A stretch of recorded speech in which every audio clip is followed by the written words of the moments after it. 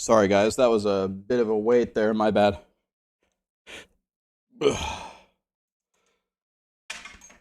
My bad.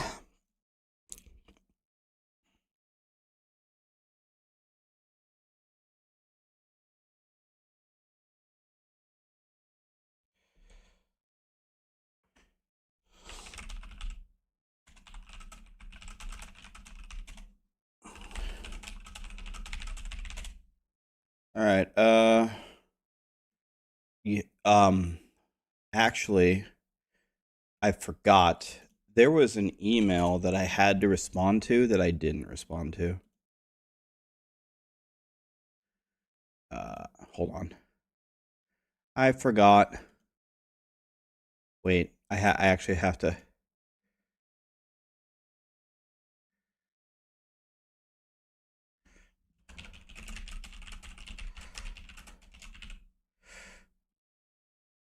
Okay. All right. Dude, I gotta do way too many things at the same time. I'm constantly confused. Move this here, go like that. Okay. Jesus. What's up, guys? Do I have the rip clip? Yeah, the big bad wolf. Apparently, he kills like everybody in the gauntlet. I didn't know. He put a bleed on me, and I died instantly. Just whoop! My health just went gone. Died in like I don't know 1 second or something. I was not aware of the imminent danger of the big bad wolf.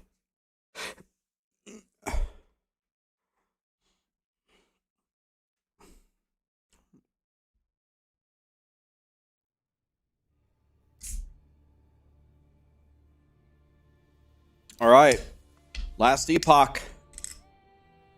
Look how many characters I made. And by the way, I actually made characters. Level 93, level 63, level 54, not quite that high. Level 61, level 79, level 90, level 81.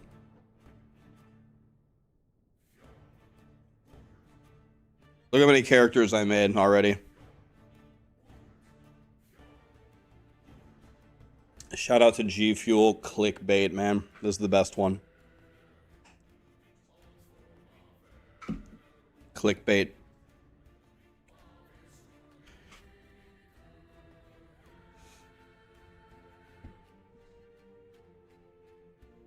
All right. I need to find a build here. Lee told me to make Cold Bear. He said Cold Bear is really fun. Bro, it's me, dude. It's me, god damn it. Let me sign in.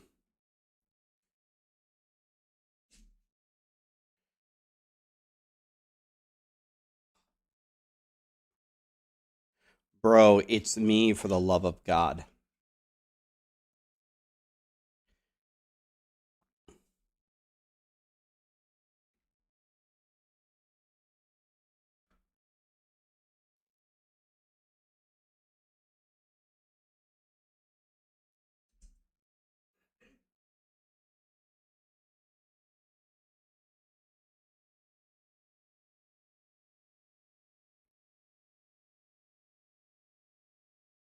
I kind of want to make something new.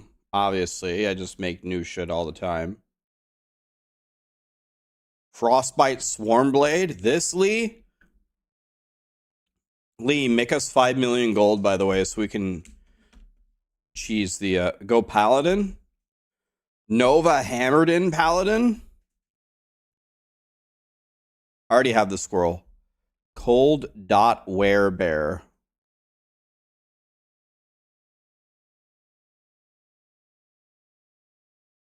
Jesus, look how many builds we have.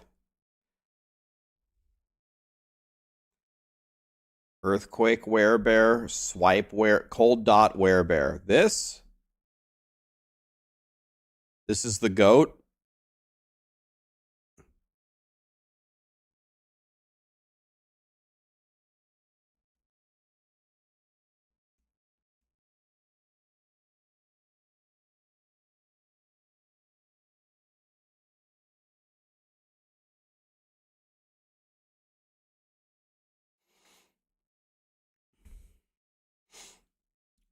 Do a non-meta build? I think this is the definition of a non-meta build.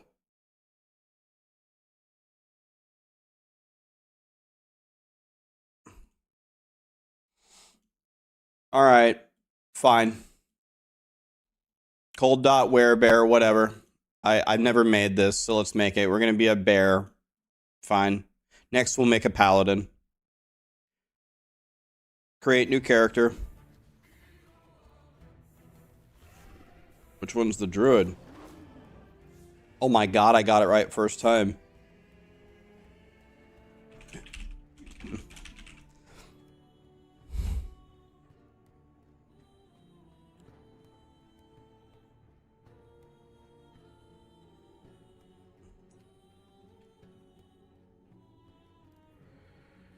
I can never remember. What is this? So this is SSF.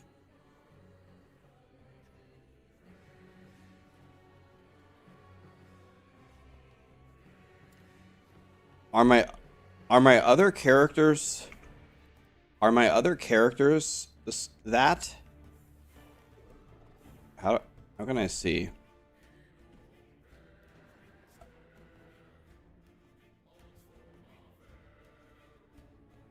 SAF. This is, why doesn't it say CF for character found? Solo account found.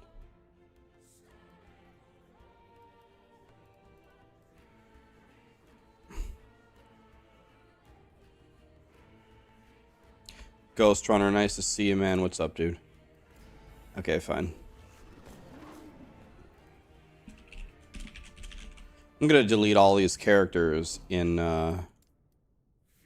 I'm going to delete all these characters in 10 days anyway, so it doesn't matter. I'm not going to play hardcore, but I'm going to simulate hardcore. I don't want to die. I'm going to do my damnedest to not die at all. But if I make a mistake and die, I don't want to lose my character.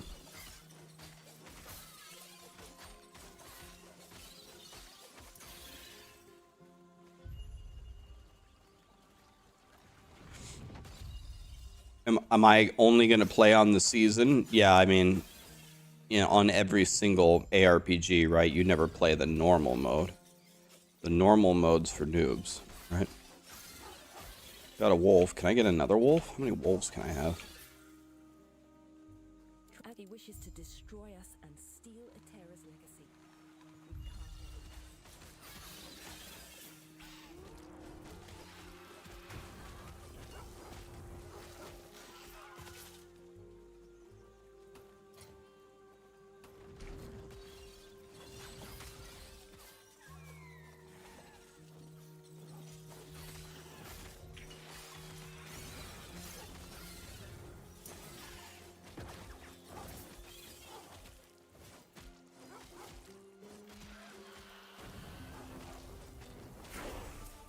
Ice Thorns. He's huge.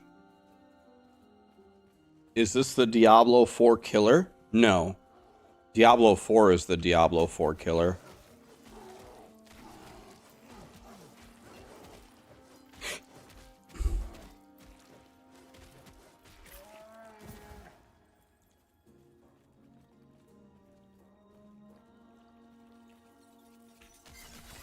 Diablo 4, as far as I know, I don't know this for a fact, but I'm pretty sure. Diablo 4 has the most resources. They certainly have the biggest name. The name Diablo is infamous. They have the reach. They have the system. They have the best underlying system for a game. If Diablo 4 makes just the best game, or one of the best games of the three, then they will win. It's just that simple. They will win easily. So really, the only way that Diablo 4 loses is because of something Diablo 4 does. Nobody's gonna stop Diablo 4 if Diablo 4 just makes a great game. Alkaiser likes Diablo 4 more than Last Epoch. Yeah, Alkaiser has... He told me that as well. He's not a big Last Epoch guy. He says the game that he really likes is Grim Dawn. He said Grim Dawn is his favorite.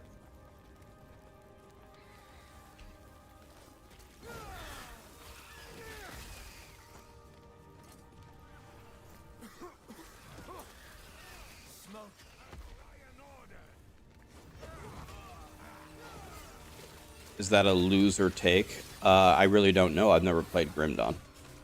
I'm going to play Grim Dawn's expansion comes out this year, though, so probably maybe a month before Grim Dawn comes out, or a couple weeks before, I'll start playing Grim Dawn. Alkaiser loves it, so... Alkaiser's a smart guy, and he's played a lot of games. He's a great player, so I am inclined to trust Alkaiser, to be honest. But I don't know.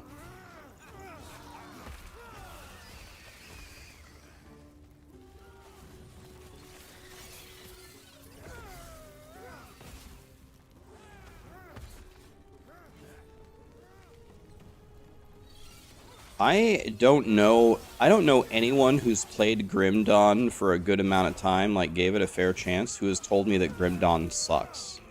I've never heard that, to my knowledge. Has anyone here played Grim Dawn a good amount and your conclusion is Grim Dawn sucks?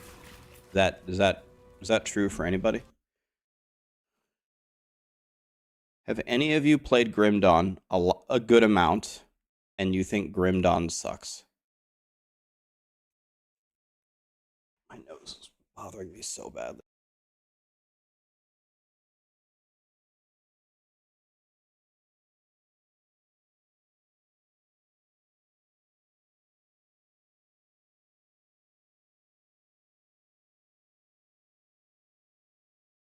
Okay, most people are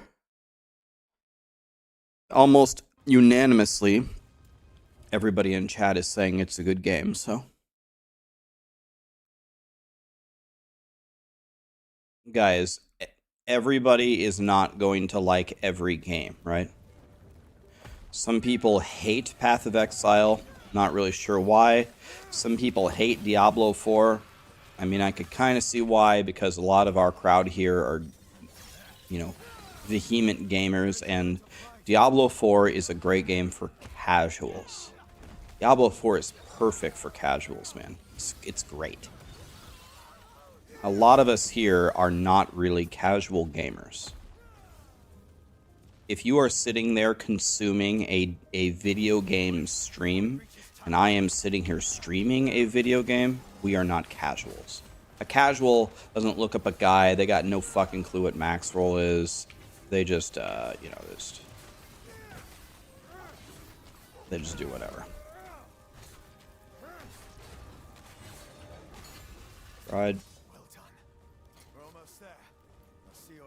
Oh, those guys are my friends? Okay, I like that.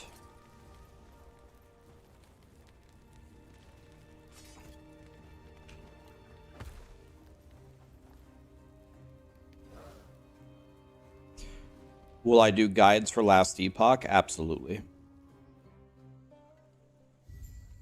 I will have a lot of my major guides out next week. Sounds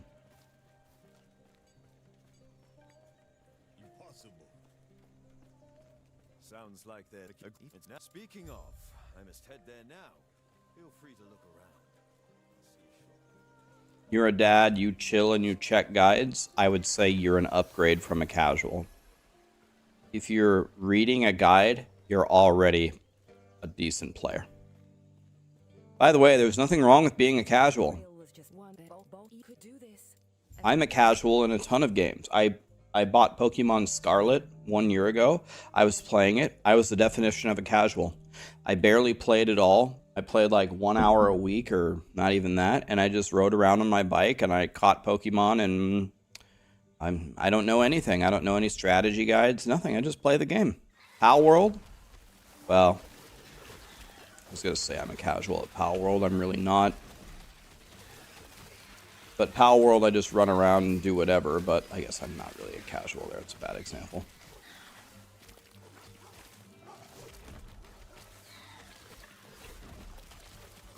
Bad example.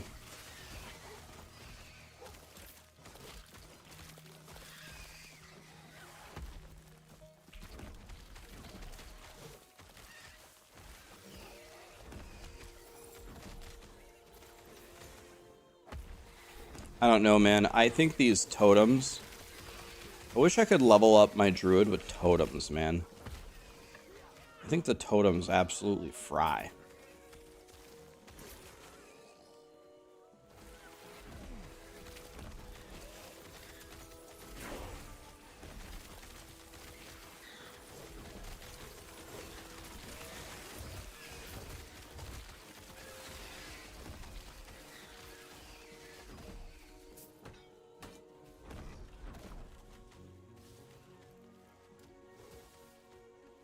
Okay, we have passives, I understand. Swipe goes here.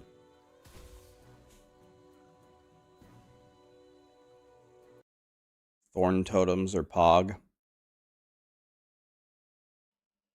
Absolutely believe you.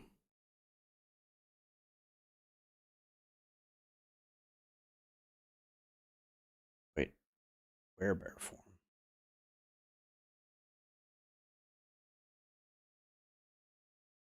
Okay, swipe, here we go.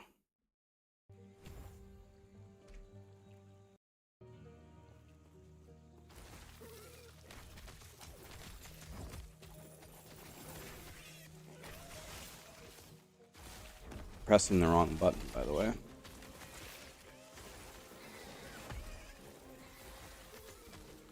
Is last Epoch free to play? Nope. Costs 40 bucks. It's good though.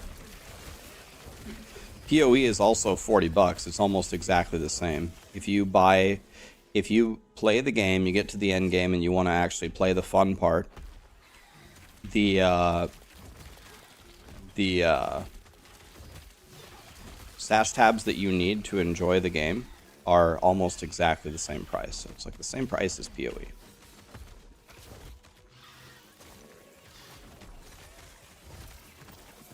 Take that health potion.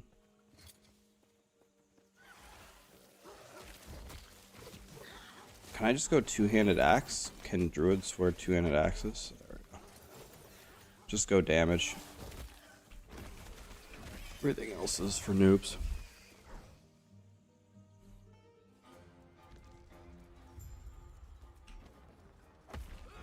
PoE is free to try.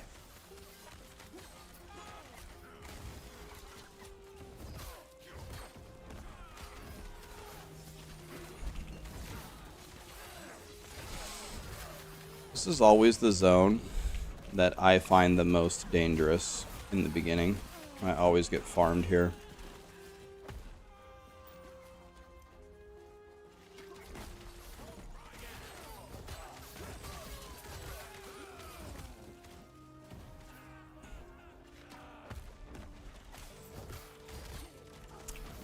Always get farmed.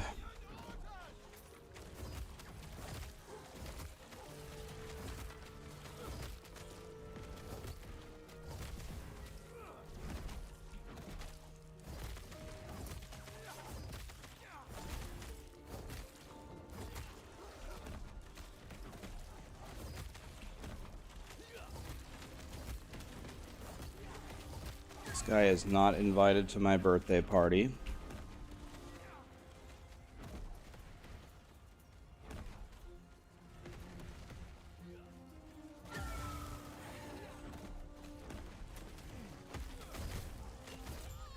Bitch.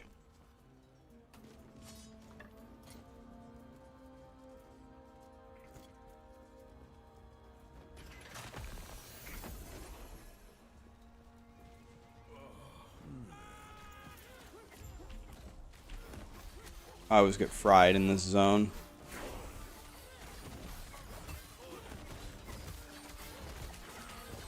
On every character. I don't have any health potions. So I will just ride over here. Use my totems to protect. Ah. Okay. I'm still alive.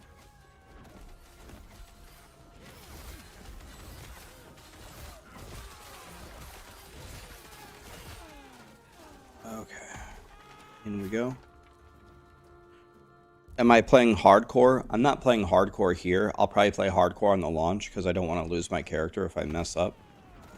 But I probably will play hardcore. I'm trying to simulate hardcore. I'm trying to not die. So we'll try to go the whole game without dying.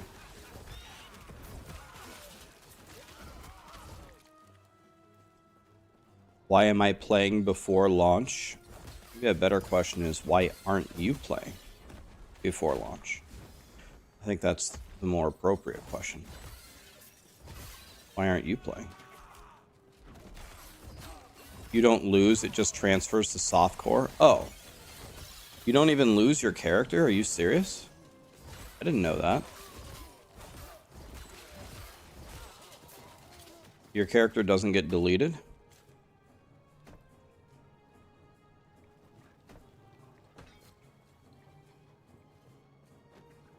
Oh, well, shit. You lose your mats? You mean you lose the stuff in your stash?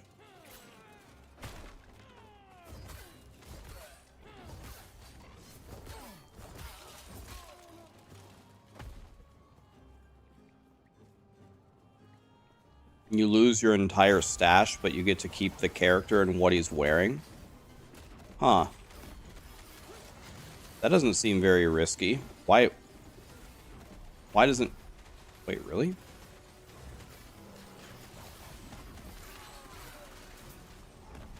What about on release? On release, if you die in hardcore, do you lose your character?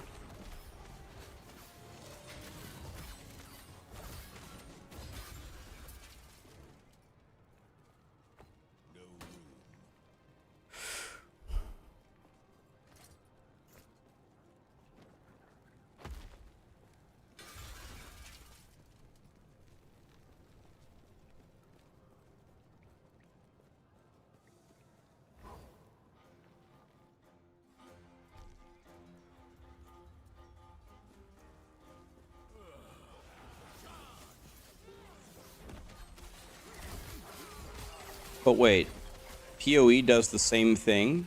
If you die in hardcore on PoE, your character goes to softcore?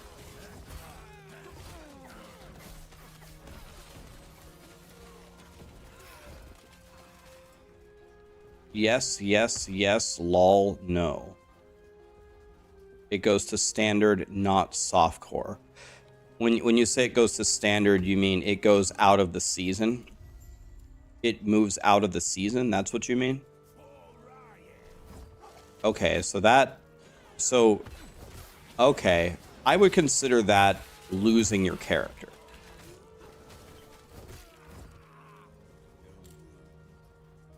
It stays in the season.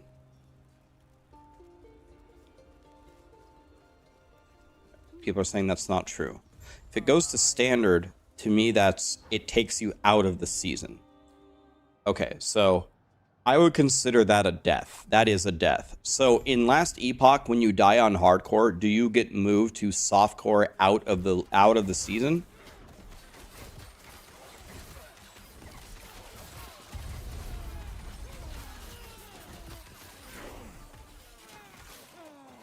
You stay in the season but softcore? And I just feel like there's almost nothing to lose then. Why wouldn't everybody play hardcore then? I guess you lose the stash. You lose the stash.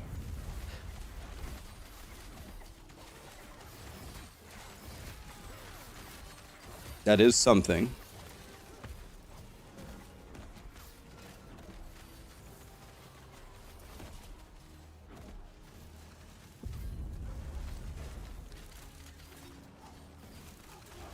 It can be resurrected as a softcore character, makes sense, but can you resurrect it as a softcore character in the season is the question.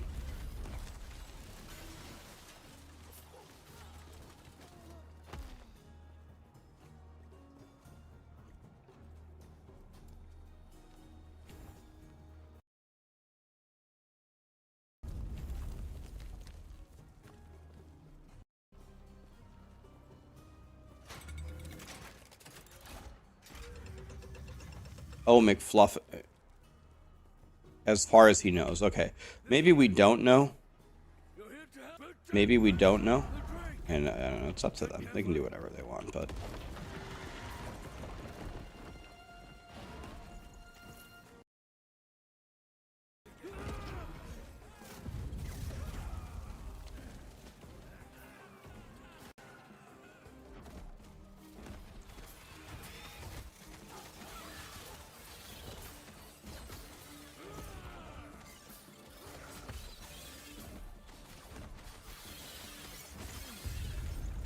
Diablo 4 has better graphics.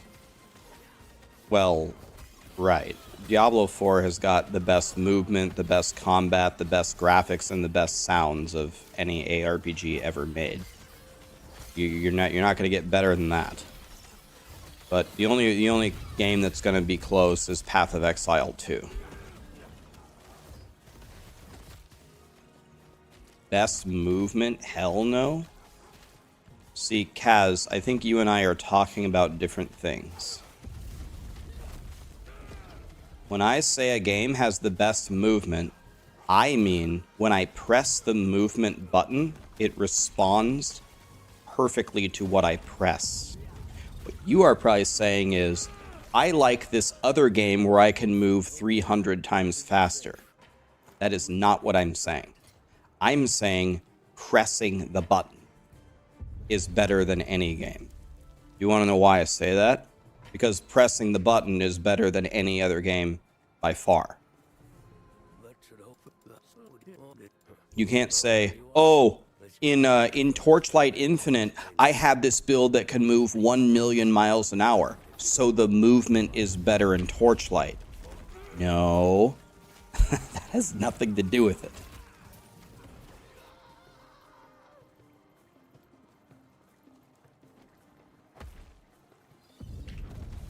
Diablo 4 has the best underlying systems of any ARPG by a long shot.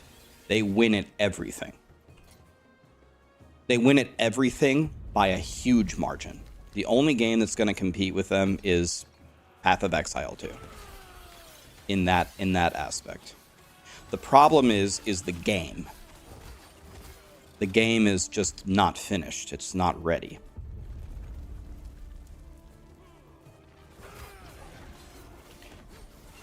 Do you think Path of Exile is just as responsive? Do you think Path of Exile's engine is as responsive as Diablo 4's? Is there any person in here, even the most vehement PoE fans, that thinks that Path of Exile's engine is in the same universe as Diablo 4's? Keck W, no, lol, lol, lol.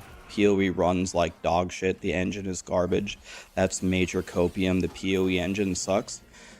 In my opinion, just my opinion, I think PoE has like the worst engine of like last Epoch's is maybe even a little bit better than PoE 1's. Maybe Wolson's is worse. Not worst engine of any game ever, but worst engine of a modern ARPG.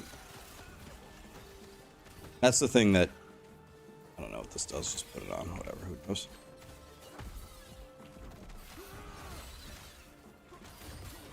Oh yeah, that was a big damage increase.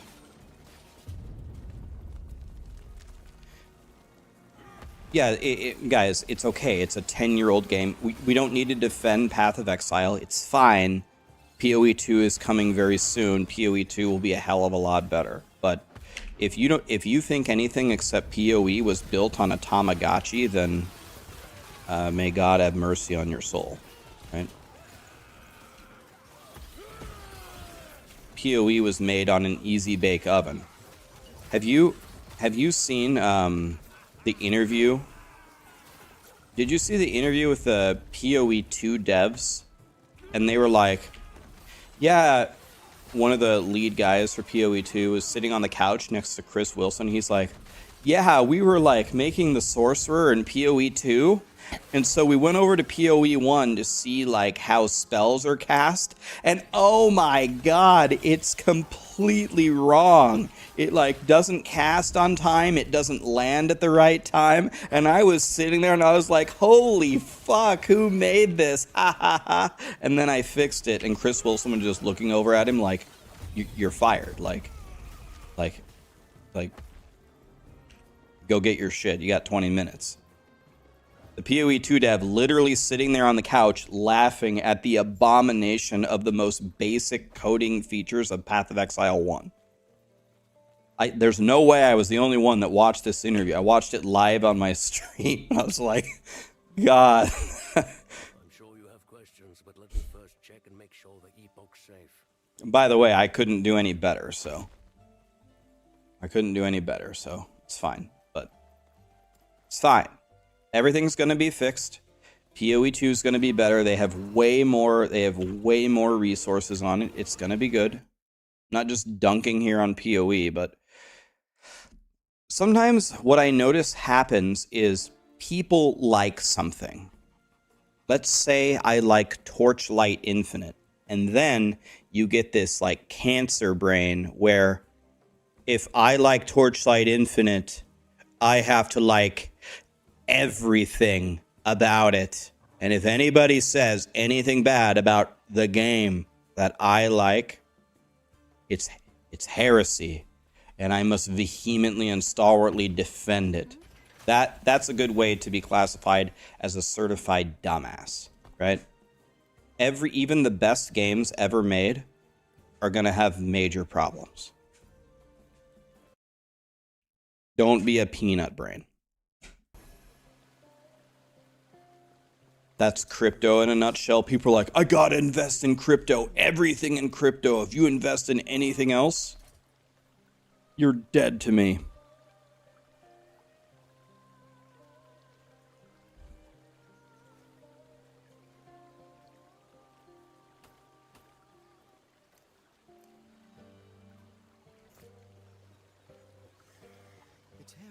Prayers be with you.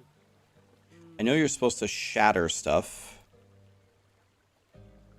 So you're supposed to get gold. Oh, I have 3 million gold. So what I should do is shatter everything. How do you... Am I selling there? Is my gold going up? Yeah. Until you have enough runes to shatter stuff. Yeah, you always stock on runes, right? I've got $1 million here, so I don't need to stock on anything, but that's what you would normally do. And then you would normally craft something like, oh, if you had this chest piece, then there's a rune, I think, that just fills everything. You probably wouldn't have one.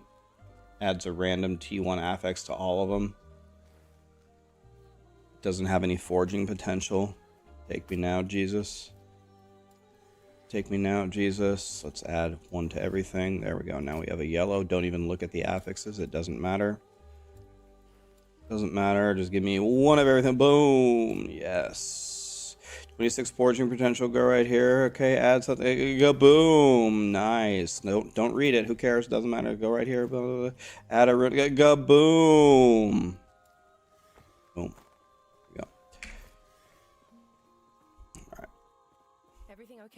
You probably wouldn't have that much at the beginning. I probably shouldn't have done that, but I have passive points that I haven't spent. Alright, so the first thing we do is we get 8 of these. Boom, 8. Now what? Now we get 5 of these. Boom. Let's go.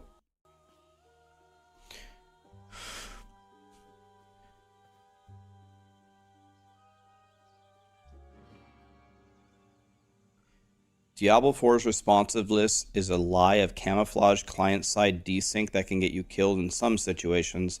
PoE has a predictive mode, but it's much better to play on lockstep if predictive is more responsive.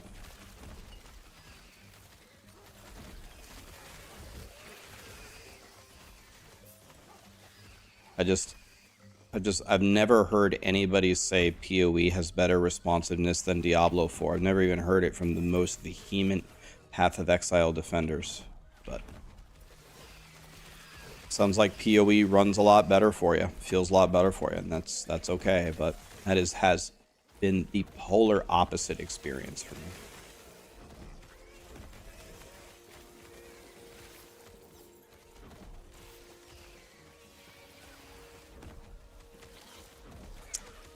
I've never experienced anything like what you're describing.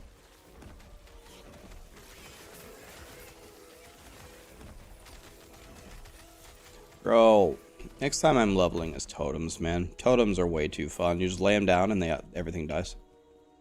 It's great.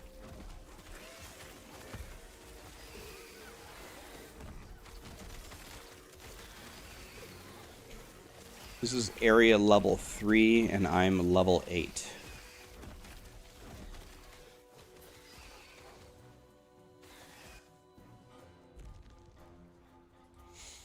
I really like totems I really like builds with totems or stuff that I can summon. I really like low effort builds. If I wanted to play Street Fighter, I would fire up Street Fighter.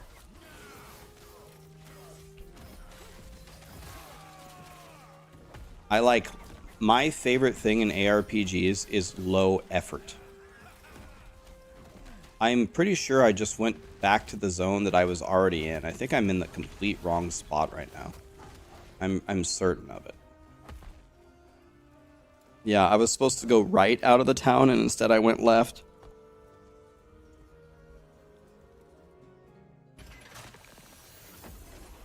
Yeah, I think the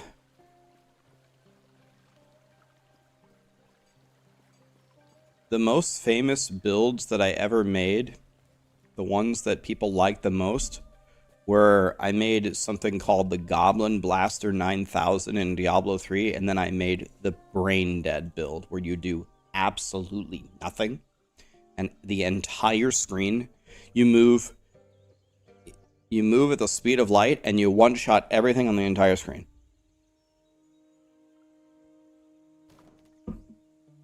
It was probably one of the most famous Diablo 3 videos I ever made.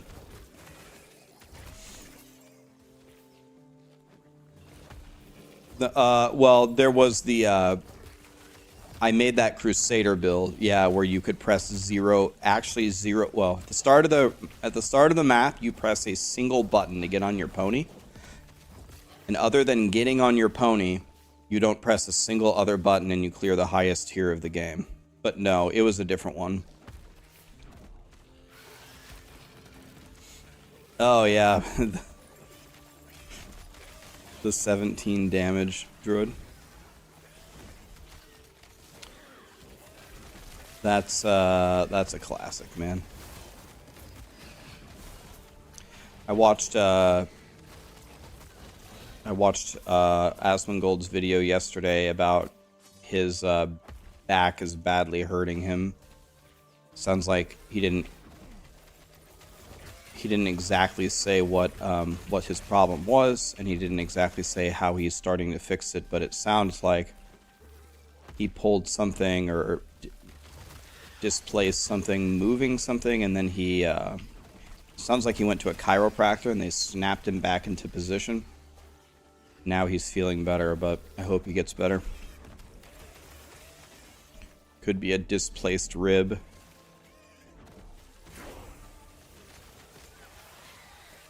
It was funny. The other day, it was actually when I had COVID. When I had COVID, I went and laid down, and I just absolutely passed out, right? I passed out.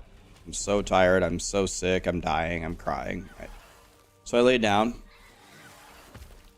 And when I woke up, I had the absolute worst pain in my right shoulder. Like, I couldn't believe it. How bad my shoulder hurt. And I was like, bro, I actually just broke my shoulder going to sleep. Like, how much of a piece of shit could I possibly be by breaking my shoulder by going to bed? And I'm guessing what happened was I was so sick and so out of it that I must have slept on it, like, in the worst position ever for 8 hours or something. And I was like, holy God, I'm a piece of shit.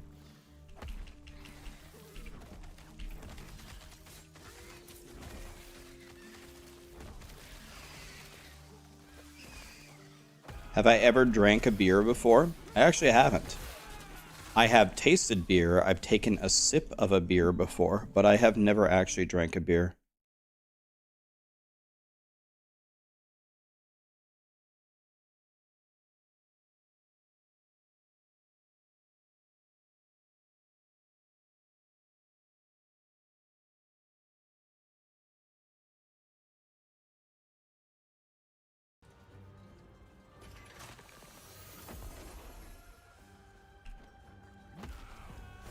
Taken a shot of tequila before.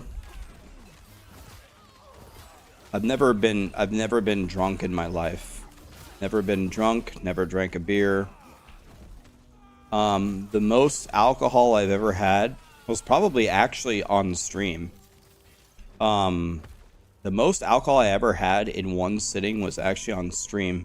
Wario dared me to take shots with him every time in Diablo 3 that we would open a rank 1 caliber map and we didn't get rank 1. I said, okay, whatever. So we were playing, we got a rank 1 caliber map. We didn't get rank 1. So I took a shot with him. 20 minutes later, we got another rank 1 caliber map. Didn't get it. Took a second shot. Fine. I feel nothing at this point. It's fine. But then like 5 minutes later, we got another one. So now I've had maybe 3 shots of, I don't know what it was, rum, I guess. I think it was rum. I've had 3 shots of rum in 30 minutes, and I didn't eat anything before I started streaming, and I never drink, ever. So when I took the third one, I started to actually feel slightly different. The main thing I felt was I felt very warm. Not really woozy, I felt very warm. I'm very warm.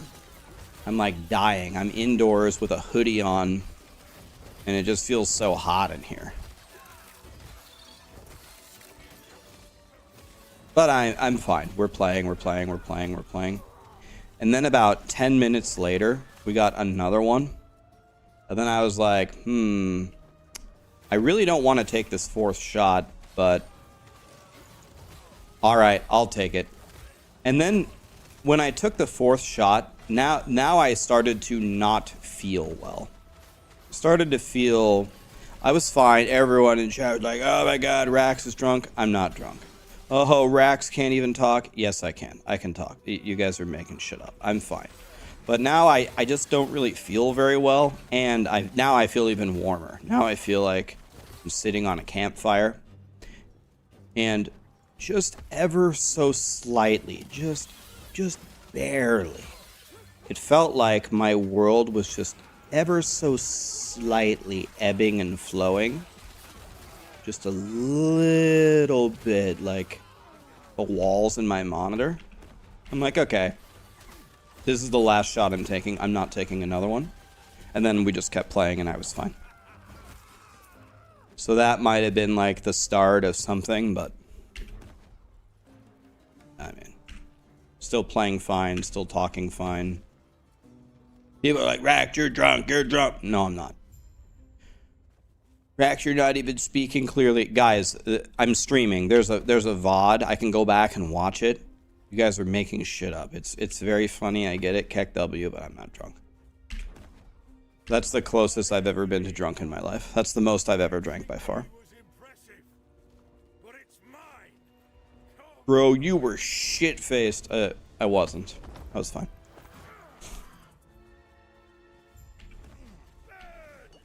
My friends laced my drink. No, it was just me. I was pouring my own shots.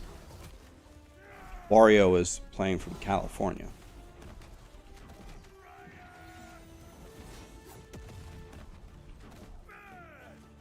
Have I ever smoked anything? Never. Nope. I haven't. No interest. Never had an interest.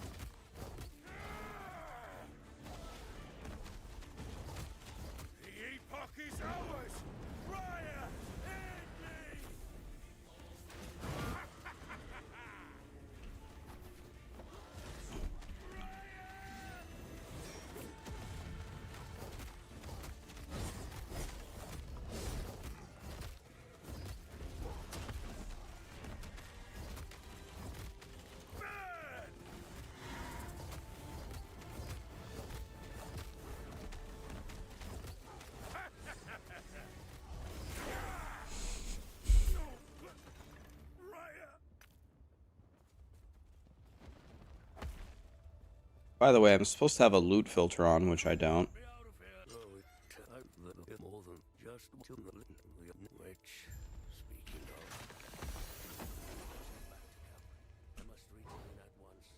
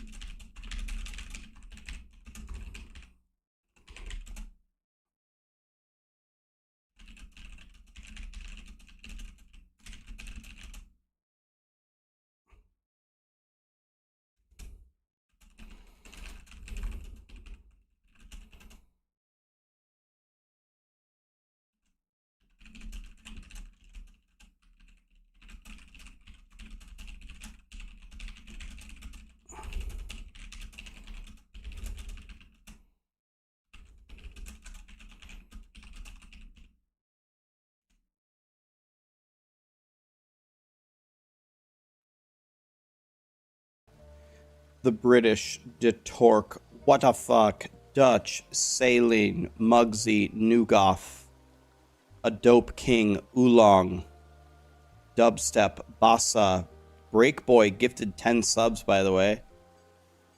Totally missed that. God, I'm going to hell. Let me message him. He's going to hate me. He's going to hate me for sure. He's going to hate me.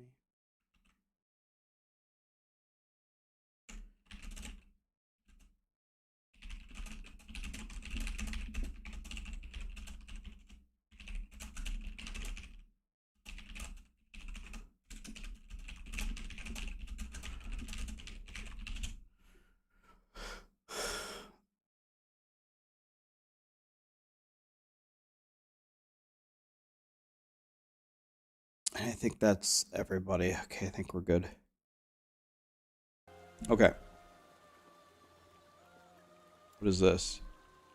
Okay, we have another skill. What skill are we supposed to be using? We're supposed to be using Maelstrom. Oh yeah, is Maelstrom like, that's the spinny thing, right? Okay, I remember this. If I remember correctly, the Maelstrom is extremely strong. Oh my god, McFluffin is here. That's one of my favorite people ever. McFluffin, how we doing, man? It's nice to see you. What's up, dude?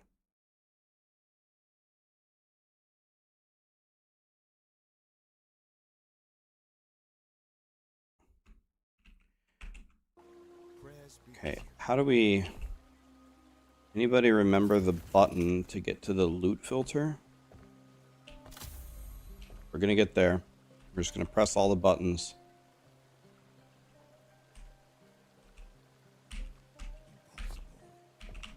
We're gonna get there. Shift F. Alright, I would have never found that. Thank God I cheated and looked at chat.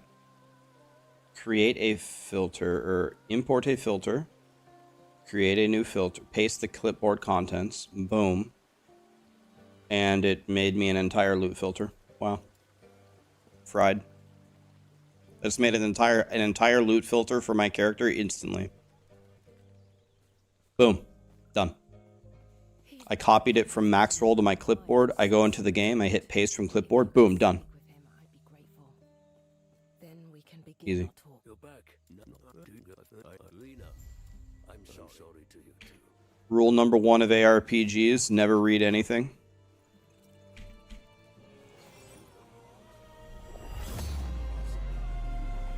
McFluffin, are you and the team excited for the launch, man? We were supposed to have that. We were supposed to have that podcast that never happened. What? What happened? Oh, was it trying to port me that whole time and it just was a super big delay? What just happened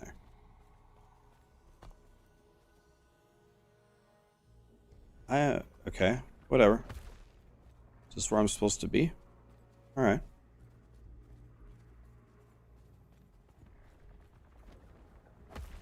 I don't know what just happened there, but I'm was that just lag? Okay. World boss is up at 9 on D4. Oh, okay. Log in, guys.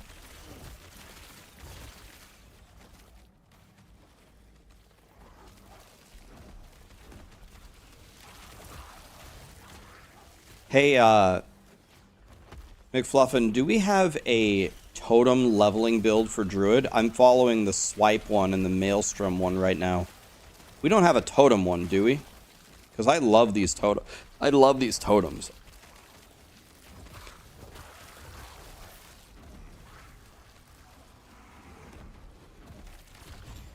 don't know what I should go on release. I'm probably certainly going to go hardcore SSF like always.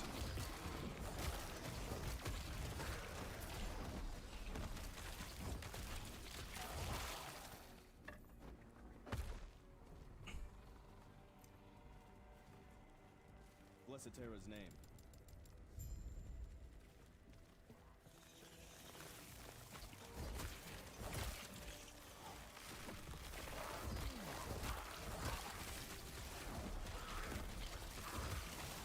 Botche is here. T3 for 39. Are you kidding me, Botche?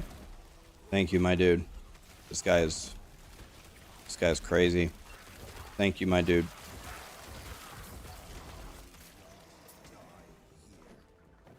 I still owe him his own emote for the bits. I'm going to do it. Dude, you want to know what I'm not looking forward to, guys? Sometime very soon. I should probably do it within the next 10 days before Last Epoch comes out. Sometime in the next 10 days, I'm going to have to do my taxes. And I shiver at the thought of how much money I'm going to have to give to the government.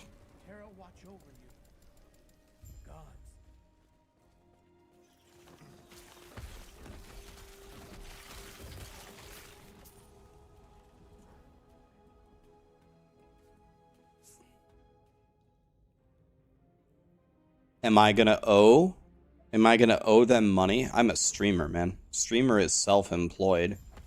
When you're self-employed in the United States, you have to give the government 99% of your paycheck. There's no such thing as not owing as self-employed.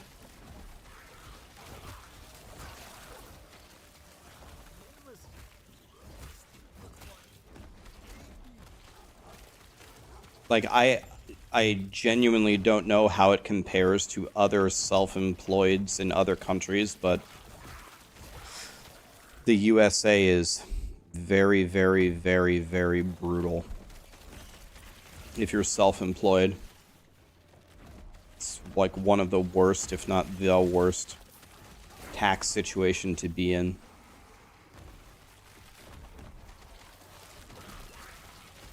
Can I explain how much I'm going to have to give away? I mean, I don't know the answer, but it's going to be a lot. It's going to be a very, very painful reality. Germany, it's 50%. I don't think it's 50. I don't think I'm going to have to give 50, but I wouldn't be surprised if it's close to 40.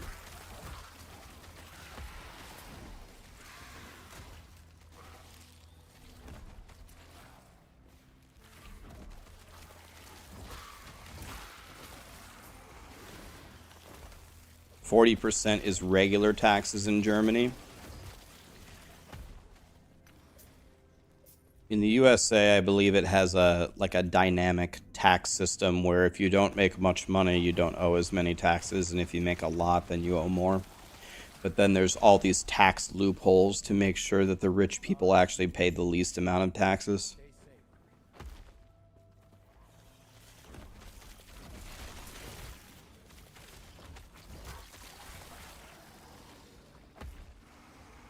Are microtransactions a job expense? You could probably write it off if you could make some kind of argument that it would improve your job. You could probably write it off. Why are my totems doing nothing?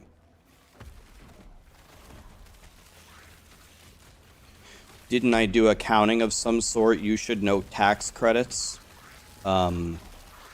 Yes, I have my CPCU, which requires you to pass the accounting exam, which is the hardest exam. And I have a math major. Yeah, I can do the math. I know how it works, but it still doesn't take away from the pain. Like,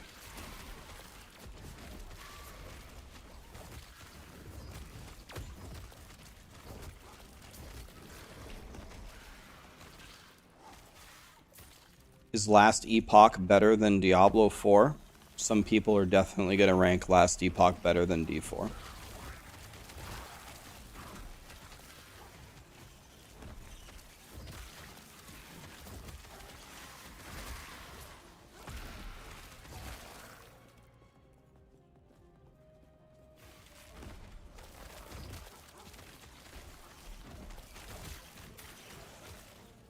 There are some people that are going to rank D4 better than Last Epoch. That's also for sure.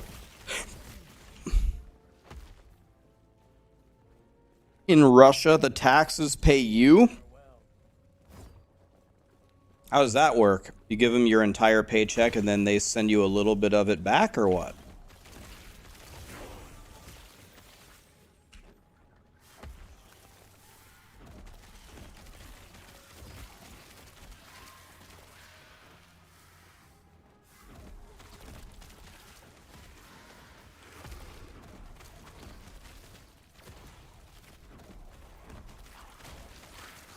You'd say Last Epoch is better for casuals? I don't know about that.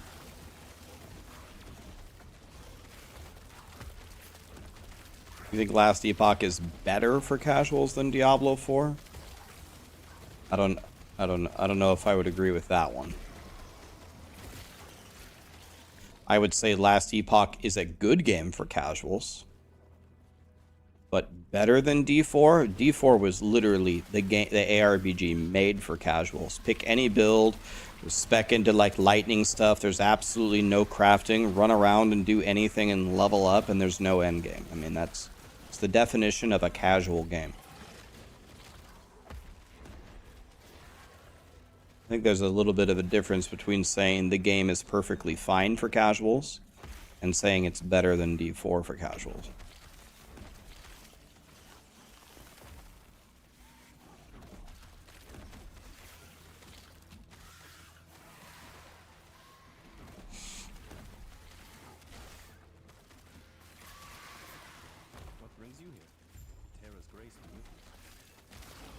You know,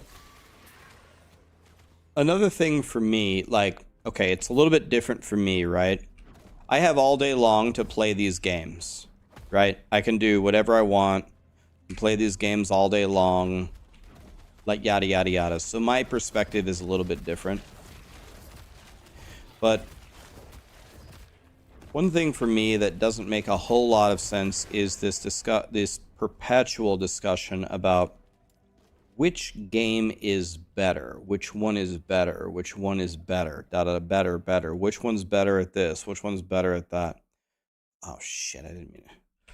Druid leveling guide, Maxroll, Last Epoch. Oh, thank God.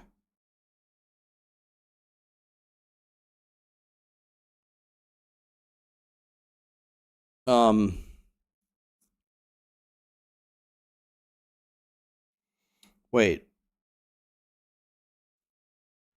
Do I want to level as a primalist druid? Build guides. Wait a minute. Am I getting confused here?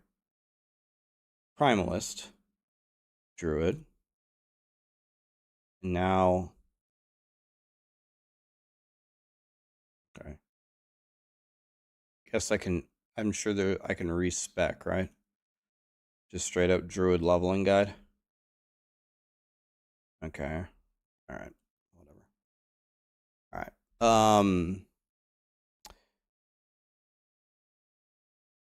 I guess it makes sense for people. Maybe you don't want to buy all 3 games, and you don't have that much time, so you want to invest your time into the one game that interests you the most.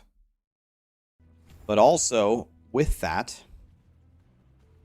myself nor someone else can't really define what fun is for you. We could give you our opinions. Sometimes our opinions can align with exactly what you're okay, like that. I'm gonna move totem to, this is totem and this is like this. It's hitting for 17 damage. To me, I don't ever think about the games relative to each other unless someone specifically asks me about it.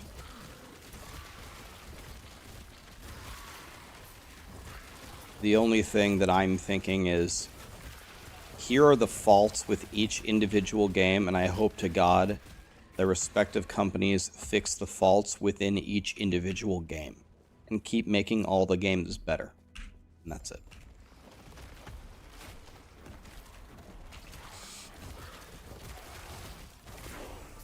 The only difference is doing 10 damage here is actually much more significant than where I was. Wait, can I press it multiple times? Now I have like a super hurricane. Can be cast repeatedly to create multiple maelstroms. Wow, sometimes dreams do come true. Are the characters getting deleted at launch? I don't think they're getting deleted, but that doesn't matter though, because there's just the season, right?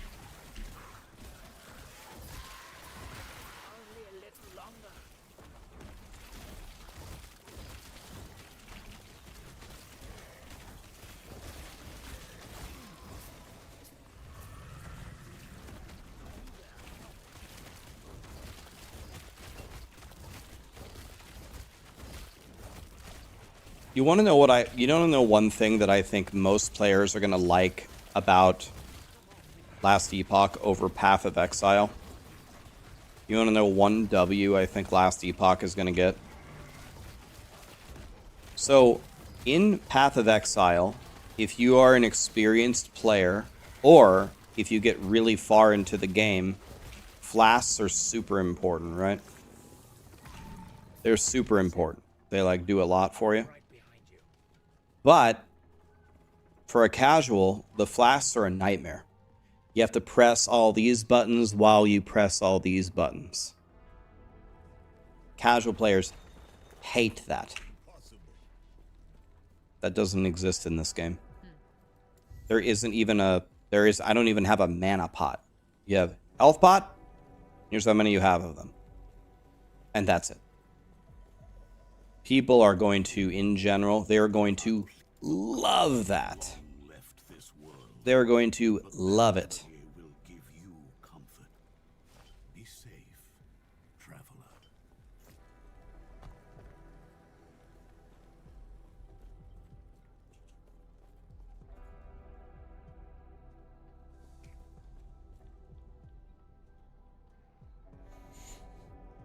PoE is kind of garbage, so yeah. I don't agree with you, buddy. I don't agree that PoE is garbage. The car deal, thank you so much for the 16 months, man. I don't agree with that. I think PoE is fantastic. What makes you think PoE is garbage?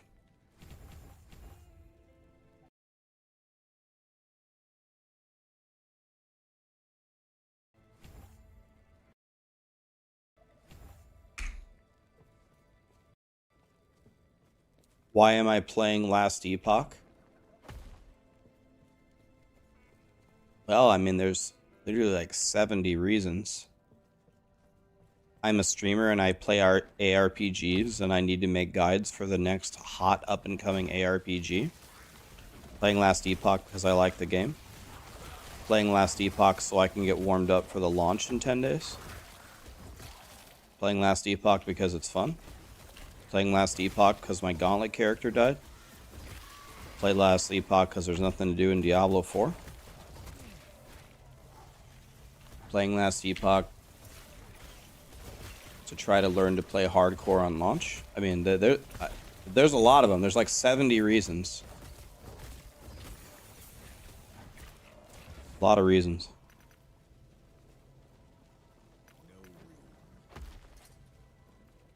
You want to know, I'm currently level am I? 13. And the number of times that I have vendored in town so far, I've cleared, I don't know, 12 zones. I don't know how many zones, and I've fought multiple bosses already.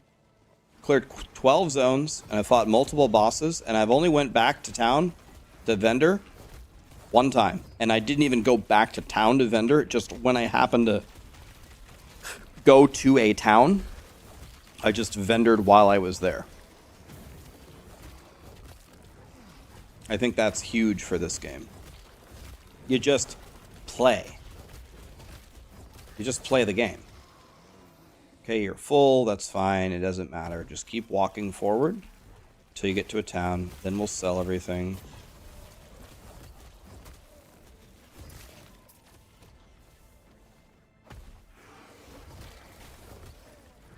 Woody is playing Diablo 4. I mean, I genuinely, honestly, I have to give credit to Woody, man. The fact, like, for years and years and years, the only people streaming Diablo 3, for the most part, like, faithfully actually blasting were me and Woody. So I knew me and Woody would be two of the last people to keep blasting Diablo 4. But the fact that Woody is still playing right now, I have to just give him credit, man. That's insane. His endurance for that game is incredible.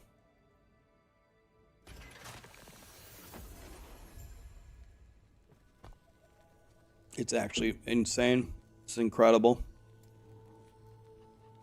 He's just a god.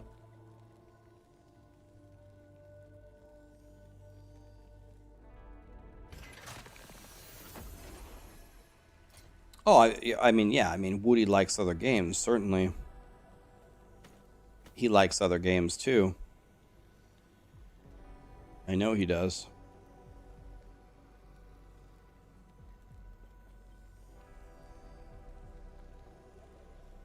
I mean, all of these things are terrible, so there's no point to look at loot early on. In any ARPG, you just keep blasting. Unless you're playing the hardcore gauntlet on Path of Exile, you better be paying attention to every single thing you pick up, or you're going to get buried. Okay, so you're supposed to be shattering everything, but I wouldn't have enough to do that. Why don't I put on this amulet? It's better than nothing, right? Okay.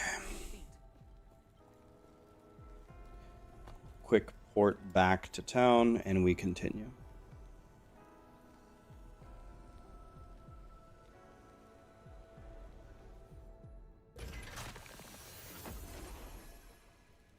Yeah, you are supposed to buy the shadow runes from the vendor. I don't need them. I got 1 million of them, but yes, you're supposed to do that if you have the money to do so. That is the correct thing.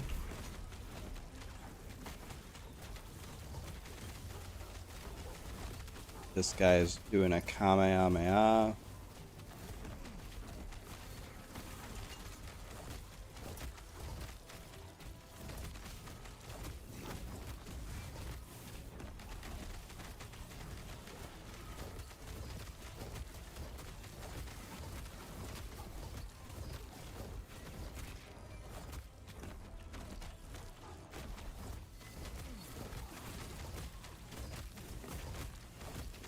Do I think there will be a lot of changes in 1.0? I don't know if he wants me to name him by name, but I was recently talking with one of the absolute highest people at 11th Hour Gaming about the launch. And they said, you know, it's their first major release for a studio, so they, it's their first major release for their studio, so the entire team is nervous, but they feel good about the level of polish in the patch that they're going to release in 10 days.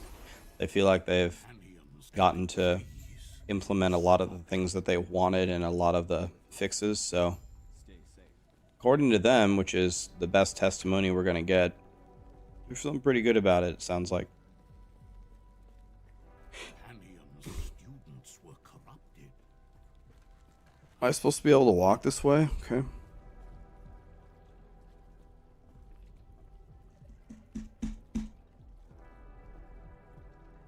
What's up, Bright? Yeah, that's going to be the main question is, how is the servers and the lag going to hold up from having a bunch of people log into the game? Is that an 11th hour gaming issue, or is that a Steam issue? Like, who is responsible for that? Is it both?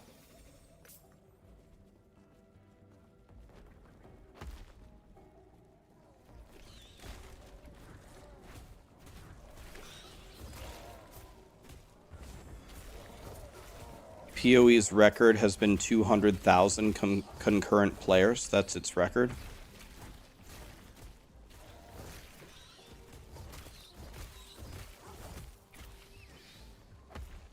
What's my favorite class so far? Really liked the Rogue. I really liked the Lich. I liked the I played the Hammerden for 5 seconds. That was fun.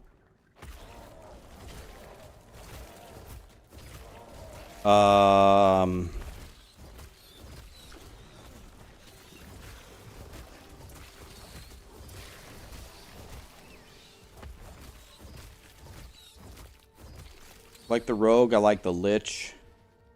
I liked my Void Knight.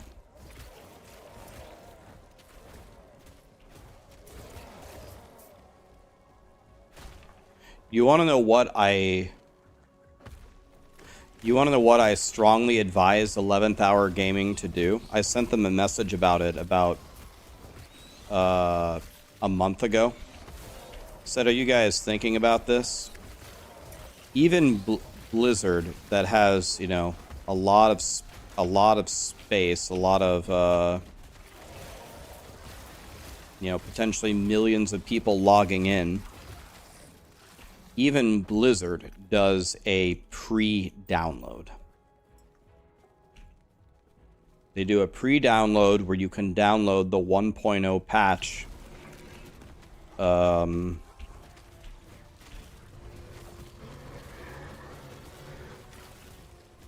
1.0 patch earlier than just on launch day. I'm afraid if 11th Hour Gaming waits till the very last moment for everyone to down the 1.0 patch, it's going to be a catastrophe. So I really, really hope they're looking at some kind of a pre-download here. Because if they don't have that, well, may God have mercy on your soul.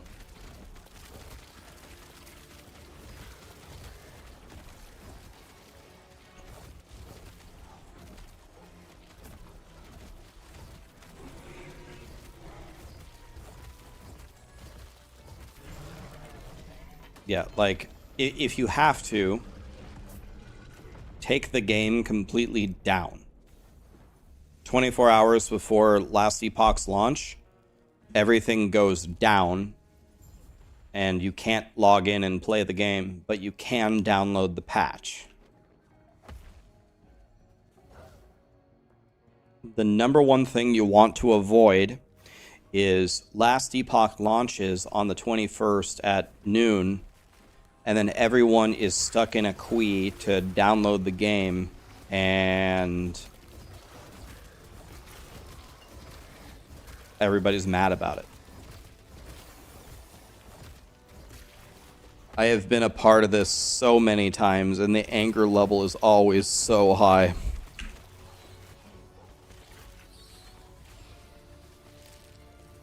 Did I just say queue instead of queue? I don't know what you're talking about. It's queue.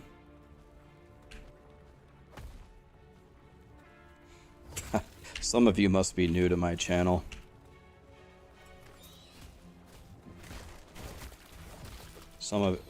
You can tell who's new. Wait till they see me pick up a wand.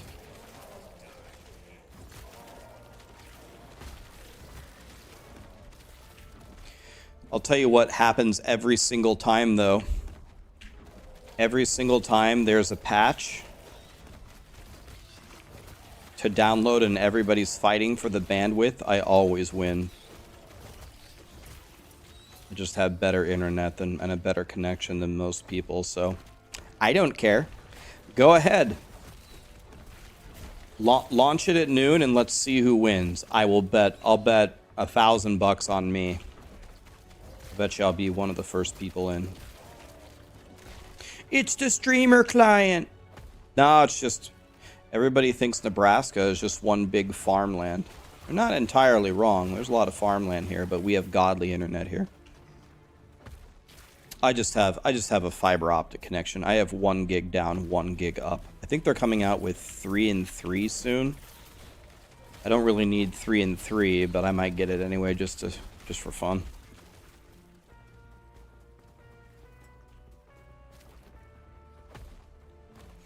Yeah, you might have a faster connection than me, but I bet you I'll still get in faster than you. Akiru, we're gonna race to log in and last Epoch. We're gonna see what happens. Husker Nation. If you guys think Diablo 4 is disappointing, try being a Nebraska fan.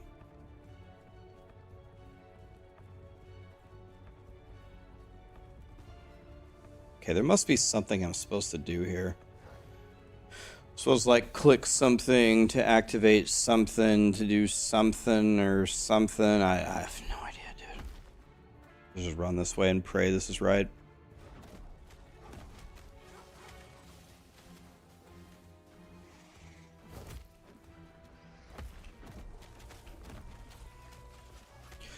The level of wiener that Nebraska places in their mouth for how much they suck dick at everything is unbelievable. We're so bad at sports that we pretend to be interested in volleyball now. That's when you know. That's when you know you've hit rock bottom.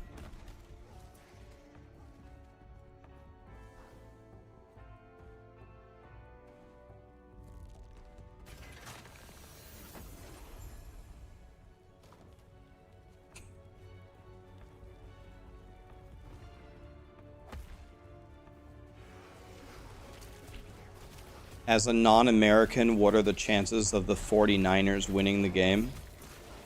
Well, the most valuable thing you can ever have in a big game like this is experience. It makes absolutely no difference who has the better quarterback. It makes no difference who has the better coach.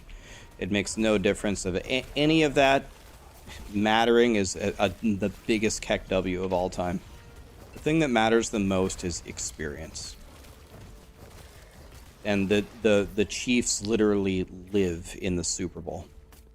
They live there. So the Chiefs have to be a massive favorite.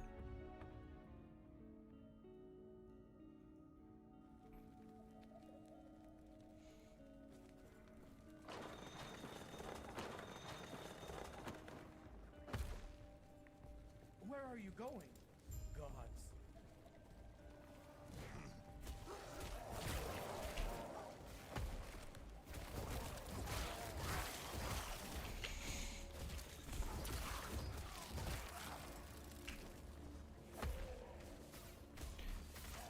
Omaha's getting the good fiber now. Are you guys getting aloe?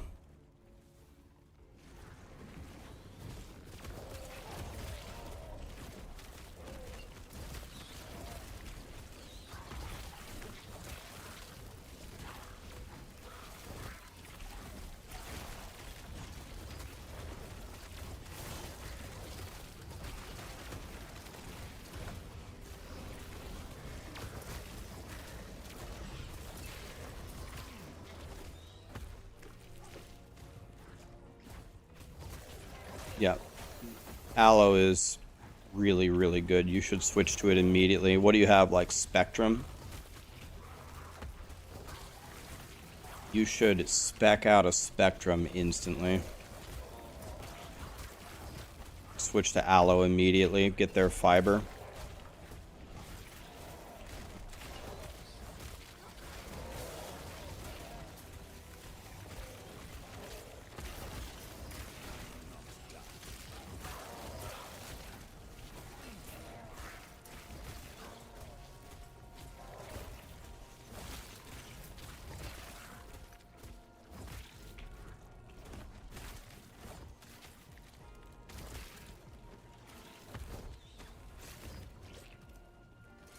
So they're telling me that this is a good belt because I'm sure it's from the cooldown recovery speed.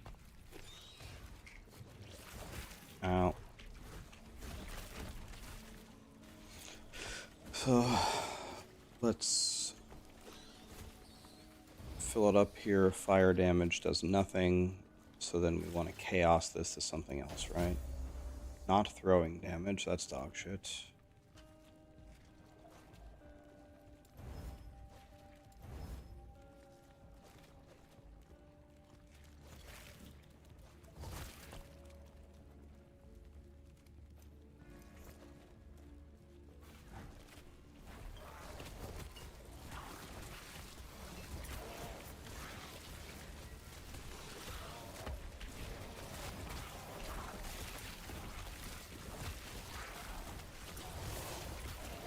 You have Cox and it's the worst.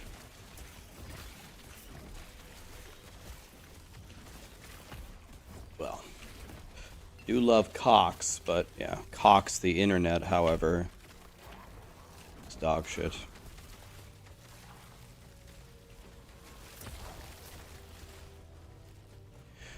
They're about to go bankrupt when Aloe swoops into town. Should I play Last Epoch now, or should you wait? I could really see some really strong sides to both, man. And it comes out pretty soon. If you're not dying to play right now, could absolutely see waiting and having a lot of fun on release. On the other hand, if playing right now is not going to ruin the fun for you, you could try a couple of different classes and figure out which one you really like playing, and then you'll have a better idea of what you're doing on the launch. I think that question can really only be answered by you. How do you enjoy video games? Do you like the mystique of just getting in there and not knowing anything? Well, then don't play. If you like to be a little bit warmed up and prepared, log in.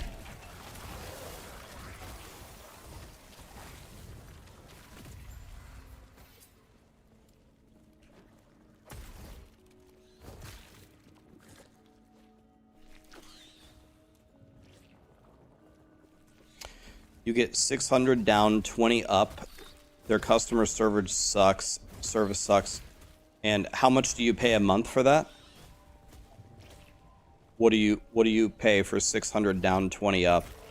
20 up is terrible, by the way. You already know that.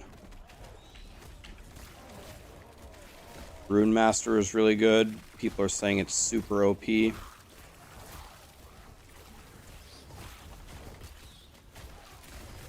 You pay 115 a month for 600 down, 20 up that goes down all the time. So I pay 80 a month for 1 gig fiber, and it has never went down one time. Like, well, let me say, it's gone down once for 20 minutes. Once.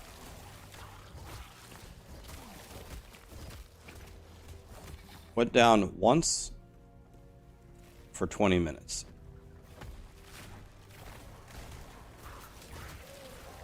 $600 meg down, 20 up for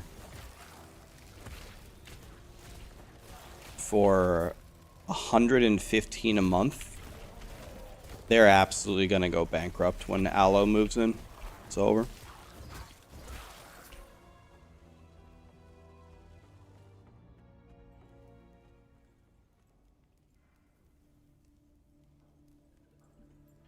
That's true. I mean, upload is more important for content creators, but I still notice, like, in a lot of different areas, negative experiences if you have bad upload, even as, like, a generic consumer. Because you never usually get the advertised speed, right? You don't usually get that. So when they tell you you get 20, you usually don't even get 20.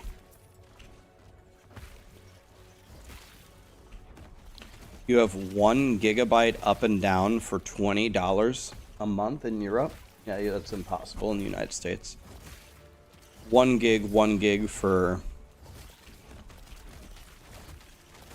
anything less than 100 here is considered a very good deal.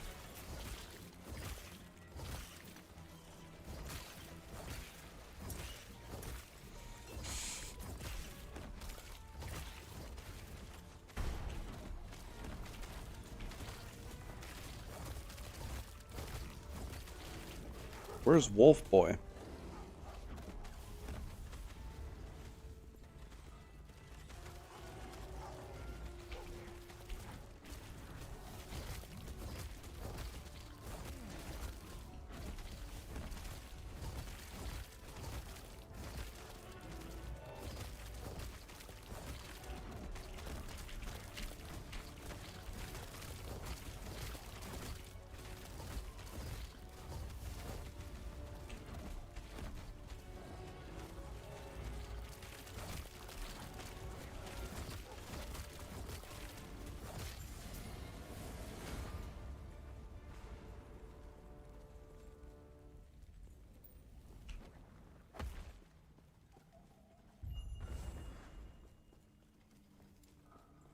Tara's grace be with you and take care of yourself.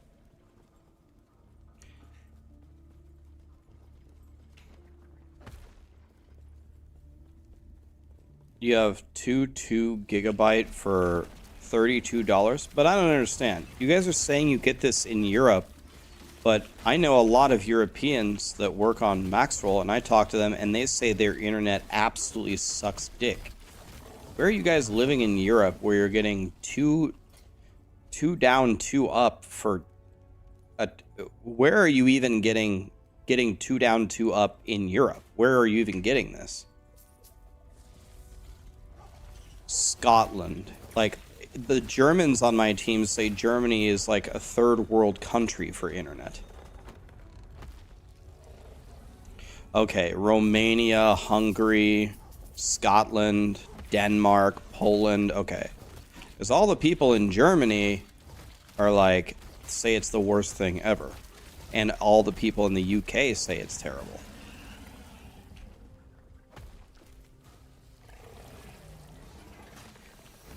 Why does Germany have such a problem with internet?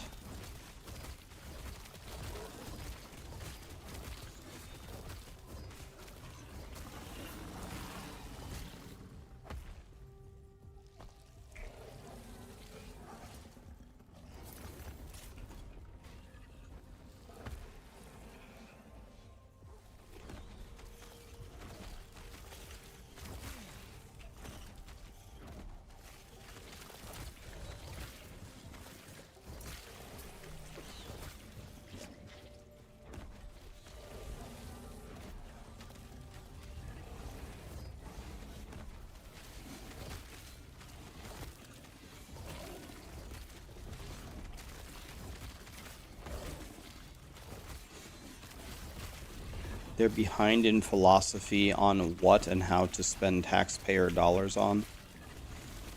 Their infrastructure is bad. Yeah, I've heard that Germany is very, very dense, like super overpopulated, like it's a super goal in Germany to like own your own place one day. Is that accurate? In the United States, it's definitely a major milestone to own your own place to live, but it's certainly doable. By even, I would say, the average citizen.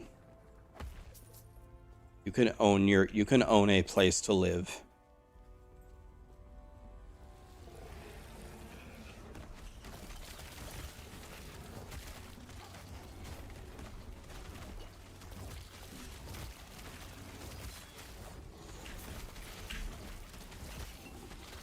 Yeah, that's what I'm saying. A middle-class American can get a house or a condo or a townhome with a mortgage and live there.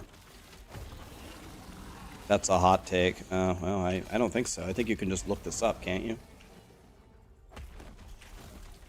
When I say own, I don't mean that you've paid off your mortgage. Or a trailer. I'm not saying that you've paid off your mortgage.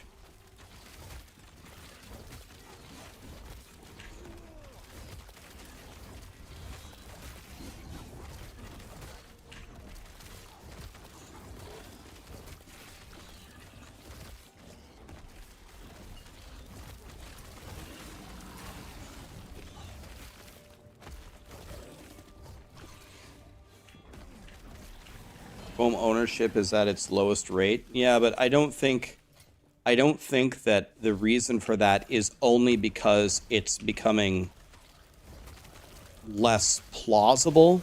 Part of it is because people just choose not to. I'll give you an example. One of my friends, by most people's standards, would be considered rich. He's rich. He could buy a $500,000 mansion right now. He could just pay for it. Here's the cash. Done. He lives in an $800 apartment. Because currently he doesn't have a reason to own a beautiful house. Yeah, of course, you could be building equity instead of just lighting money on fire by renting. I understand that. And that's one of the only reasons to do it. But a lot of people rent because it's a cheaper option, even though you aren't building equity. I think that's part of the reason.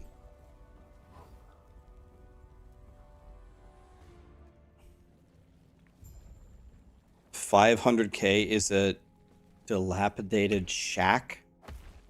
Maybe it depends on where you live. Where I live, if you spend $500,000 on a house, you're going to get a gorgeous home.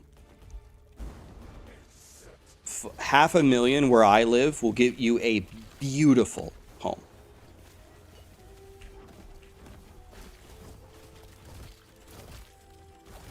Absolutely beautiful. Is this piety?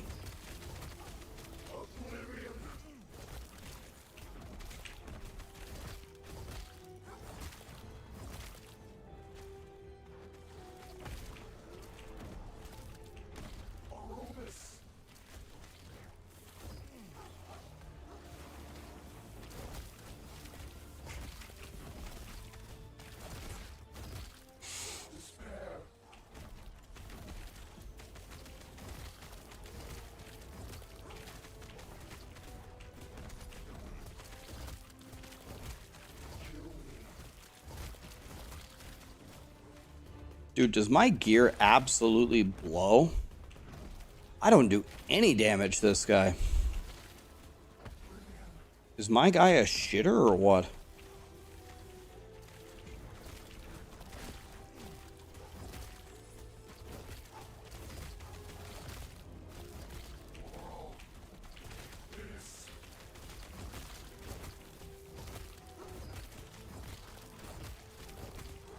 This boss just has too much HP.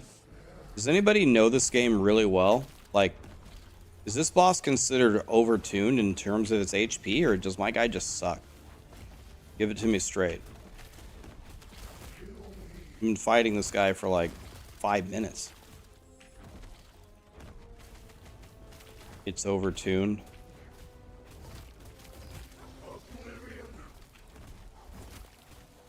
You just suck, Rax.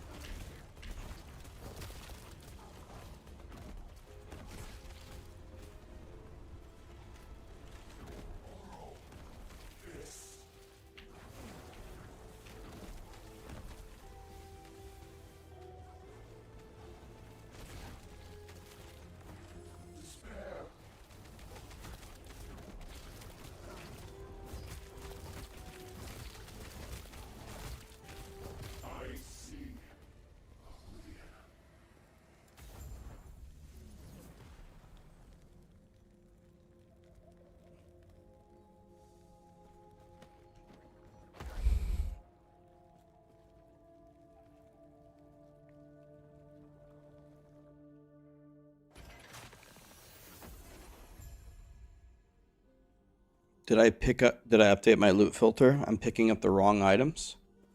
I mean, I just copied the copied the druid leveling guide filter from Maxroll. Rax just does 17 damage on every druid he makes. I didn't see Ben fight them, but I saw his title of his stream said that he cleared the gauntlet on day 8. What am I? I'm going druid, right? Yeah, werebear form. All right, we're gonna make a druid this time. I see that you are still you. That strength will be necessary if our world, our reality.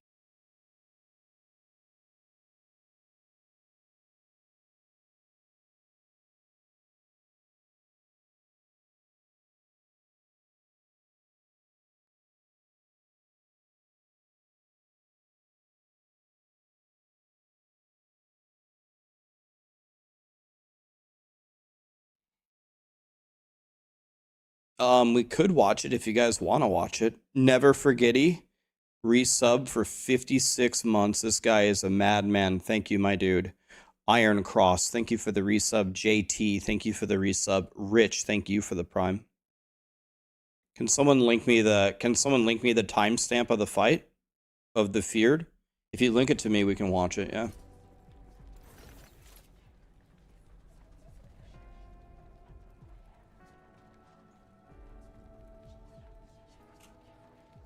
I mean, I'm wearing three, what are these called? Uniques? What are they called? Uniques? I'm wearing 3 uniques, and I didn't do any damage to that boss.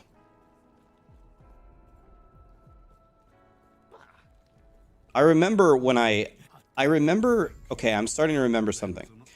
When I played this game and I blasted through like 6 leveling experiences back to back, everyone was telling me that the Primalist was just the absolute laughingstock of leveling. And then I actually leveled Primalist and it was the worst thing I had ever experienced. And so now I'm experiencing it again. It's all coming back to me now. Everybody was laughing at me about this before, too.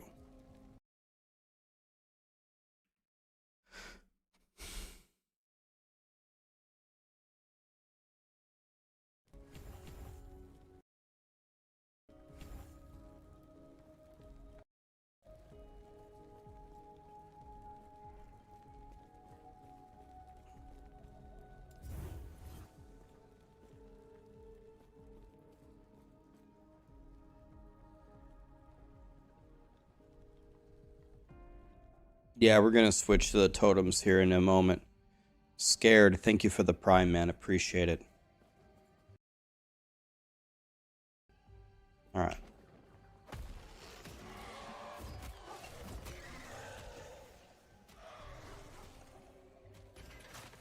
Okay, does someone link the fight?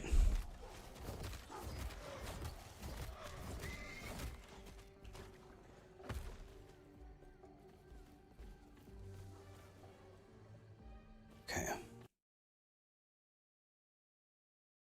I don't see the link. Does anybody have a link for it? Did the link not go through? Do you have a link? Okay. Thank you.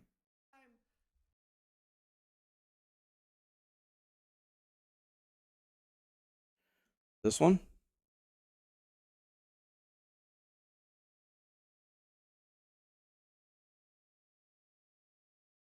Should we watch this one or Ben's point of view?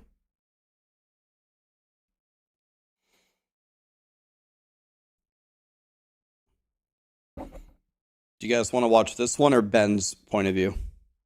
Watch the cast, it's better? Okay.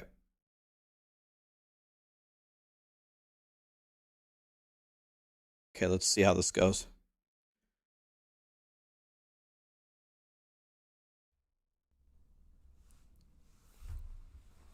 Ladies and gentlemen, you are witnessing PoE history.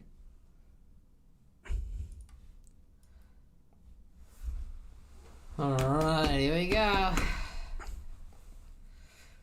I'm gonna be on the edge of my seat during this fight here. If he's gonna die, he is going to be in the Feared or Uber Elder, or he is the Gauntlet Victor, and he still might be. Regardless.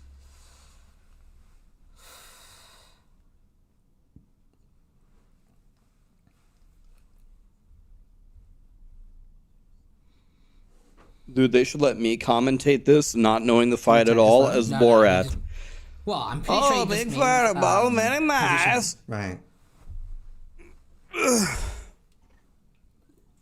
Alright. Quite delayed, by the way. Okay. Okay. Is that better? I make a maven my wife. There's a prediction. Oh, so he's gonna up them.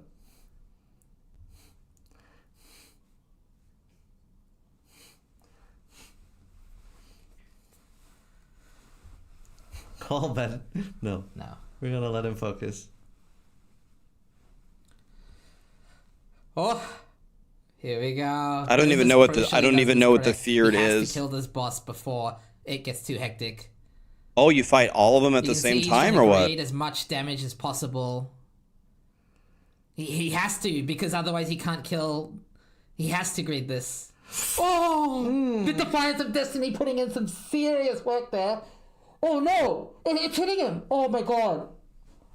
Oh, the frame drops as well. Oh Yeah, I my was gonna god. say, it's Did lagging. he kill it? I think Elder's dead. Oh my god, I hate the lag spikes. Yeah, I can't tell if Ben is lagging or if the Oh my stream God, is stop. lagging. Jesus. Oh my god, why is it lagging? I'm gonna try doing that. see I if it don't stops. think there's any Yeah. way it could actually be lagging for Ben. I think Okay. he would have died. I don't think Ben could play through. Not even Ben could play through the lag here. He must not be. Wow, he got Shaper down. He's got this. I think that's the hard part. Yeah. No, it's not. Never mind. Oh. Can he go back into the same fight though? Ah.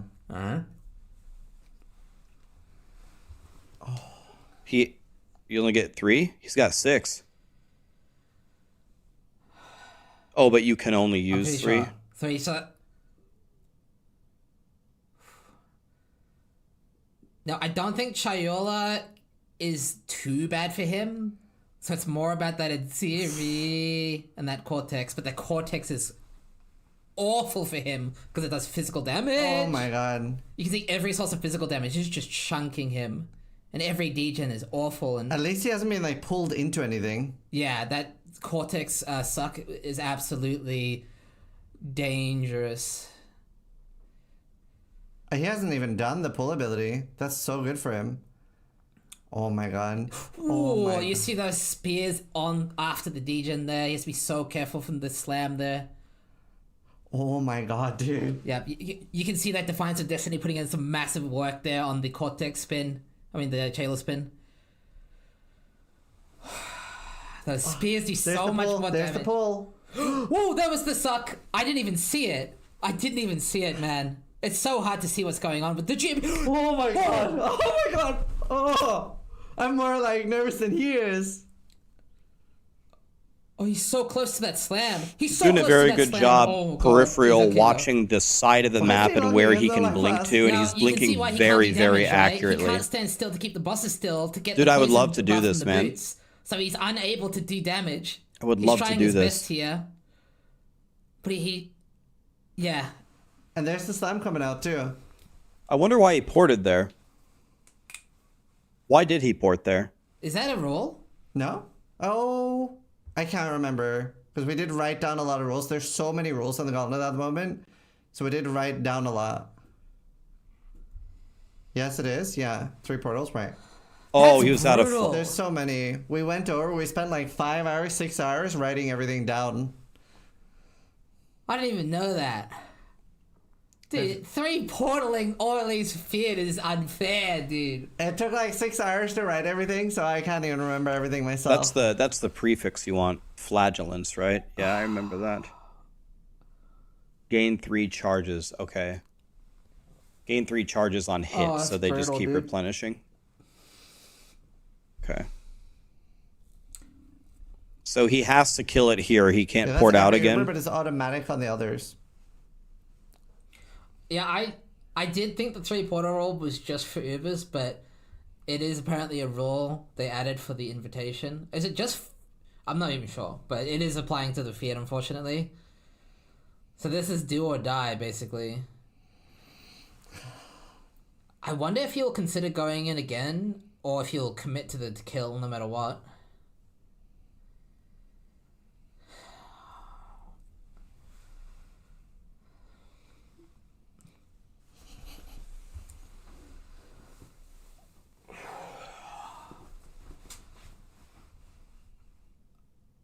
I just have to wait. Damn, the lack of cull there is gonna be punishing.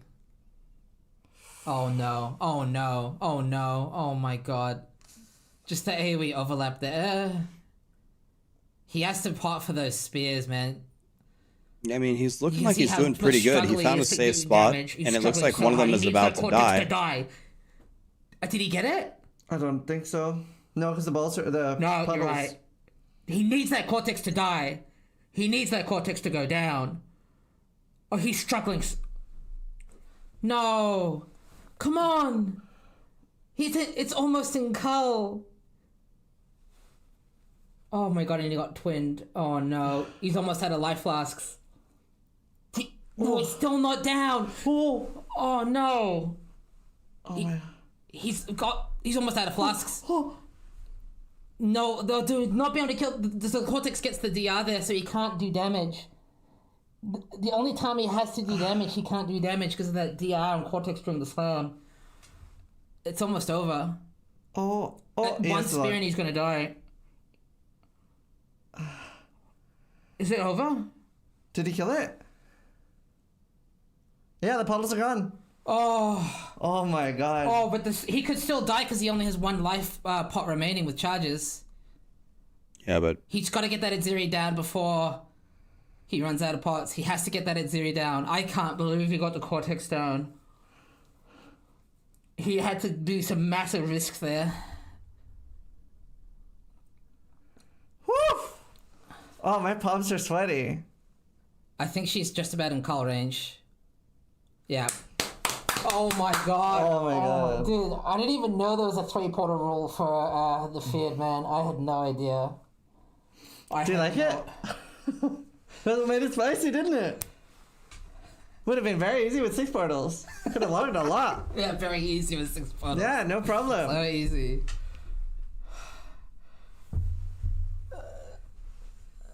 incredible.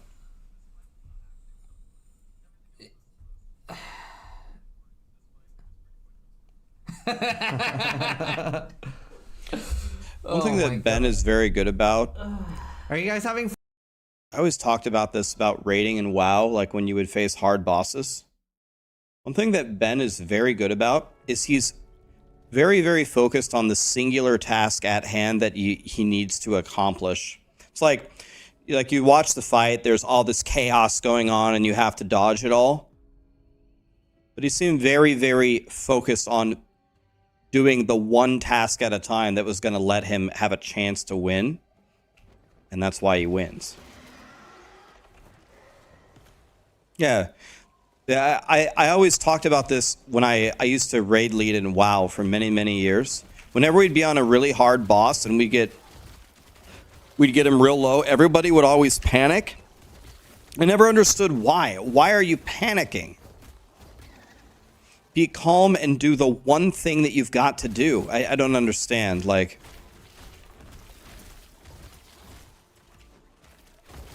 that Cortex was very low, and watching his build, it looks like his damage kind of like ramps. Like Zizrin and Steel Mage were explaining mechanics that I don't understand about the fight. Like it has like invulnerability or has DR or something, but Ben just stacked his damage in the very small windows that he had to stack it on the one thing that had to die.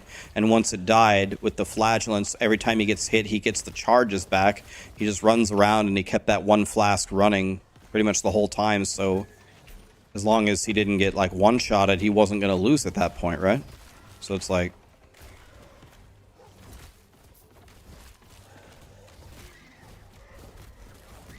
Am I going to challenge Ben?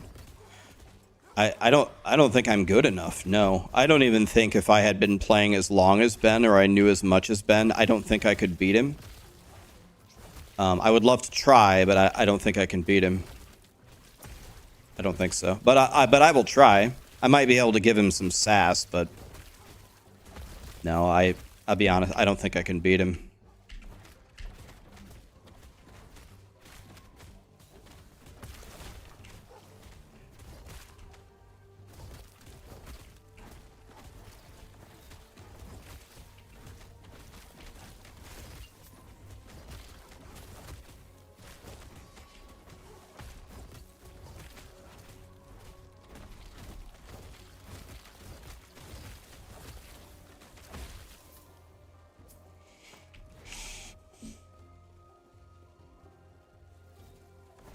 Ben beat me in Diablo 4. He killed... I can't remember. He either killed Uber Lilith right before me. I can't remember. Or he killed it right after me. But either way, he killed it on hardcore, and I killed it on softcore, which makes his kill infinitely better. I'm not talking about the bugged whirlwind kill. I'm talking about the Hoda kill. Aside from the money part, is streaming fulfilling for me? I'll tell you some comments that I saw on the recent... Some people made some comments to me when I played the PoE Gauntlet that a lot of people really haven't... Some people haven't really noticed about me over the years. Some people said that when they watched me play the Gauntlet on PoE is one of the first times they realized that I just actually genuinely love gaming. They said that watching me switch from my comfy softcore trade to something I had never done, to trying as hard as I could, to struggling all the time and still seeming to enjoy myself, people seem to not understand that I just absolutely love gaming. And they said that they gained a lot of respect for me because they said it was the first time that they actually noticed that I'm not streaming here to make money. I'm not streaming here to get famous. I don't give a shit about either of those things. I just love gaming more than practically everybody. There aren't many people, certainly, in the world that like gaming more than me. I just love gaming. I just like games. And that's it. I'm stuck. I can't move, by the way. I'm like frozen or something. So is it fulfilling for me? Yes. This is what I always wanted to do. I only had like two paths forward really that I really wanted to do growing up. It was either work in aeronautics, work in like aerospace, or do something with video games. Those are the only two choices for me. What build am I gonna play? I'm gonna make a werebear druid. Will I play Skull and Bones as beta? I don't even know what that is. Deontris, thank you for the prime. For example, I'll just give you one example. Pal World. I streamed Pal World for a while. And a lot of people were saying, Rax is streaming Pal World because it's the really hot topic. Wow. Well, what people don't know is right now I'm level 48.5 out of 50. And when I stopped streaming it, I stopped streaming at like 37. And those levels are not easy to get, by the way. It takes forever to get to 50.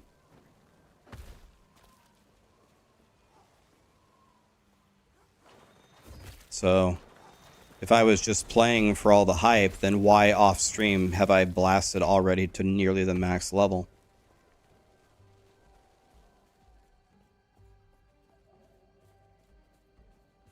I argued for that, Casper. I argued for that. I think PoE is trying to strike a balance of I think 11th Hour Gaming is trying to strike a balance between Path of Exile's quote-unquote feel the weight and Diablo 4's nothing matters in the game. So your question, I believe your question is, why do you have to salvage the mats and then press this button? Why don't they just automatically go into your crafting thing? Because I believe 11th Hour Gaming has said if they automate everything for you, then it won't matter to you. Which is the argument Path of Exile makes why it doesn't have like auto pick up anything. They said you need to feel the weight of bending over and picking up the damn item to understand what picking up 1,000 items feels like until you find one that's good. So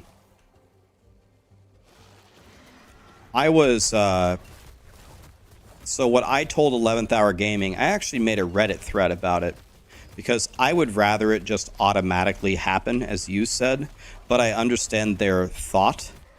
So what my proposal was, why don't you make it an option? You can maybe start with it by default like that, where if you feel like pressing the button feels very satisfying, or if you just don't give a French toast, you can enable that it just auto presses the button. So I've actually already explored the conversation with 11th Hour Gaming. And that is, as far as I know, that's their opinion on it thus far.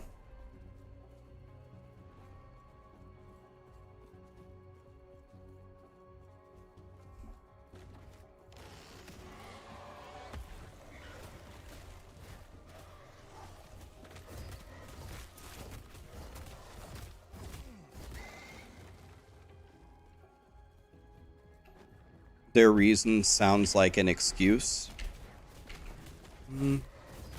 Maybe. That's not how I feel about it. I don't feel like it's an excuse.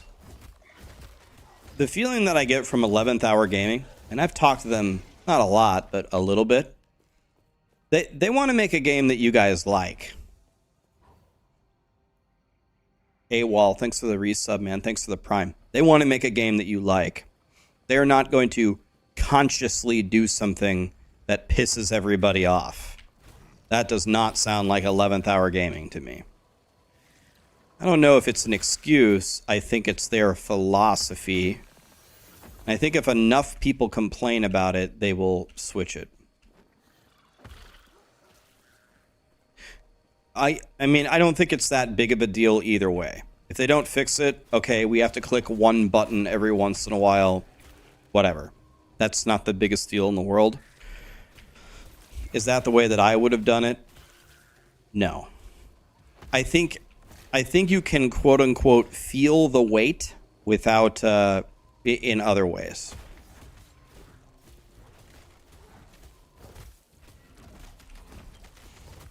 You want an example? I feel the weight in Diablo 2. But you want to know how I don't feel the... I feel the weight, but I don't feel the weight because I pick up 10,000 items. I feel the weight because the items are very correctly balanced in how they drop.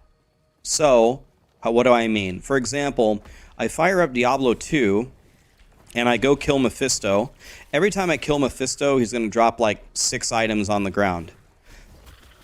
The number of times that out of those 6 items that I'm going to pick one of them up is very, very low. I am not going to pick up much. I'm going to pick up an Aki, an Arachnid Mesh, a Skulders, a Viper Magi. I'm going to pick up a Tal's. I'm going to pick up green amulets, you know, whatever. Stone, gold rings, whatever, right? I'm definitely feeling the weight, by the volume of the kills. But telling to Mephisto is fun.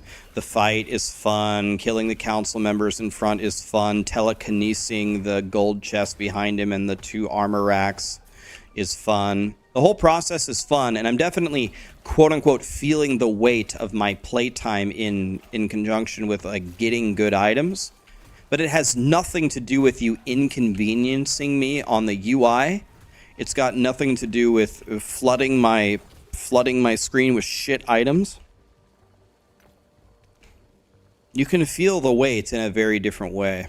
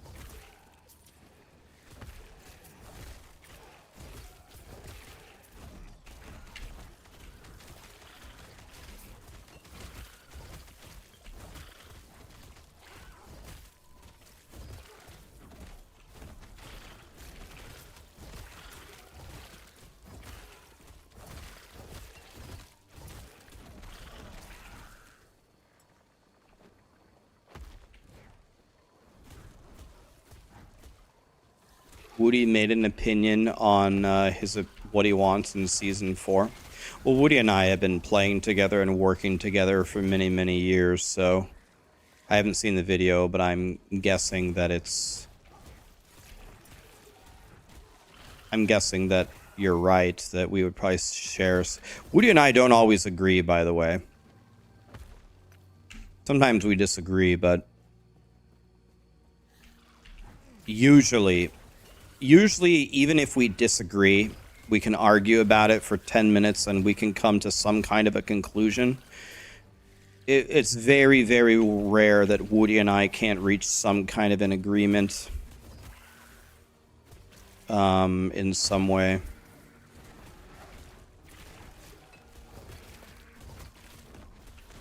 You want me to react to it? I usually don't do react content because...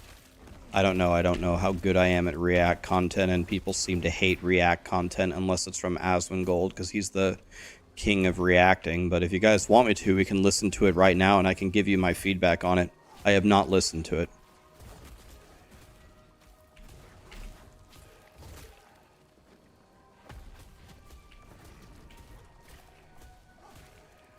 Okay, well, alright.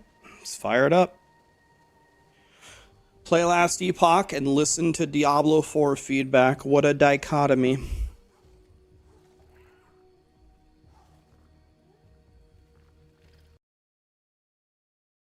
Alright. Let me turn off this volume as well.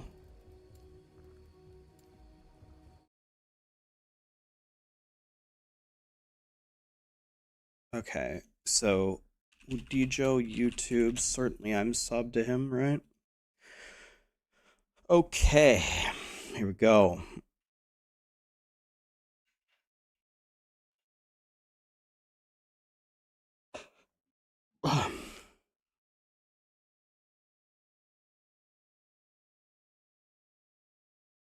Oh wow, this is a long video. All right, so I normally don't do React content. I'm not a React Andy. I'm not Asmongold. He's the god, but let's watch a video from Woody. People said that they really liked this video. So let's check it out. It's his Season 4 wish list, and it's 24 minutes long, and Woody usually gets this point across pretty quickly. So if he's talking for 24 minutes, it's probably going to be a lot of content. So let's listen to this. Hi everyone, today I want to talk about my wishlist for Diablo 4 Season 4. We're going to play Last Season 3 Epoch has while been we out for a listen. little while now. We have been playing it, and we do know How's that the volume, a few guys? really dramatic changes are coming Is it to good? the game in Season 4 already. For example, the itemization rework, most likely the codex update. If you don't know anything about those, well, the game is about to shift in a pretty big way. And I expect Season 4 to be a pretty big turning point for the game. Loud and clear. But Okay, outside of let's that, I listen. feel there are a lot of low-hanging fruits out there that I just want to talk about right now in this video. I have a little document prepared here that I just put together basically in a few minutes off the top of my head, based on a lot of the discussions that I've had on stream with my community, with just things that I think I could use that improve the same game. tactic, make a So I want to go document. through those points here. This is definitely not an exhaustive list, but I think a lot of kind of like small or easy fixes that could improve the game overall a lot. I died addition in the to gauntlet. stuff that's I'm already dead. coming. So Big I bad hope wolf that killed me. the default team is taking some notes here, if they have not already done so beforehand, or if, you know, these are some new points. But in general, I also want to just gather more feedback and, you know, see what we can actually deliver to the devs as kind of like a community and see what they can take out of this. As I mentioned, we already know a few things coming in Season 4, or at least some things are likely. I'm not sure if this is confirmed with the codex rework, for example, but aspects are going to be... Let me pause here for a second. I want to get some context on one thing. Blizzard said in a campfire chat that they're going to involve content creators with like the big itemization revamp in Season 4. When Woody says, I think these things are coming, but I'm not sure, some people might think, oh, well, Woody actually knows, da-da-da-da-da. Of course, he's like pretending to not know. No, actually, well, unless Woody knows more than me, which I guess is possible, but we haven't really talked to Blizzard about exactly what's coming. Like, we don't know. So it's when Woody says that he's not sure, I believe him, because I don't know. So he's speculating here, and people think that we know. Well, as of February 10th, I don't know jack shit. So I'm not itemized anymore. They're only in the codex, and this means you can always imprint whatever you want, and you don't have to deal with like so much stash issues and these kind of things. So this is really cool. The itemization reworks are going to be massive, so I'm really looking forward to those. I have seen a very early preview, and a lot of other content creators have seen it already, like some time ago. That's what we saw. It did look really cool. It did sound that's pretty it. cool. We saw an I'm early excited for preview. that, but I have no idea of the status of this right now. And then, of course, you're going to get items, theme, etc. But honestly, I really don't care too much about this part here in particular, with how big the changes are going to be in Season 4 anyway. He doesn't I care, think the okay. theme could actually be somewhat of a, you know, afterthought in my book. But I guess you're going to see something cool there again. Now, let's talk about the stuff I actually want. So, one thing that has definitely shown to be a problem is the Uber grind. So, you have to farm Duriel like hundreds, even thousands of times. People do that, at least with dupe mats. That is somewhat realistic. Now, well, dupes are gone. And in general, the Uber grind is just boring at some point. So, it's fine to do the Duriel grind, you know, every so often for a little bit. But personally, I farmed like around 400 or so Duriels last season. And that was in a rotation, of course. So, you know, I farmed up like around 100 Duriels myself and then multiplied them by ×4 in a party. And that is quite a grind. And now in Season 3, we also have the same Uber grind yet again. Now, there are some improvements coming to that very soon, I guess. Blizzard has already teased that we're gonna see, like, you know, we're gonna get something for the Uber Unix. But in the grand scheme of things, I guess it's still going to be the same old Duriel grind unless something major changes here. And okay, so Woody's making like two critical points here, which I think are like literally everything. So the first part is he says that the Uber grind is not fun. So when I compare farming mats to fight Uber Duriel to running maps in PoE, to doing Mephisto runs or Pindleskin runs in Diablo 2, to even running monoliths in Last Epoch, the one that is the least fun for me and feels much more just like a chore and just going through the motions is the Diablo 4 thing. So I think that's probably the first point he made is the most important point. You could get everything wrong about farming Ubers You get everything wrong about it. But if it was fun to do, fine. Then you would still probably in some ways have a win. But I think that that's the most important point that he made. Another thing that I've heard a million times from the community, this is much more from the community than me, because I'm a DJ and I can just sit here and stream and blast, and I can kill as many Duriels as I want, whenever I want. People, when they logged into Season 3, they said, wait a minute, I did the massive Duriel grind last season. I just realized something. Once I hit level 100, I'm just doing it again to get the same things that I already got, right? And in some ways, that's just how a season works. But again, it's a different feeling for, going through Mephisto runs to find a Shaco or an Aki or a Viper Magi versus do Helltide, then do this, then do that to get this thing, to look for a group to do that. Another problem, by the way, I don't know if Woody's going to talk about it, is the fact that it requires you to farm in a group. If you play solo, you lose like 4x the mats, and that's essentially forcing group play for the best items in the game, and that is a super major problem. So I think one of the most important things that they have to change is the way that you acquire the Uber Uniques. Killing Duriel all the time is not fun. A realistic but small chance to catch it in other fun endgame content would be a million times better. And as Woody said, they teased that they're going to change the Uber Uniques. So we can only hope to God that that's what they're going to do. And honestly, that's what I'm expecting from them. I think we need something better. First of all, this needs to be more solo player friendly. Like, we need a way for he says solo it right players there. to, at least at a somewhat acceptable efficiency, farm up those Uber Uniques and not be forced to go 4-man Duriel grind. So that is the main point here. And also the second point is, we only have this one source of Ubers, really. We have no other bosses. Like, why don't they just make like some actual hard mode bosses of all of the bosses that we have? Like, we have Vashan, we have Grigar, etc. And give us a chance to get it in the regular game, like, too. One or two of those. Not one in a trillion kind of, chance. Target one of them and actually grind exactly the Uber that you want for your build, and not have everything on one boss where it's like full what he's RNG describing and is you get lucky or monolith you target don't. farming in last Epoch. I think that could definitely change very easily, actually. That's in this game right here. Mode of all of those bosses, like a level 100 version, or even like higher than that, like a 125 version or so. Something that has like 20 times the HP, 10 times the damage, and is actually a bit of an encounter instead of you just walking in and one-shotting them. So there could be relatively easy solutions, I think, to this, and I think it's just a missed opportunity here. Also, similar, the T100 dungeons in the game right now are completely irrelevant with the changes in Season 3.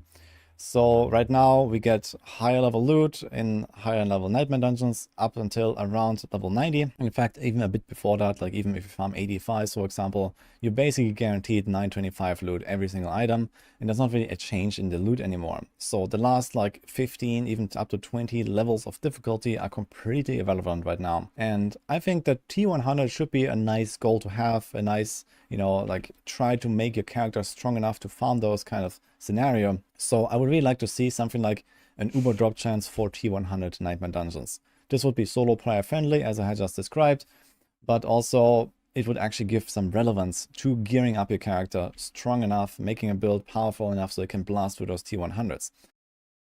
So I agree with what Woody is saying here. In my priority list, this would not be at the top of my list. Again, so what Woody is saying is absolutely true. He says, okay, Nightmare Dungeon 85 is good enough, and I think that the changes that they made in this season did make it better.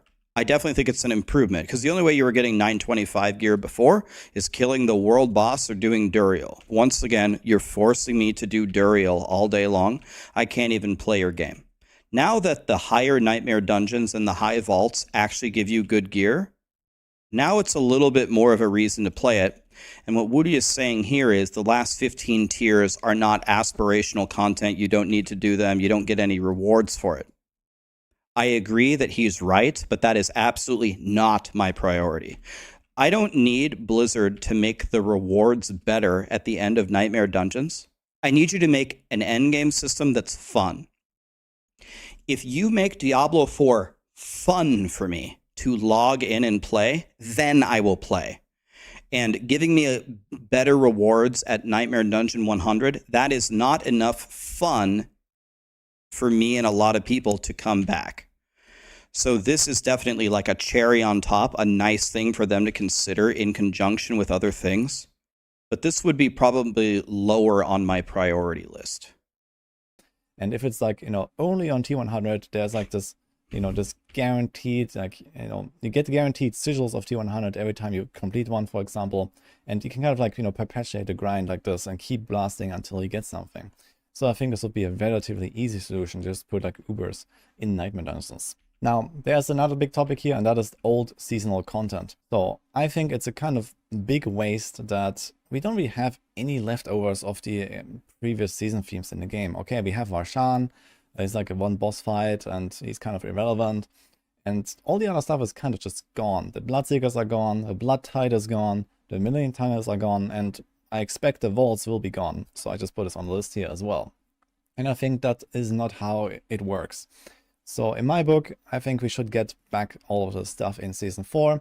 For example, Bloodseekers. I think Bloodseekers were amazing in Season 2. Like when they popped up in a dungeon and they were hunting you down, and they were actually dangerous events. They were like, these super powerful elites. It was kind of cool, and especially because they scaled with the difficulty of the dungeon, they were actually like an interesting encounter, which is something that is really lacking in Diablo 4 right now. Like, okay, there's the Butcher, and then there's the Son of Malphas, and outside of that, there's no real like randomness, something like, crazy happening, something like, oh shit moment, basically. And Bloodseekers were exactly that, and they were excellent at this. And we do have Lord Zir as a boss in the game, and there is basically a reward that you can attach to those Bloodseekers, which is Lord Zir summoning materials, for example. So there could be a specific purpose to trying to actually defeat those Bloodseekers instead of just running away from them, for example. Okay, so I will agree with Woody here, but I'm going to agree for kind of a different reason. So Woody's saying the team is not bringing back the seasonal content, and that's making Diablo 4 dull. One thing that they did bring back, by the way, were the rings. They did bring back the malignant rings, which were significant. Those rings are very good for many builds on Varshan. So that was kind of a way that they brought back malignant hearts, and we have nothing from vampires yet or whatever. I actually want them to bring back the content, but I want them, the thing that I care way more about than the content, than the Bloodseekers appearing or necessarily the Blood Helltide, which is not really a super endgame thing, although they could make it an endgame thing, is the progression systems. Give me something to work on my character. Give me something to do. The fact that I had to, it felt right in Season 2. They got it exactly right, where Season 3 got it horrifically wrong. Leveling up my vampire powers right away when I unlock the power at level 1, it's very strong. It's helping me right now, and I'm feeling good about it. It makes me feel good to farm it to level 2, because it wasn't. It was just right. It's not like the Three Little Bears, too cold or too hot. It was just right. The amount of time that I had to spend to get it to level 2, and then it felt better. It was noticeable, and it made me excited to get it to level 3. The UI that they had for upgrading it was terrible, but the tuning of it was fun. You can bring back some of the progression systems. PoE has this. Just when you think you've got your character built, no, Rax. You don't have your charms done. You don't have your jewels done. You don't have your, now you have your cluster jewels. No. You got to automate your flask. You got to do this. There's so many things to do in the game. How could you ever be done? In some ways, it can be overwhelming. A new player comes into PoE 10 years later. There's so many systems to upgrade. It actually gets in its own way eventually. There's too many things. Why can't I go in here? Wham, I'm crying. Okay, now it's letting me in. It can get it in its own way, and it can become too crazy at some point. But what I'm missing is, someone left a comment on one of my videos, and they said, you want to know why I stopped playing Diablo 4, it's because every new season that comes out, I feel like I'm doing exactly the same thing that I already did. I level to 100, I do the seasonal quest line, it gives me 2 or 3 powers, and then I farm Duriel 1,000 times. It's the same thing over and over and over. If you actually implemented different ways, different things to work on your character, then, well, over time, starting a season in Diablo 4, 10 seasons from now, would feel very different from starting a season right now. Because you have to think about, all right, the most important thing for me to do right now is unlock my critical vampire powers, because that helps me in the early game. I could ignore the pet for now because the pet doesn't help me early game.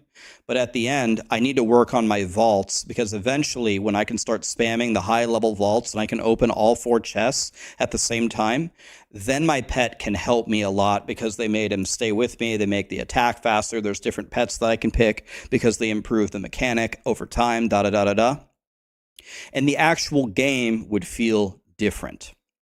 Yes, the events are cool or whatever that Woody is talking about, and we definitely need more things to do in the game, but the Bloodseekers are just a red Helltide. There's green Helltide, blue Helltide, Sherbert Helltide is probably next.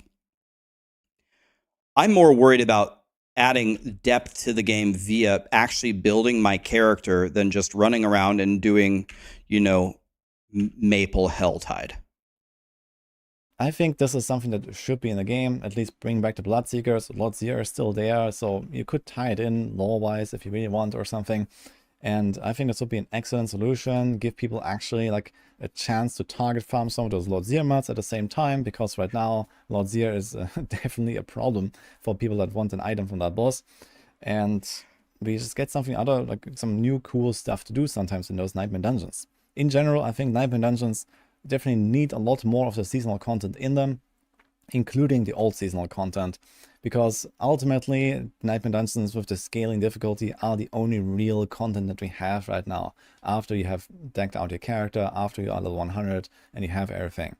The outdoor content is just, irrelevant, like not in the sense that it's not useful to farm it because, Helltide exists and stuff like that, but in terms of difficulty. And the only real challenge you can have is in Nightmare Dungeons. So I think this stuff needs to go into the dungeons, and Bloodseekers are a perfect example here. And similar, we can have these old like Blood Seeker or these Blood Harvest events, for example, in dungeons. We had some back in Season 2.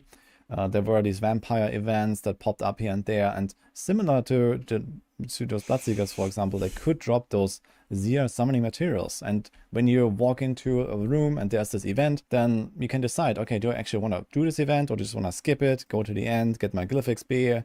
And you actually have a bit of a choice to target farm a certain thing. Because right now, all these like dungeon events, yeah, they have been buffed and they're kind of nice for XP, but XP doesn't really matter anymore at some point, and then they don't give you anything.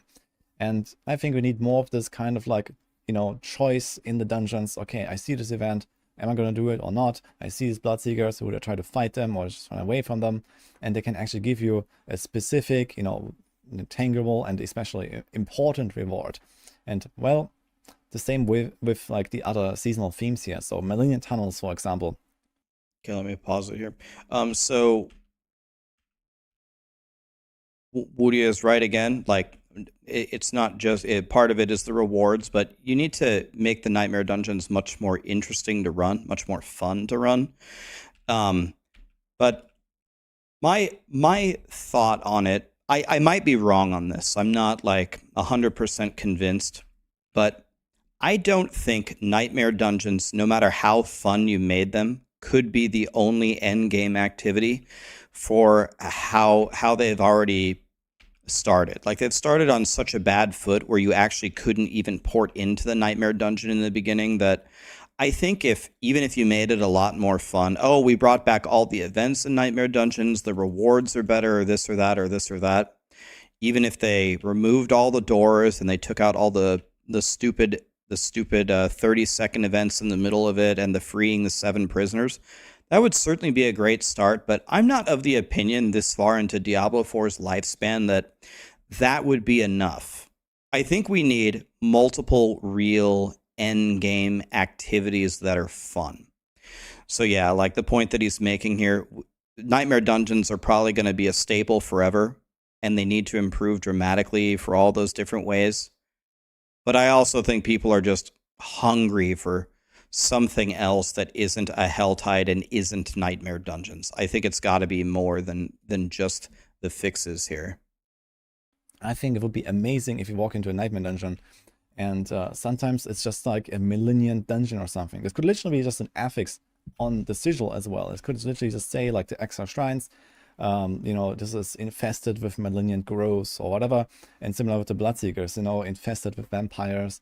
And this could be, you know, even target farmable in that what he's sense. describing is PoE, by the way. These, this is what PoE is. And then you have, you know, maybe this somewhere, map has breach. This map has like an event room. Expedition. It just leads to a this is tunnel. PoE. It's like a little like side area that you go into, and there's, you know, like 10 of those malignant elites. And every time you defeat one of them, there's like a, you know, 25% chance to drop one of the Varshan organs that you can use to summon the boss, for example. So again, similar to the Bloodseekers, I would like to actually have a reason to go and do those side events and, you know, find something interesting in those dungeons that is outside of just like blasting straight to the boss and that's it. And I think this is extremely low-hanging fruit here that we should get in the game. And likewise with the vaults. One point here, real quick. Extremely low-hanging fruit. This is key. Like, Woody and I both have talked to Blizzard many times over the years, and, you know, some other gaming companies about updating their game. And developers and gaming companies, which this is very logical, this is exactly how the world works. If they can do it with very little manpower, very little resources, and it would make an impact, they're much more likely to do so. So if I go up to Blizzard and I say, hey, Blizzard, I need you to make me a totally new endgame that's fun because I'm bored in Diablo 4. That ask is much more tremendous than, hey, you already made this endgame system. It's called Nightmare Dungeons, and I'm not having fun with it. But you made all this other content that's really fun that I like that you could put in Nightmare Dungeons, and it would make it a lot better. How about that? So I think it's important to call out that Woody's suggestions are probably wouldn't take too much time to implement, which is one of the reasons why they're very strong. I don't know exactly what they could do, but I think it would be a waste to just throw them away. I think the Malphas fight is kind of interesting, and we should definitely keep Malphas in the game. And for that reason, I would also like to see the vaults. So, for example, maybe next season when you no longer have vaults as a season theme, maybe just like 1 in 20 Nightmare Dungeon sigils you find is randomly a vault sigil. And it's going to be at the same tier of, you know, the Nightmare Dungeon that you're running, for example. And then you can open this up and you can get Malphas mats to summon Malphas in those vaults. So let's say you start a run and you get a bunch of these Sultan Vault stacks, just like now. And let's say, okay, there's 15 stacks you need to have at the end of the run. Maybe you get 30 at the start, so you have to try to avoid the traps a little bit, but it's not like super try hard. And then you go and get a few of those rewards at the end, depending on how many stacks you kept. I think this would also be extremely easy to keep around. And we have Malphas as an extra endgame boss that is like similar level as like Duriel, for example, in terms of difficulty. And I really like the Malphas fight. So you just put a bunch of new uniques on Malphas, you have these vaults, and there you go. I think that would be cool. So I think there's really no reason to kind of like throw away all of the old season themes. I think they should really come back, and especially a lot of the stuff needs to go into Nightmare Dungeons just to beef up that content and make it much more interesting. So there's definitely like more things you could do. Malphas is alright. Obviously, we don't want to have like, you know, a full okay. rainbow It's like another butcher. You know, Blood Tide, Hell Tide, whatever. On Better the than map nothing, I active guess. At all times, It's a shitload shitload of HP. That is a bit too much, so there should definitely be maybe like, a bit overtuned. A bigger focus on the actual season itself. But some of this old stuff can come back and quite easily. So this is kind of what I wanted to explain here with some ideas I had. Then we have the next point here, Hell Tide Brush Up. I was actually expecting this to happen in Season 3 already. After the massive success of the Blood Harvest in Season 2, I expected the dev team to just like sit down and just like do something with Helltide. Because it turns out, yeah, Helltide is more rewarding. We get Forgotten Souls now, and you know, the chest is easier to get, and you see them on the map and you can farm it all the time. That's kind of nice. But ultimately, I think Helltide needs a bit of a revamp. So it just needs more exciting stuff, basically. Like Blood Harvest was fun because there were those siphons, there were those Bloodseekers you could summon. There was always something going on, there were whispers. It was just nice, you know, it was kind of complete. And Helltide is, you know, it doesn't feel very hellish most of the time. Okay, you have like the fire raining down and there's a bunch more extra demons and stuff. But ultimately, the difficulty is very low. There's nothing going on. Kicks off is a joke. It's just a punching bag that is annoying and nothing else. So, I mean, I agree with Woody, but again, I'll make like a side comment here. Like, Helltide could definitely be more interesting. I think the way that they made the Vampire Helltide was more interesting than regular Helltide. But I'm going to go back to what I said in my early launch video, even though they've made a bunch of improvements to Helltide since then. In my opinion, when Diablo 4 released, there were two things that worked pretty well in the game. The first was the campaign. That's one of the main redeeming qualities about the game. Casuals and even veteran players really enjoyed the campaign, and some casual players aren't even through the campaign, so they're still loving Diablo 4, and they are either oblivious to the feedback that people don't like the end game, or they listen to it and they just don't care. That's fine. But out of everything that they had, the nightmare dungeons, the uber bosses weren't there, the different ways to level up, the strongholds, the renown grind. I think one of the only things that pretty much worked from the beginning was Helltide. It was a pretty dense zone of monsters that you just slaughter mercilessly with some events where you can target farm certain items based upon what you need to open up, and open those mysterious chests gave you a valuable reward that you needed in the game. So yes, it's kind of like my feedback with what Woody said earlier about making the last 15 tiers and tier 100 of Nightmare Dungeons better. This would certainly be a great improvement to the game, but making Helltide better, again, is not at the top of my list. For me, Helltide is one of the only things that I don't mind doing. I go to Helltide, I get on my mount, and I'm going to slaughter 2,000 monsters in 30 minutes, and I'm going to open some pretty valuable chests and do a couple of events along the way, and maybe I'll run into a boss, and I'll pick some flowers. To me, this is not the event that needs a massive overhaul. So at the very minimum, from Kickstarter, you know, it could deal like triple the damage and have no days maybe. So that would be great. And just in general, you know, maybe there's like some portals popping up similar to those vampire siphons from Blood Harvest, for example. And you go there, you activate the portal, there's like, you know, 200 demons charging out and you have to defend against them.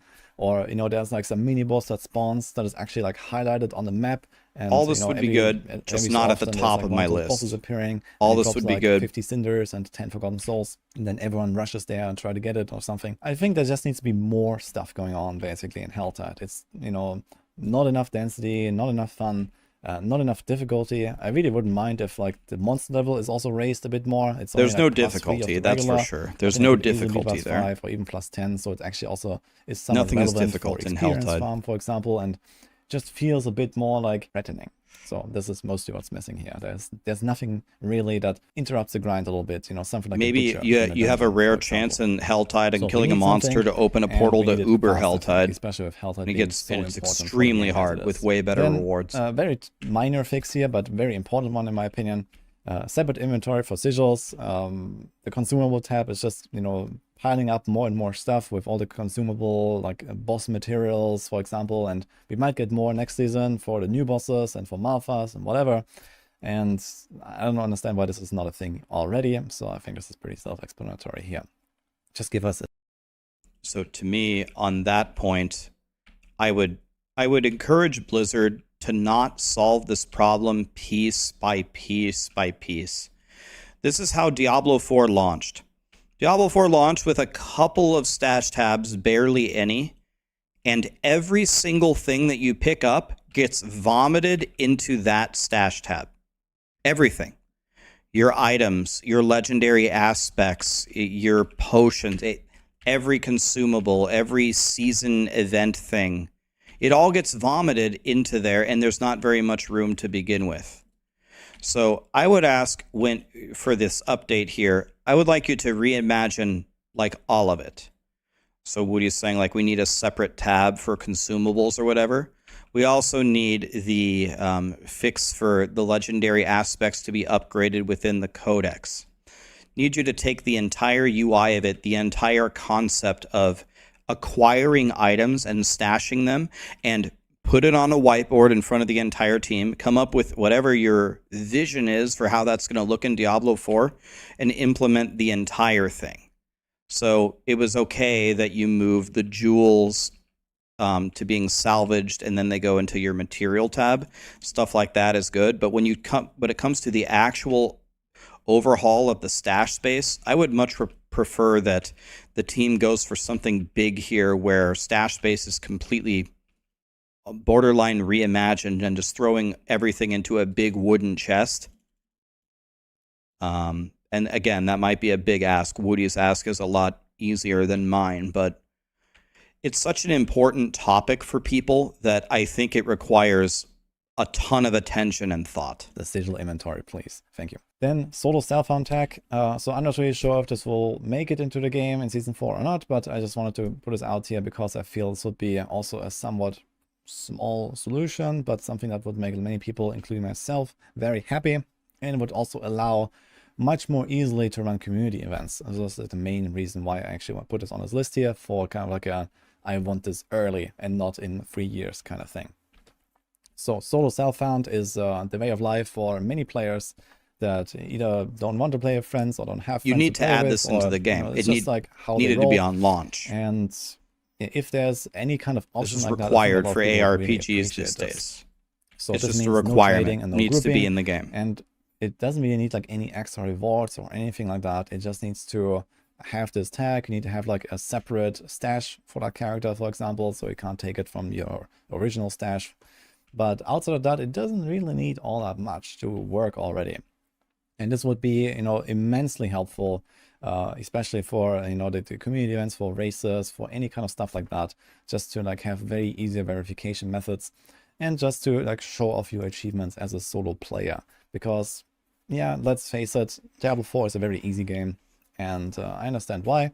And I hope that in the future we're gonna get more high-end stuff, and I guess we will. But in the grand scheme of things, just showing off that you have done everything by yourself with this one character is just a really cool thing to do and something to strive towards for players. So this is why we need this. Then we have world bosses and legions. So this is another point here. I feel like they're just like undertuned, and okay, it's kind of nice to just go there and, have some easy grind and get some reward for it.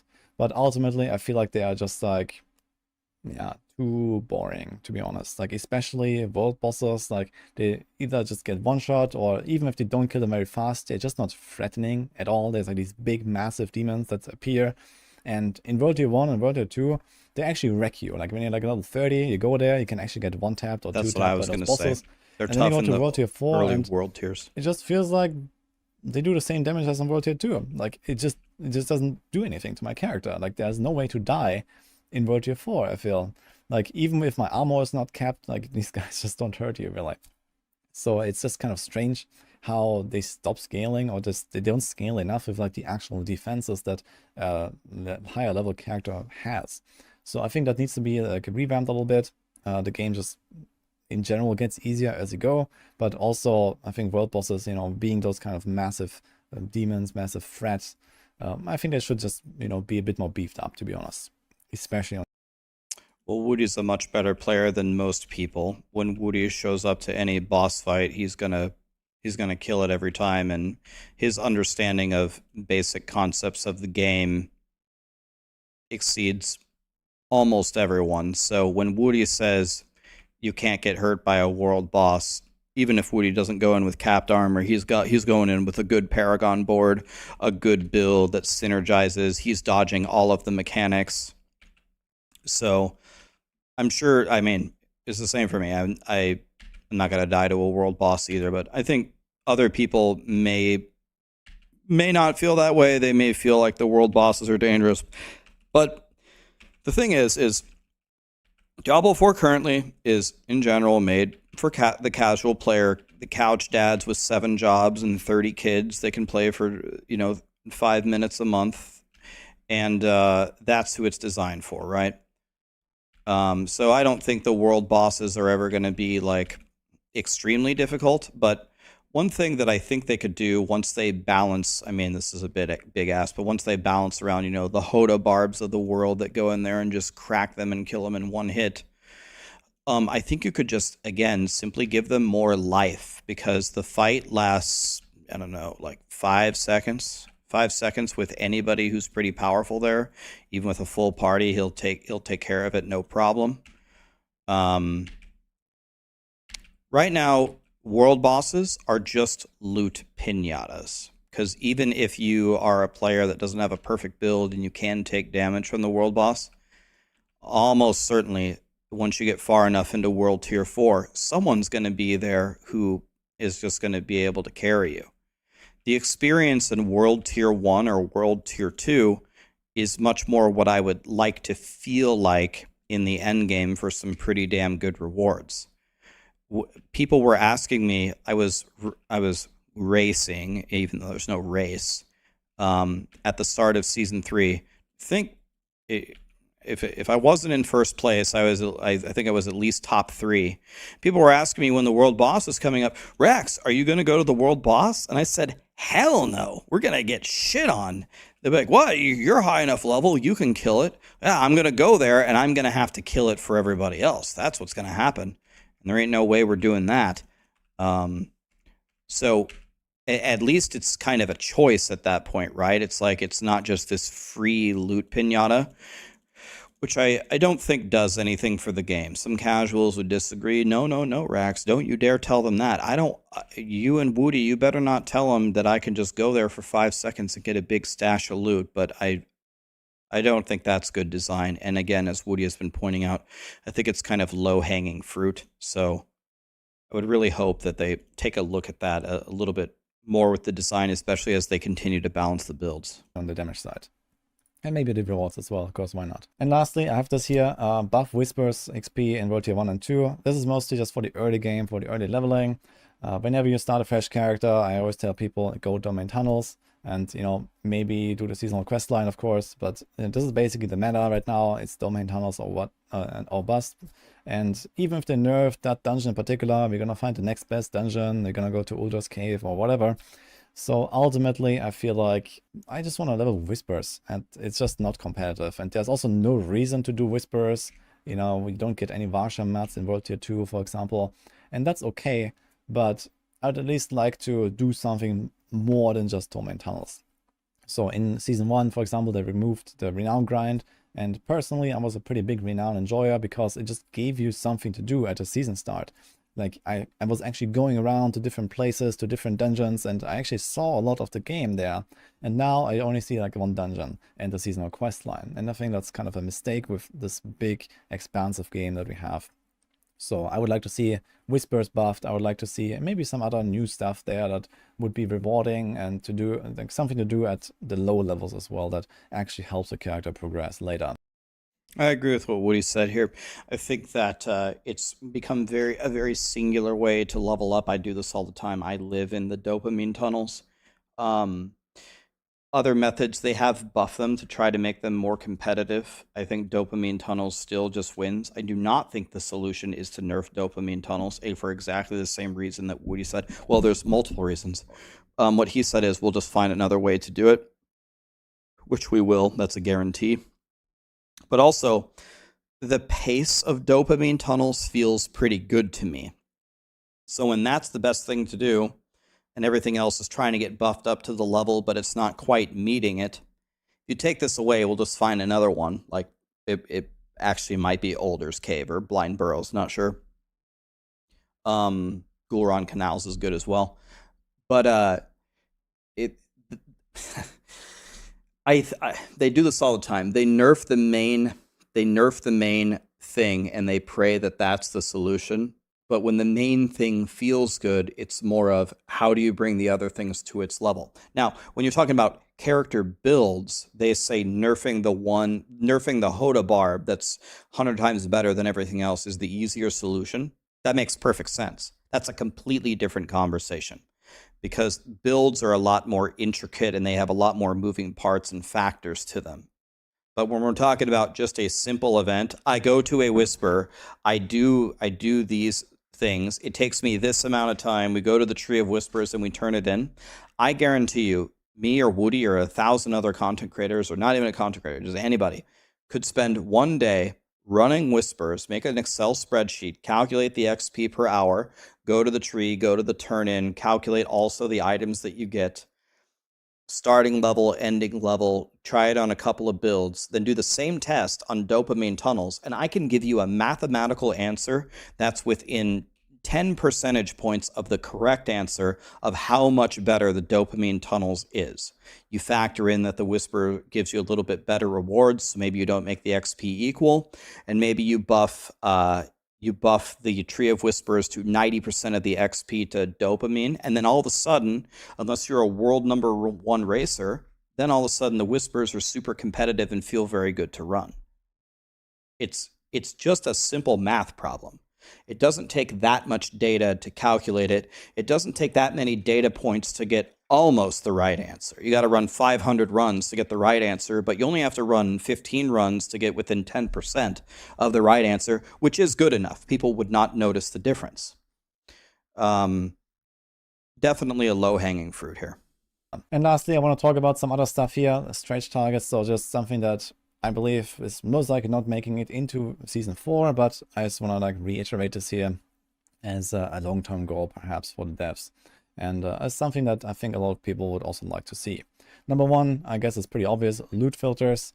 Now, it seems like to me that the fall team has the idea that with the itemization changes, we don't need a loot filter, but I think ultimately we still really want a loot filter. So I think this is just inevitable, especially with power creep coming in, especially with new content and new rewarding stuff coming in and so on. And just in general, if you have a decked out level 100 character, you don't want to go around and just pick up items anymore at some point, or at least not most of them. So if they keep going with this kind of vomit items at you at the end of a vault run, for example, and the entire inventory is full of stuff. So unless you get a massive reduction, 80-90% reduction in loot, I think we need loot filters. And as the game matures and we get more and more different items, etc., we need them, I think. So it is definitely something that should make its way into the game, regardless of how the itemization system works in the end, I believe. And this could even be something relatively simple. And it needs. So one point that I'll add to Woody's comment here about loot filters, I think he was maybe in a way saying this already, but so Blizzard is going to redo itemization in Season 4.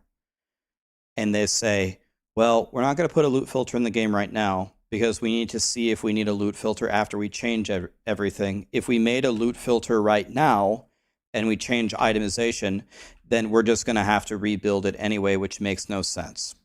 I can agree with that, and that's fine. But for a reason that I think maybe Woody was kind of alluding to here, I think you're going to have to put in a loot filter anyway. I think this day and age in ARPG requires a loot filter for the simple reason of it allows the user to customize their experience in the game. The whole point of playing these ARPGs is to kill monsters and acquire loot.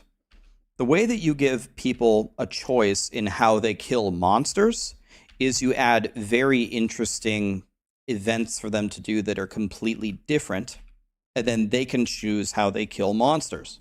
For example, in Path of Exile, you can go mapping, or you can go into Delve, or you can do Blight, or you can do this, or you can do that. That's how they give you a choice in how you play the game. But one of the main ways to give me a choice in how I interact with loot besides crafting is how does the loot drop on the ground and how do I pick it up? Let me give you an example. Some people love the loot explosions. They like seeing loot everywhere, you know, within reason. They filter out the absolute garbage. But people like to clear a map and say, holy shit, 1,000 items dropped. And, oh yeah, I could maybe use this one day. I'm a hoarder. Okay, I want that. All right, I'm going to go through. I'm going to spend 10 minutes picking up all this juicy loot I got. And I'm feeling good about it. Fine. If that's how you like to play, great. I'm the complete opposite of this. I want to filter out everything that isn't godly. I don't want you to show me anything unless it's good. And then I want to actually be excited for when stuff does drop. That's how it's fun for me. The only real way that I can create both experiences in the same game is with a loot filter. That's the only way. So it's not just about being able to filter out bad items. No, Rax. The new changes will allow you to see what's a good or bad item way faster. No, Rax. We reduced the number of loot just like you asked. You don't need a loot filter. I still think you need it for the ability to customize the way that loot drops on the ground. I think that's an undervalued aspect of the game. Needs to be inside the game. I think Last Epoch is a good example here. They have built a pretty badass in-game loot filter system that is easy to use, easy to understand, and here it is, by the way. It just allows for a lot of customization with, you know, a few minutes of investment. And we don't even need anything remotely as complicated as that because of Diablo 4's loot system just being like, you know, way tuned down in complexity. So even something very simple could help us out a lot here. Then we have loadouts. I think this is like also a pretty major request, so I'm just gonna like say this real quick.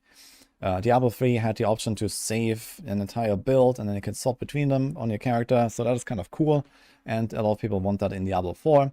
And well, right now it wouldn't really work, I guess, just with the way the game works because of the aspects, etc. But especially with this coming to the game, the coded rework, and basically every single item that you have being like almost like a kind of cube slot, basically, I think we could definitely see loadouts. So maybe do like a one-time payment to purchase a loadout slot, or, you know, maybe there's like a small fee for like, you know, swapping your loadout every time so that you can't abuse it, or like just I thought he was talking about putting it in the shop.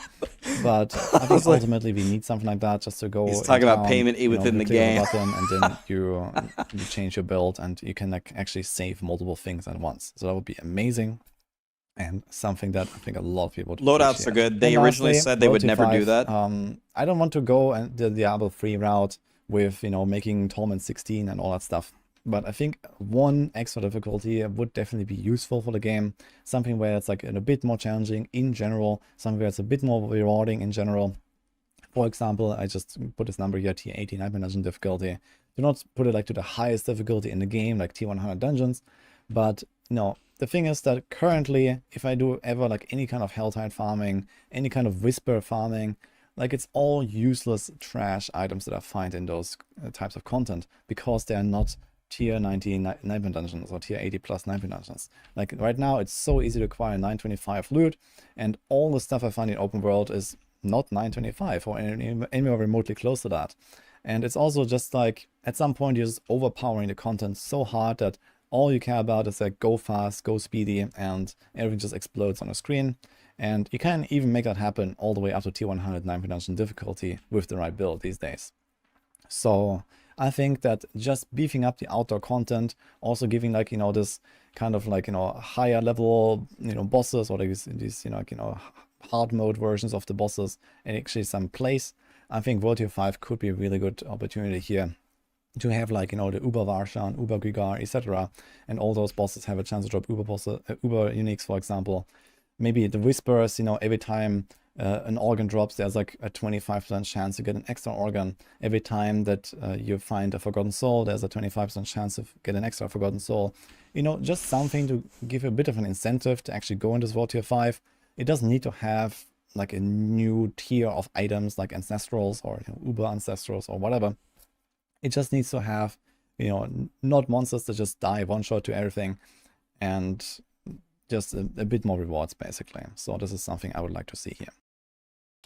So we talked about this 10 million times in Diablo 3. People give you the same suggestions a million times, and this is just something that I've never understood why why people say this.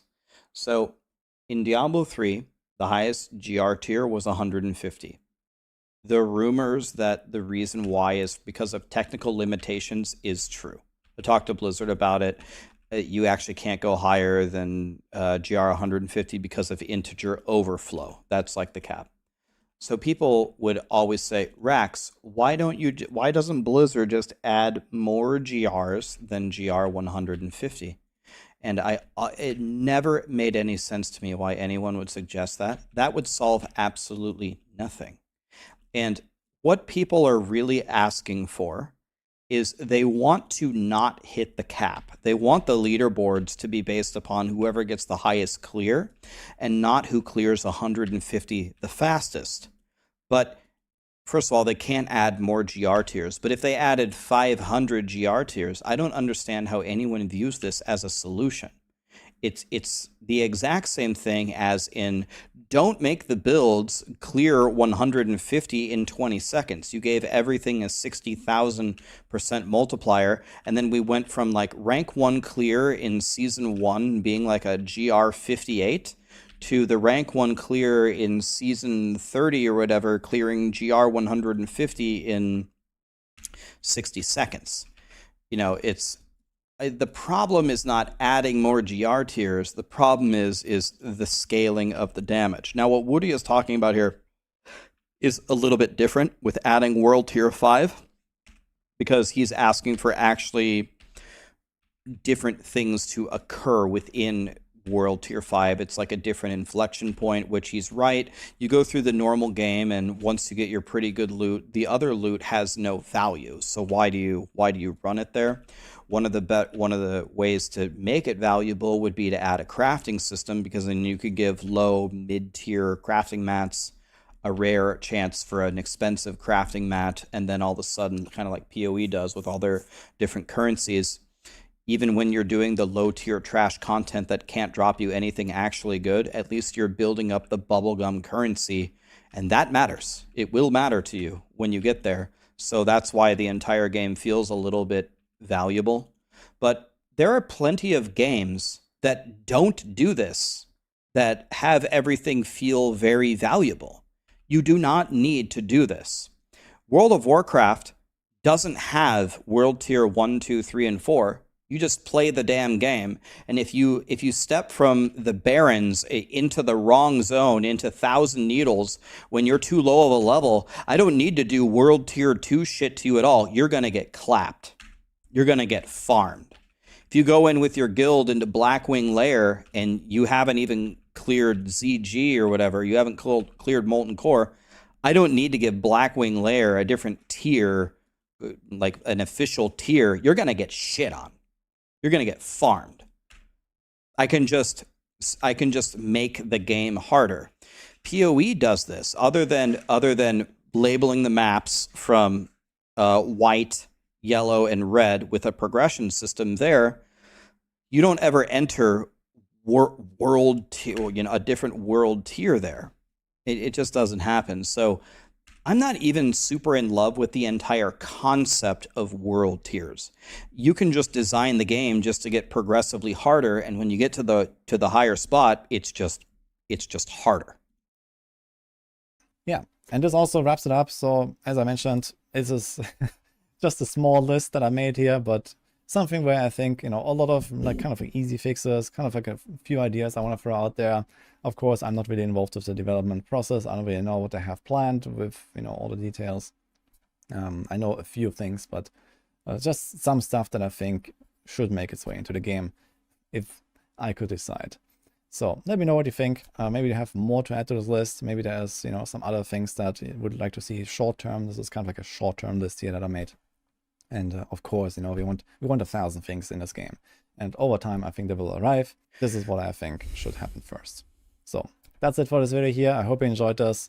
Let me know your thoughts, and let's see what happens. So what we were doing there, guys, is we were watching Woody's Diablo 4 wish list for Season 4.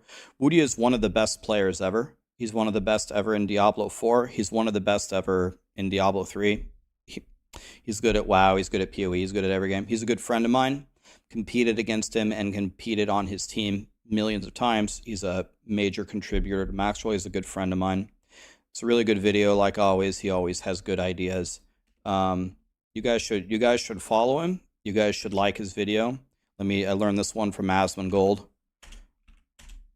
where you spam it 1,000,000 times if you guys want to go give him a like. And another thing that I can tell you, I can't say this about everybody. I'll say one more thing about Woody. Woody behind closed doors is actually a genuinely nice guy. He's just a nice guy. He doesn't have some alternate persona. He logs off and, oh, he turns into this mean, ugly person. He's not like that. He's actually a genuinely nice guy. You should support Woody. He's actually a nice guy. I've worked with him more than almost anybody. I'll say than anybody. I don't think anybody's worked with Woody more than me. So.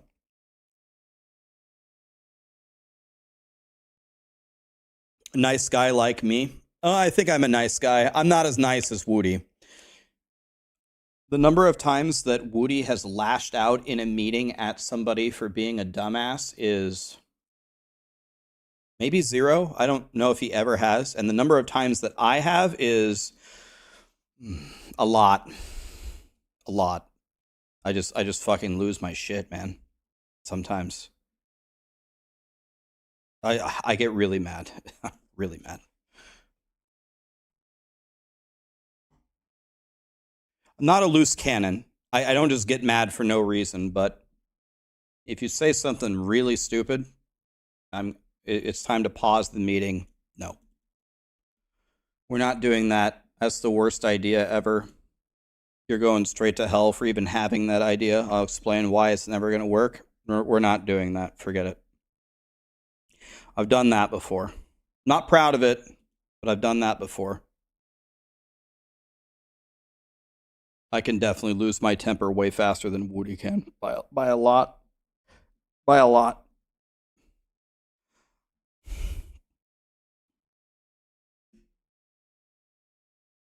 Yeah, Woody has a more mild approach to things. He just doesn't let things bother him. Things don't bother him, genuinely. They bother me. Zarketti, I missed it. Thanks for the raid, man.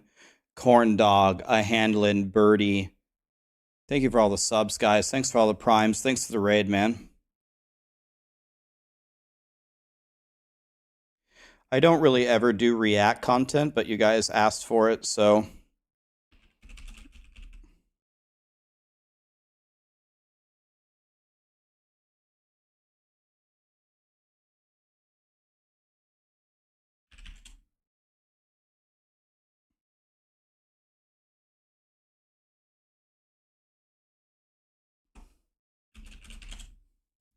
hold on.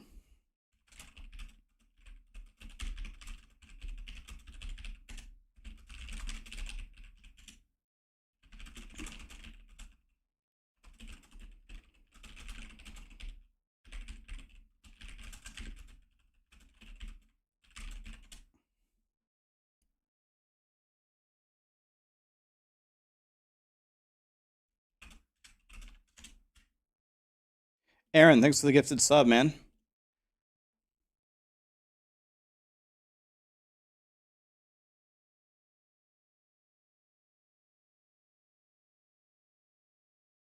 What do I think about the new masteries? People seem to really like them, man. They seem to be excited.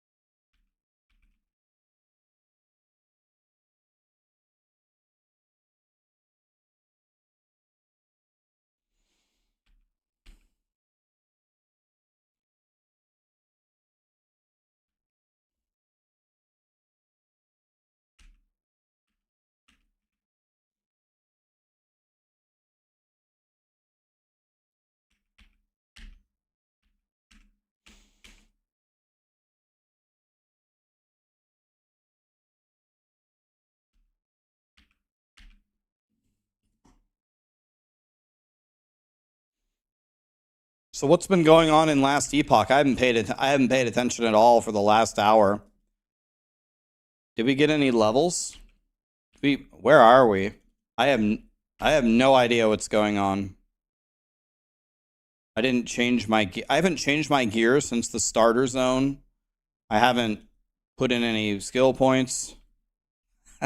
Let's see here. How many skill points do we have? Hey, we get another skill. Nice. Okay, I'm pretty sure it's werebear form. I'm supposed to be using this. Oops.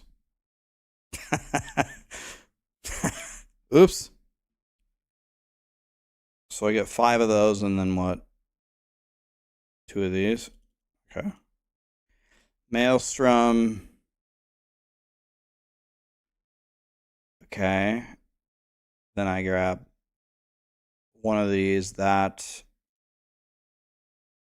2 of these. Okay, werebear, we're gonna go. 2 of these and 1 of these. And then this one.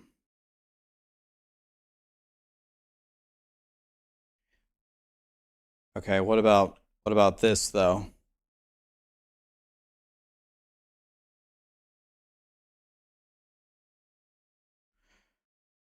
Those probably would have been helpful.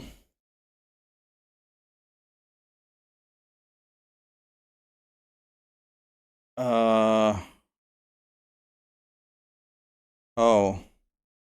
They changed the colors. Okay, we need 7 of these. Oh my god. Oh my god, I didn't have any of these. Jesus. That was a lot of points I didn't have. Oh well. What level am I? 24? Jesus. Is there any challenge in this game? Oh yeah. I'm sure there is. The challenge is leveling up with no points and no gear while spending 99% of your brain power on a YouTube video instead.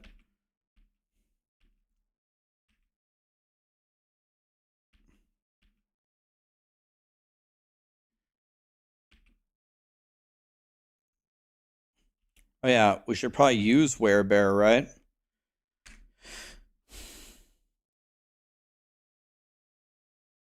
Turn into a werebear. Okay. It's got to be a good thing, right?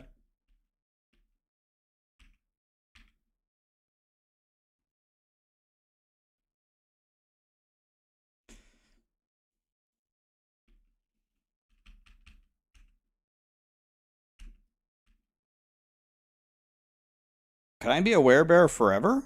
I don't have to... Oh. I can just be a werebear?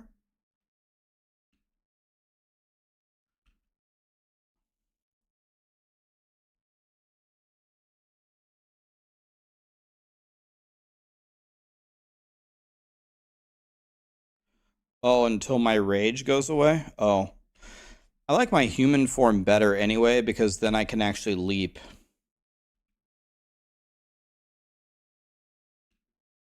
Do you get a movement skill while being a bear?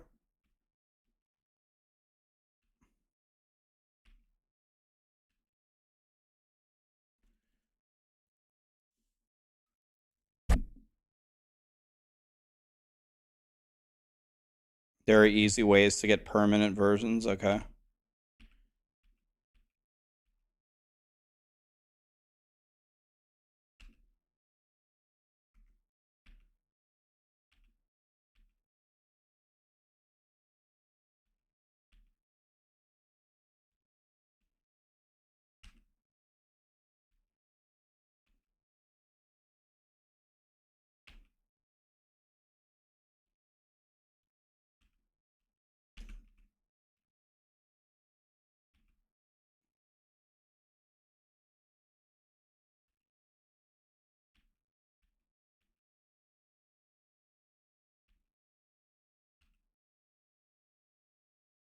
What did I think of the Falconer class? I haven't dove like super deep into it, but in the brief moment that I took a look at it, it seems like one of the stronger, what are they called in this game? Ascendancies? What are they called? Masteries? God, can every ARPG just use the same damn word for everything? Like, can we just call them seasons? For the love of God.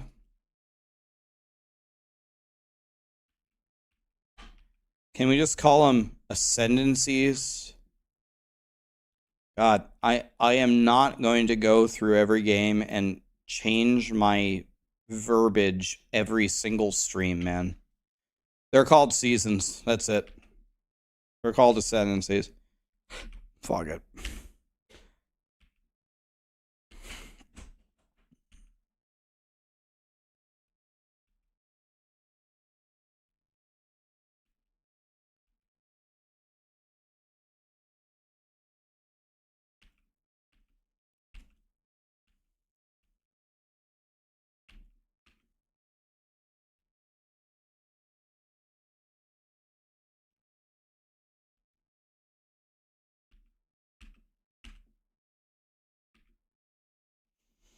Oh, okay, you can just switch back immediately.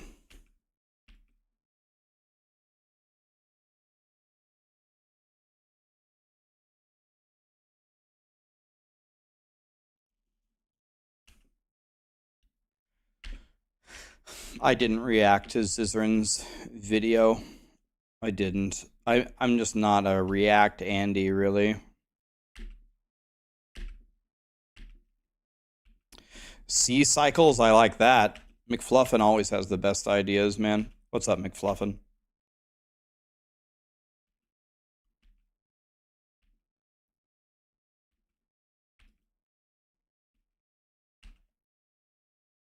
Go to the next video, Rax. I'm not Asmongold, man. Asmongold is the goat of that stuff. Masterization. Masterization tea.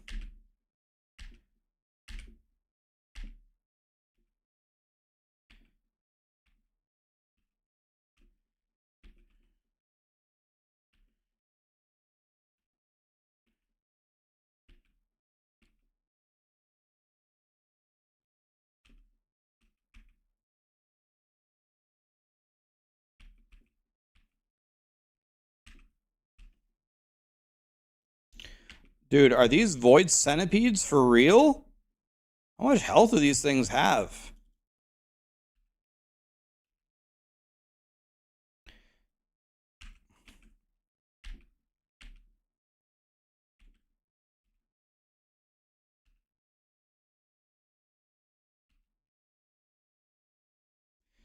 Reacting to Maxroll content is the meta.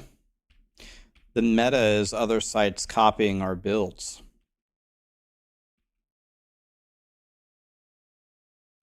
That's the meta.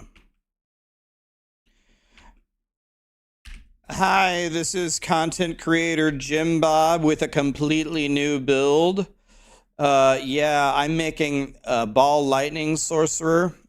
Yeah, so Maxroll has a ball lightning sorcerer, but I changed 3 of the Paragon nodes, and I swapped the rune for that makes you do 50% damage here to the one that does 40% damage and gives you 10% defense, and this is Jim Bob's build.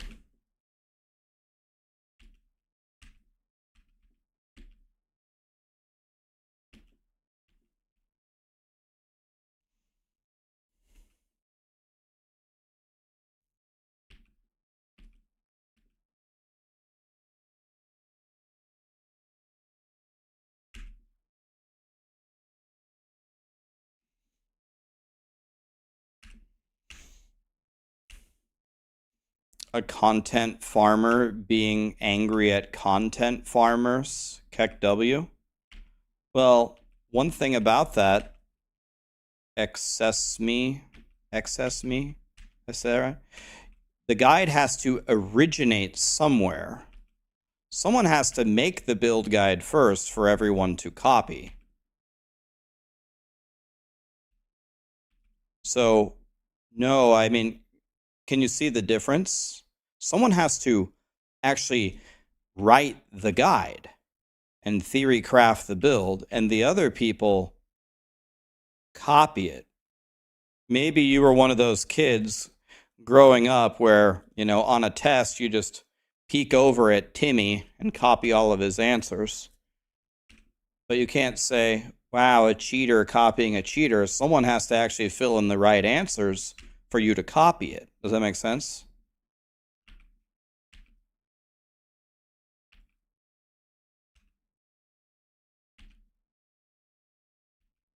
Chat GPT makes the guide. Do you know that I have raised the question seriously, could we have AI make our guides for us? I've actually raised the question. I don't think they can. They do what everybody else does. They just copy the Maxroll guide and give it back to you. It's like, oh, thanks. But maybe in the future.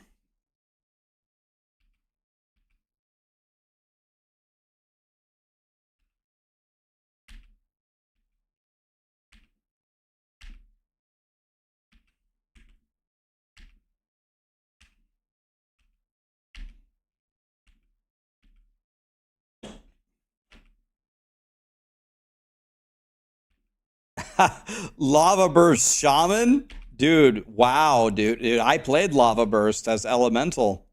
Hell yeah. Chat GPT knows what's up. Have any of you guys tried to only equip the items that you found in like the first 3 zones and beat the entire game like that? Because I haven't changed my gear, I think, since the 3rd zone of the game. Maybe that's why every single boss feels like Ragnaros to me. Is this the time for Werebear?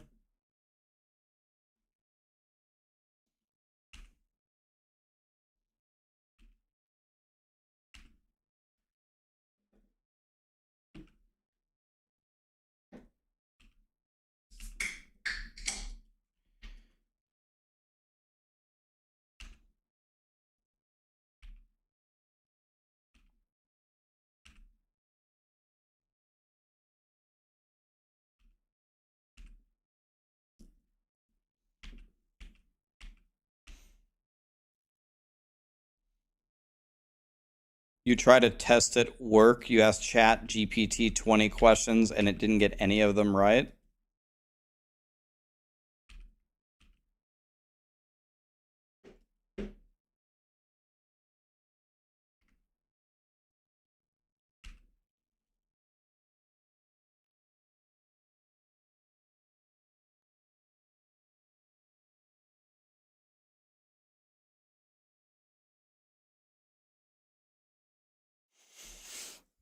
Lee just made the best Pokemon in Pal World. It took him 191 hours of breeding. Do you guys want to see the best Pal in Pal World? I think it's actually the theoretical best. Behold, ready?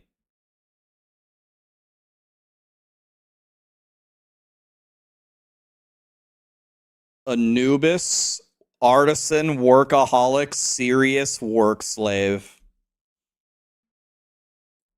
She is the one. We have like 150 or 200 Anubises, and we finally have the ultimate god of Pal World. I think it's the theoretical best in the entire game.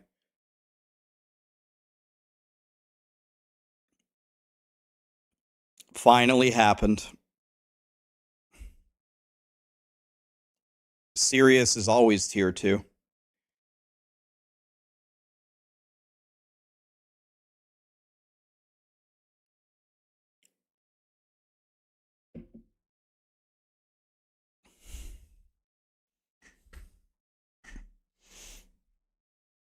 She is the one.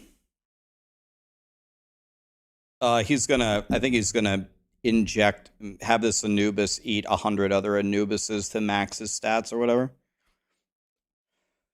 The eye levels or whatever.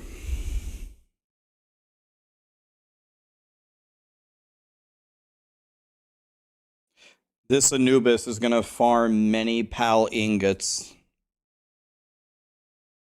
Wow.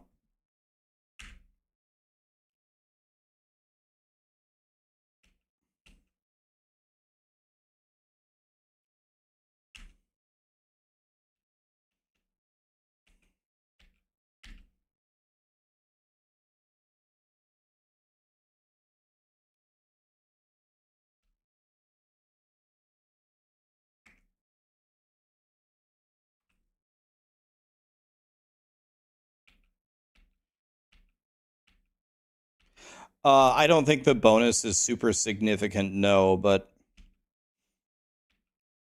you guys wouldn't believe how many egg incubators we have to breed a new by. We have an entire multi-level building in our base cooking Anubises all day long.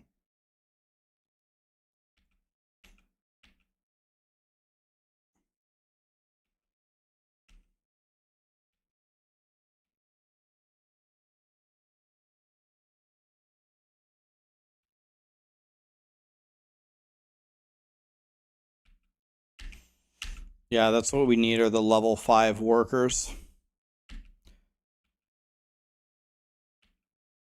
Rax, I'm new to Last Epoch. I have a lot of the glyphs, runes, and shards. Is there a point in keeping them all? Contronics. If you don't know this, I'm about to make your life so much better. Watch this. You're about to shed a tear of joy. Ready? Whenever you get these shards, click the transfer crafting items button right here. Watch. Boom. They store them for you right here forever. You want to pick up every single one that you get forever. And the reason why is you can use them to craft. So pick up everything and just click this button. Then after you click this, click the sort items button. Boom. It solves the Tetris problem for you. Imagine. I love you, Rax. I knew you were going to say that. As soon as you said you were saving everything in your stash, I said, holy shit, I'm going to have a viewer for life once I show him this button. I just got a viewer for life right there.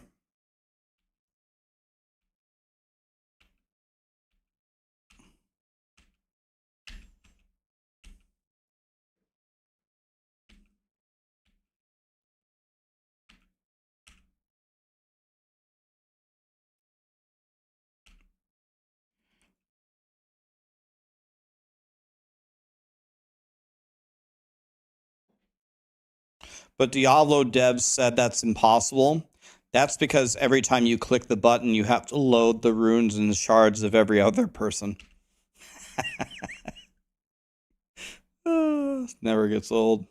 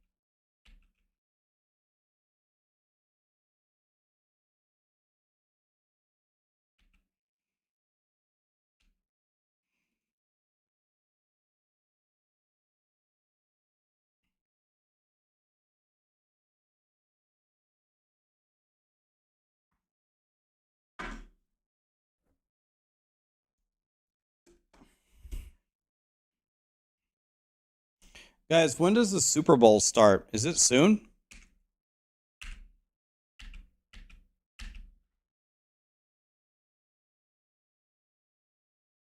Tomorrow? Oh, that's right. Okay, I remember. Oh, God, that's so funny. I checked. I checked what day it was yesterday at 12:01, and it said Saturday. So for some reason, I got confused. And I thought when I woke up it was going to be Sunday.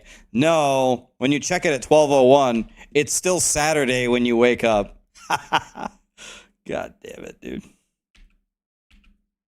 I thought today was Sunday. Jesus, I'm stupid.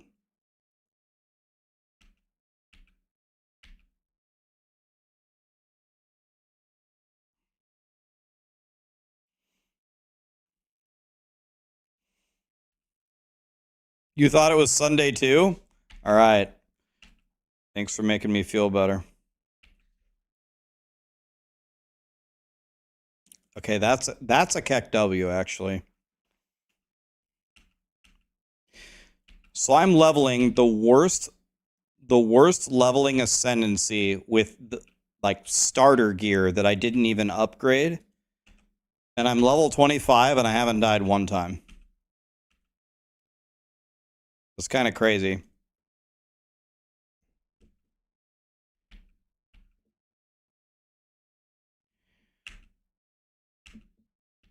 Sarah, what are you up to? You're gonna go shower? Okay. I'm just wondering. Are you streaming tonight or nah? Okay, what are you gonna play? Pal World? Are you gonna play Last Epoch?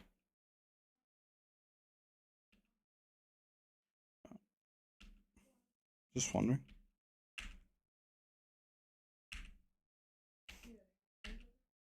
No, Super Bowl's not till tomorrow, apparently. Today's Saturday. Okay. What?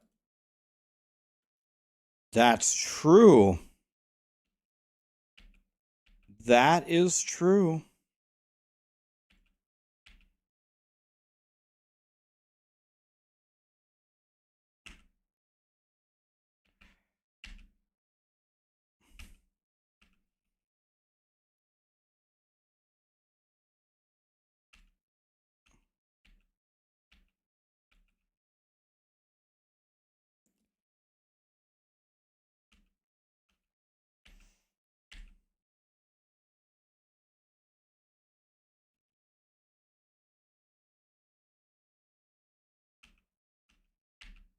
I'm frying.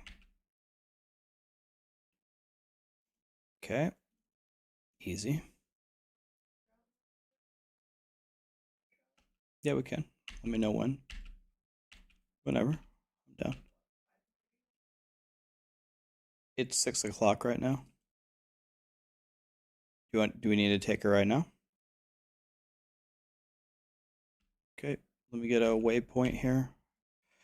Next waypoint, we take her out. Should be soon? Should be any moment. When was the last time I got a waypoint? Okay, there's one back there. Could just walk back, I guess.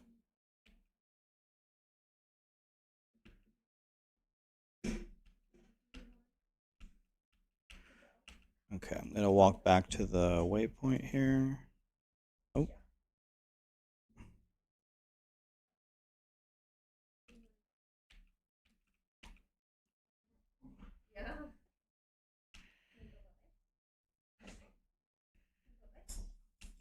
How's Callie doing? She's pretty great, actually.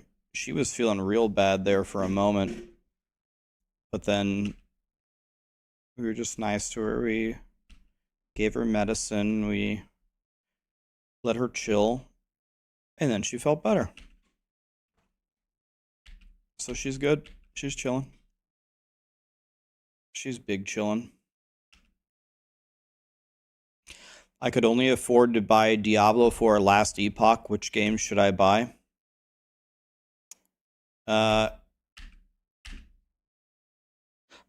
I mean, I hate to say this, but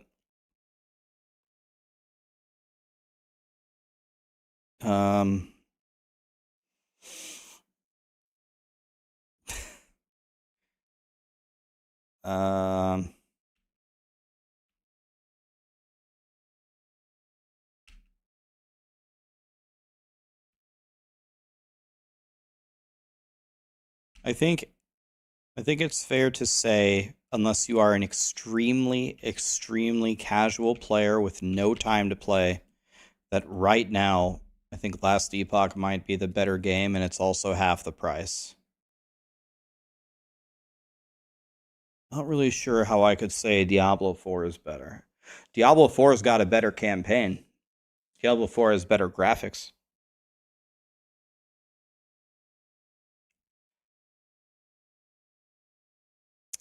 Diablo 4's got better sounds.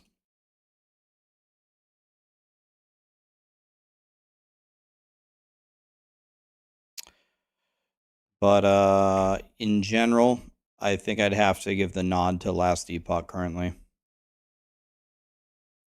If you're a very, very casual player with very, very low playtime, and you really, really like to get immersed in the campaign and you don't care too much about the endgame, then Diablo 4 is the better option. Yeah, kind of like Gauntlet. Yeah, I could see that, Wario, for sure.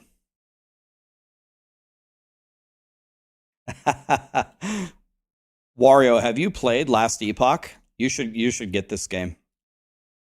This game is good. I'm just gonna sell it. I know I'm supposed to salvage it, but I don't care. I don't want to salvage it. Actually, I guess it depends, right, on how many runes of shattering you have. But if you're brand new on a league start, is it actually better to vendor the first couple of items that you get because they're so low value on the shatter that you probably don't get jack shit anyway? It's probably better just to bank up gold and use the shatters later, because you don't have the shatter runes to shatter them anyway.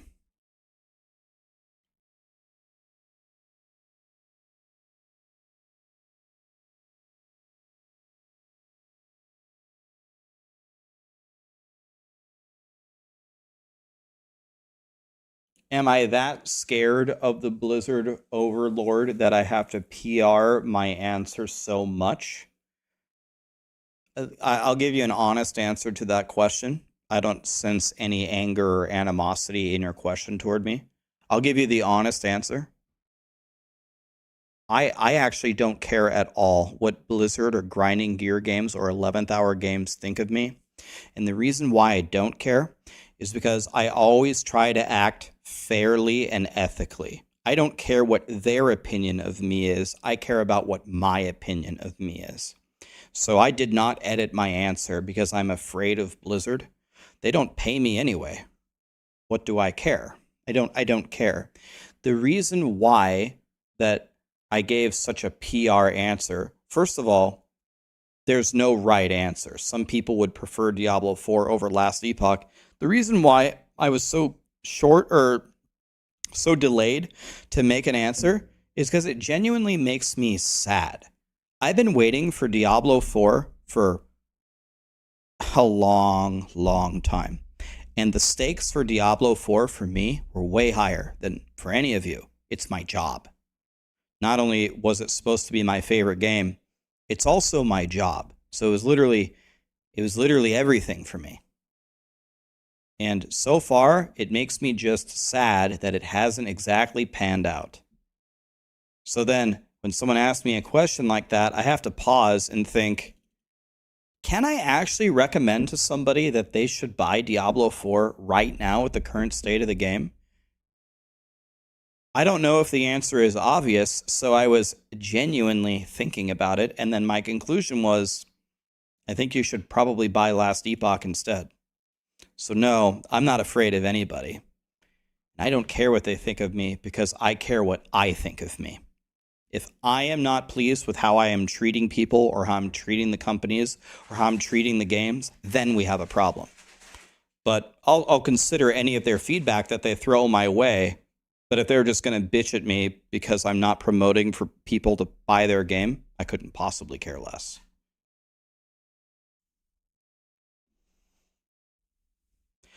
I'm going to go outside real quick. I'm going to take Callie out, and let's play a little bit longer, all right? Be right back.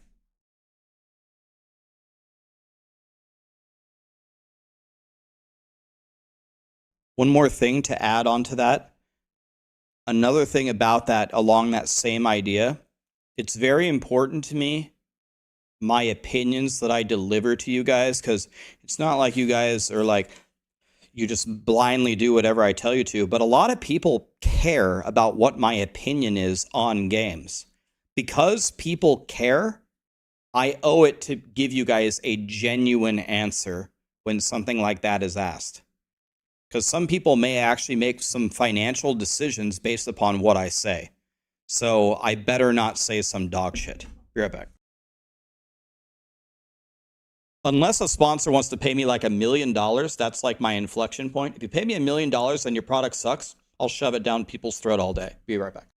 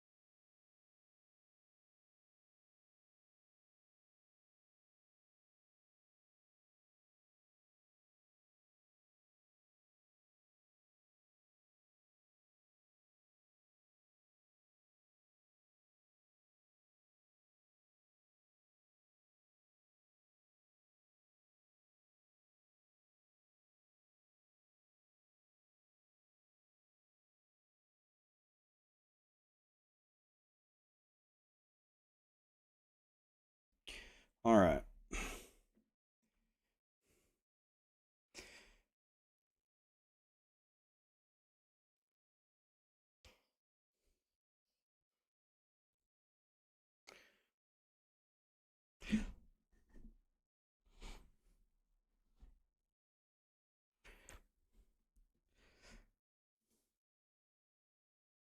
Okay.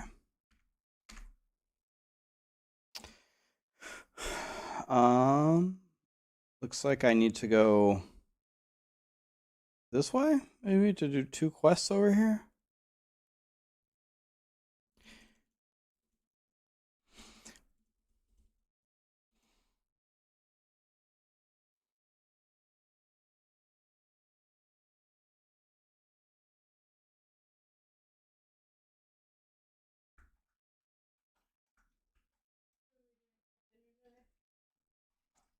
Whatever you would like. What do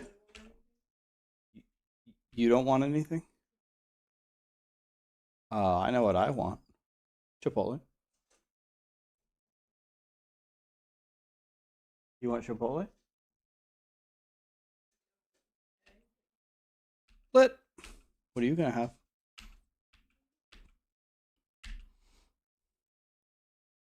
Chipotle is goated.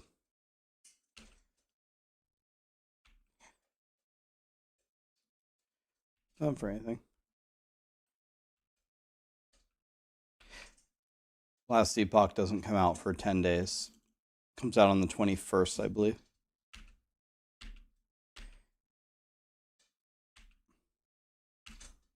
You getting a shower? I wonder what we're doing tomorrow for the Super Bowl, if anything. I wonder if we're gonna do anything. Am I not in the right spot? Okay, it's telling me to go this way. Might be in the wrong spot here.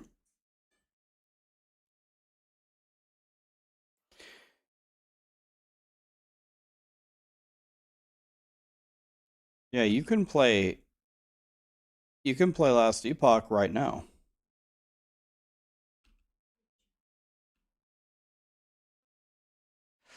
You can play Last Epoch right now. The full release is not out, no. The full release, the patch comes in 10 days, but you can still play the game right now if you want. Wait, I beat it? All I had to do...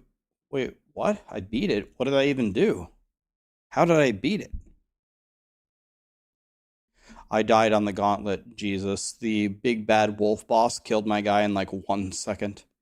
He put a bleed on me and it killed me instantly.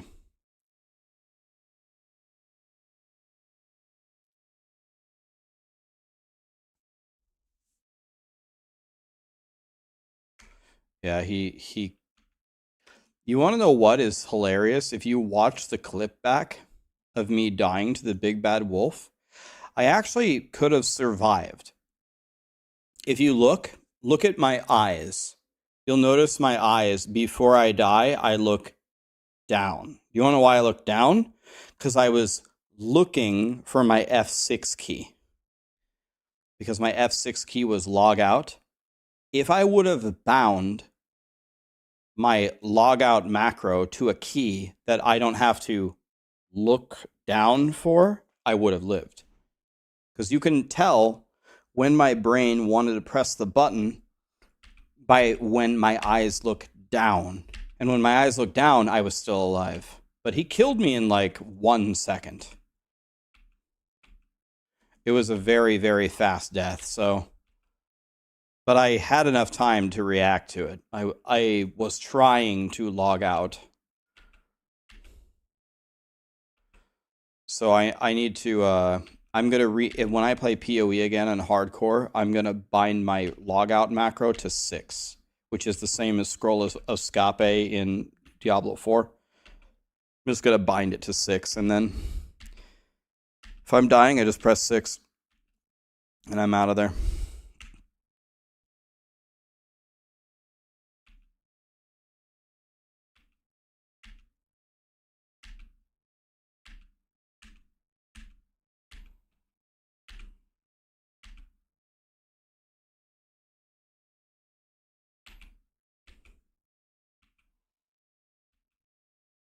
You hope this game supports PC for controllers. I can always remember Last Epoch's answer to controller support. The answer to that is the CEO of Last Epoch only plays controller. So controller support not only will be a thing, it will be a heavy priority. Because the CEO only plays controller.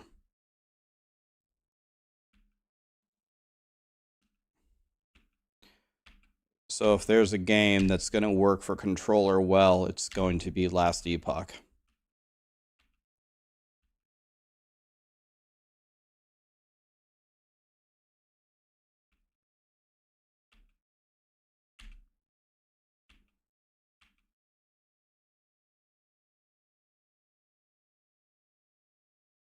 For season 1, am I going to go SSF or trade?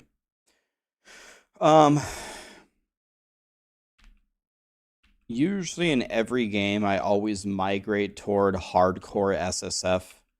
I like everything. I like softcore, I like hardcore, I like trade, I like SSF. It doesn't really matter to me. It genuinely doesn't matter to me. But people seem to like to watch hardcore SSF more than anything. That seems to be everybody's favorite thing. So I just think I'm just going to play that.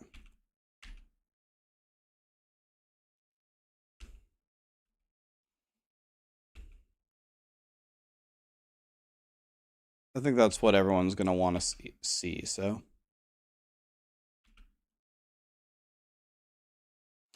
Most streamers just get fed gear from viewers. Yeah, I've seen that in lethal doses in different games.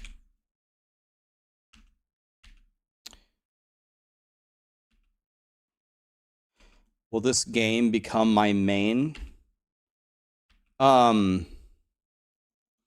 So the way that I approach that topic, it's kind of like a middle ground. Here's what I did for the first 4 years I streamed. I only played Diablo 3.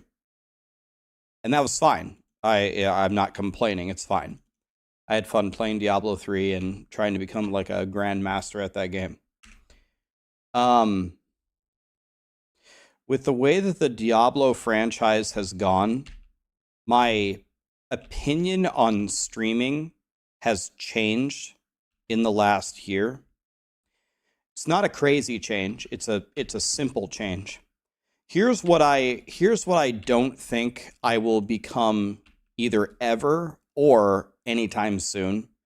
I will never become a variety streamer. The reason why is I don't want to be a variety streamer. I don't want to play a game for 2 days and play a new game for 2 days. I don't like that. I won't have any fun doing that. I want to try to be good at the games that I play. But then I asked myself, well, in order to be good at a game, do I have to play just one game? No. I can play multiple games and probably, be pretty good at a lot of them.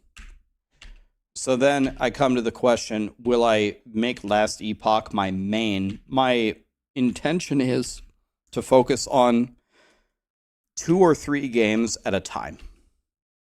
Where whenever something really exciting comes out for those games, I blast them.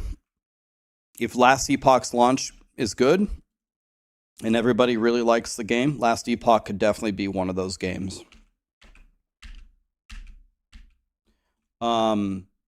Another thing that I will absolutely do is, from now on, is if another game comes out that really interests me, that is not in the ARPG genre, I'm probably going to stream it. And I don't care. Like, if people don't want to watch, I get it. That's fine. But I'll give you an example that's about to happen.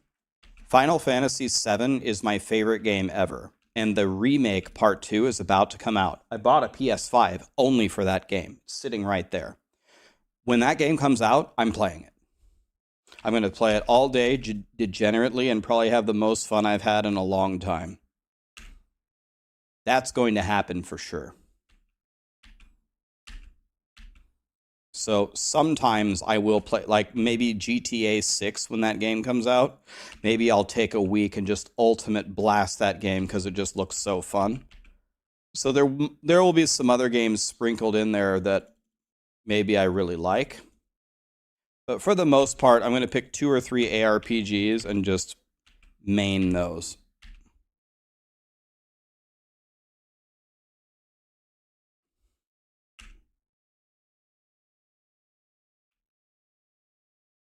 The Spider-Man games are incredible. I've actually heard that. You're not the first person to have that opinion or tell me that. They said the Spider-Man games are pretty good.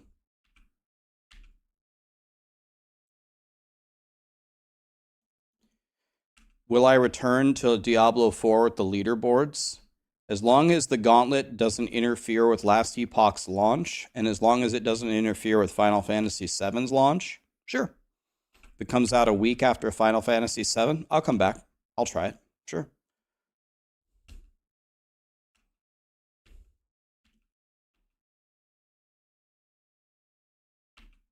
I still stand by what I said, though.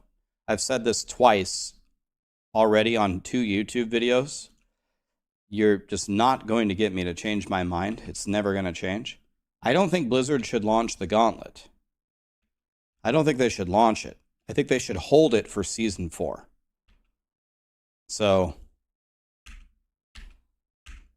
I haven't played FF16, but I'm absolutely going to buy it and play it. I'll probably play that off stream, because that's kind of like old news. But I will absolutely play FF16. I'm going to play FF16 probably once I hit 50 in Pal World. I'm 48.5 right now, so I'm almost there. I'm almost done with Pal World. I have practically everything in the game. I'll probably go FF16 at that point.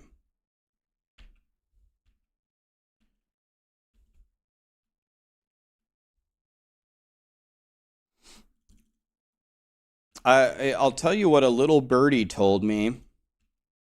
I'll tell you what a little birdie told me because I talked to one of my buddies that works at Blizzard.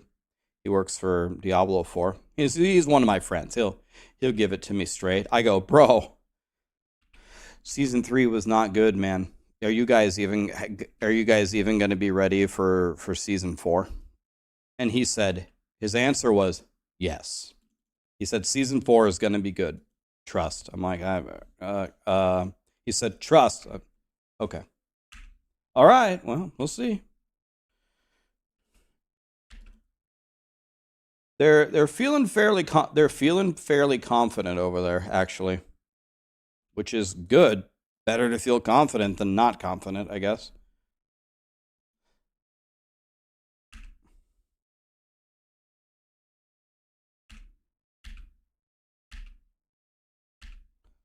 What would I rate this game? Let me deflect that question to ask me a little bit after the launch. Let's judge it on its launch. Because right now, Last Epoch has a little bit of trouble. They have some bugs and stuff. But they said that they're applying a good level of polish on the release. Let's rank it on the release.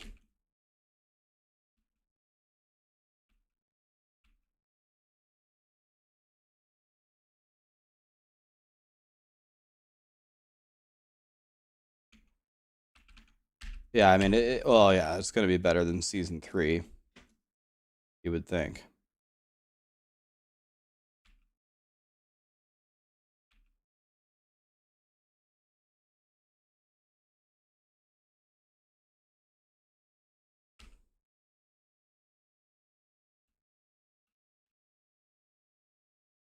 What mastery am I? A druid.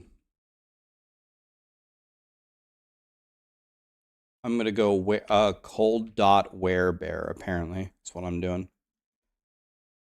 By the way, I have this completely messed up, I just realized. Lily just raided me. Thank God I just fixed it. I had everything blocked. Lily, what's up? Dude, first she raided me in Pal World, and then she raided me in Last Epoch. Lily and I are best friends. And Kelly just resubbed at T3 for 43 months. Is Lily still here?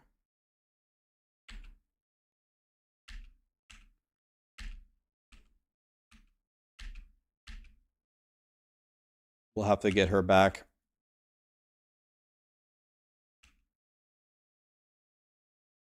I know she's been blasting Pal World. I saw her riding around on her flying mount, just shotgunning everything. I saw her even shotgunning the ore mines. I was like, wow, she uses the shotgun for literally everything. Even to mine. Wow. That's god tier gaming right there. I saw she was playing Last Epoch. She's been playing it for a while. I watch Lily stream more than you might think. I watch her in the PoE races, and I was watching her learn Last Epoch.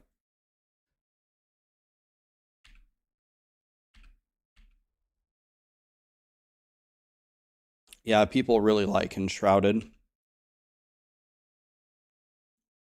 Enshrouded in Pal World, wow.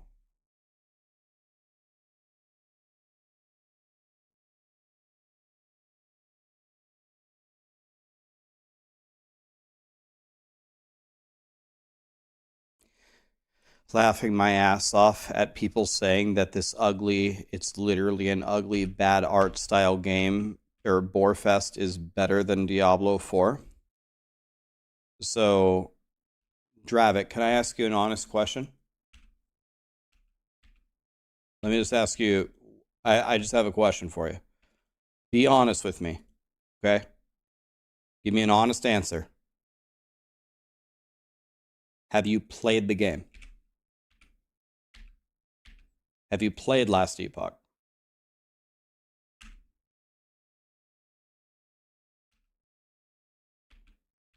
I know you're watching it. I know you don't like the art. Did you play it, though?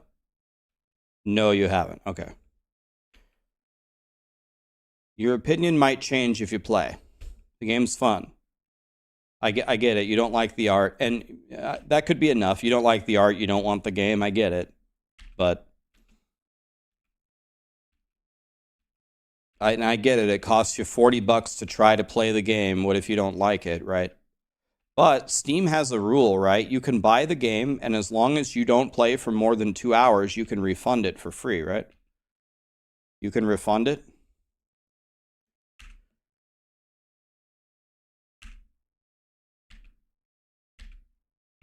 Yeah, you're not going to get very far in 2 hours, but Last Epoch is giving a free demo. They are? Oh, I didn't know that. They changed it to 10 hours or 3 days. Yeah, well, it's not really enough to judge it, but the reason, Dravik, Dravik, you got no argument from hardly anybody. Hey, is there anybody here that thinks Last Epoch has better graphics than Diablo 4? I certainly don't. And I think if you think that these are better graphics, I think you need to go see your local optometrist. But that's not why people like the game better. But there ain't nobody who thinks that these graphics are better. Nobody thinks that. Unless they've been bashed in the head with a baseball bat.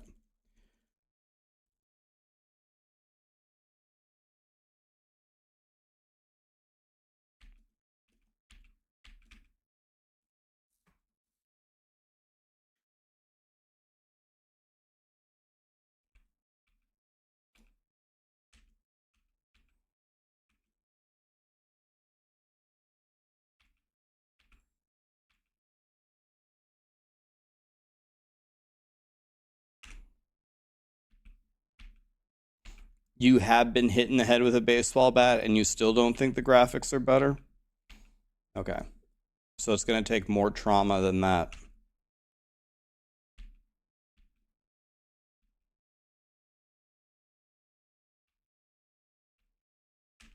I will be honest, the part of Diablo 4 that makes it fun for you is the wardrobe and transmog system. Okay, I'm going to ask you another honest question. No malice meant by this question at all. Just a genuine, honest question. Are you being honest with me or are you trolling? Your favorite thing about Diablo 4 is to log in and do the wardrobe? I'm trying not to lie. It's a serious question. Are you being serious or? Now I think you're just fucking with me.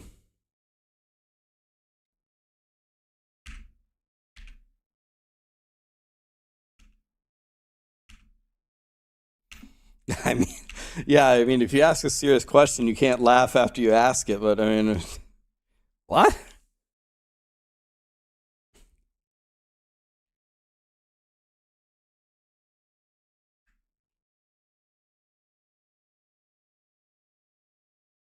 Oh shit, there's a boss here.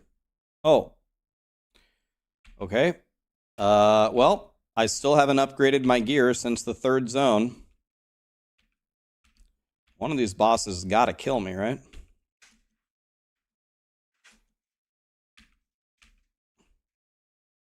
Okay, I got getting some lag here. So does this thing stay forever until I kill it, or? Okay, I don't seem to even have enough damage to kill the turrets. All right, there we go.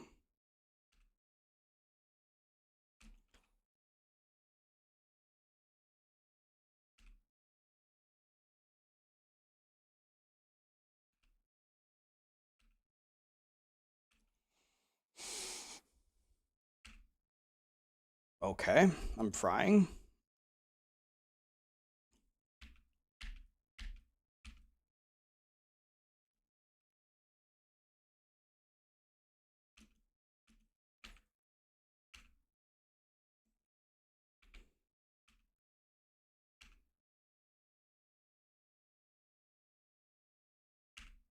I might have, right now, the worst last Epoch character ever made in the history of the game. This might be the very worst one.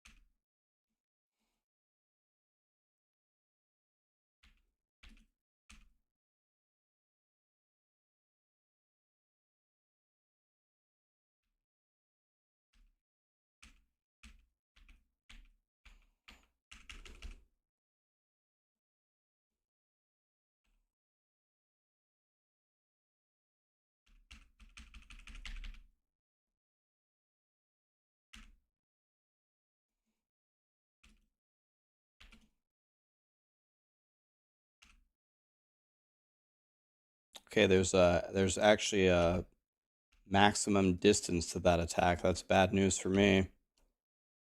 Really bad news, because now I'm really behind.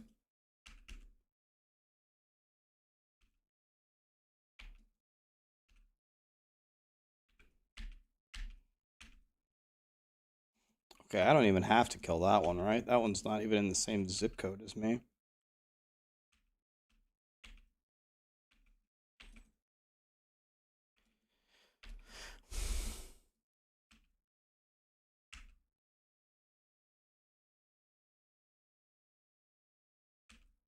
I just killed that guy with the starter gear from like the 1st zone. Cac W. Get wrecked. On the shittiest class.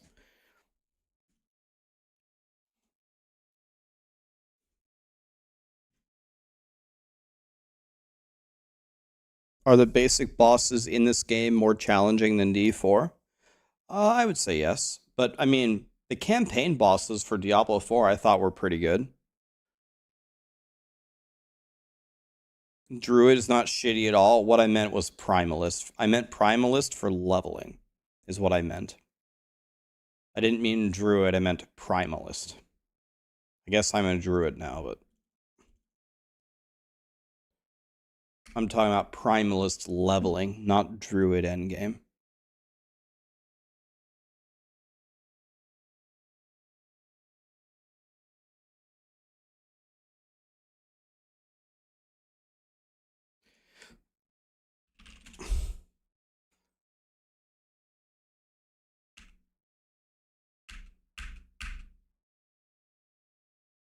All right, let's put in our stats here. All right. I don't have any more points? Damn it. All right, what about this thing?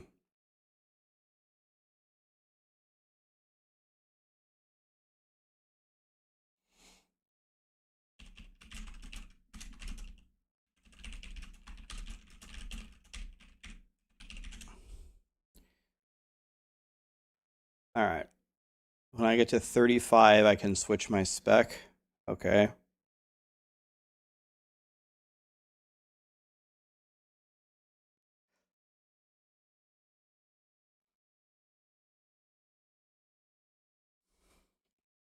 I don't get it. Am I supposed to spec out of this?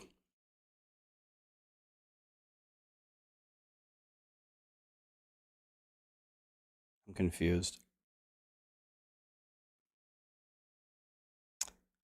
Uh...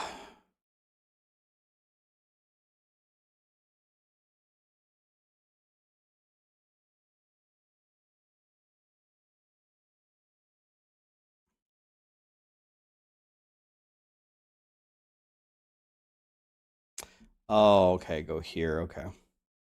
And then Maelstrom. I got one of those.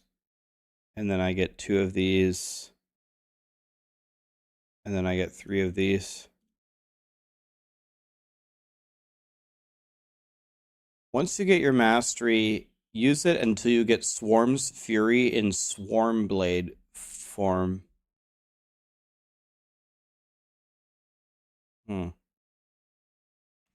Barrage of the Swarm.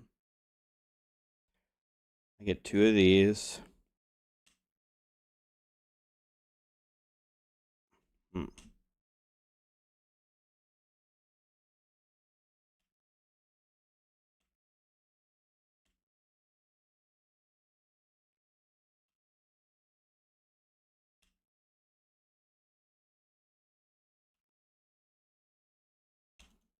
I'm confused.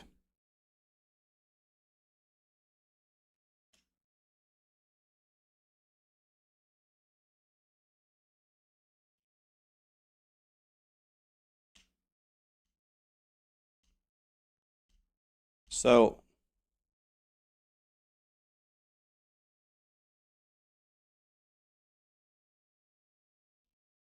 okay. So I go to werebear form. Then I use roar.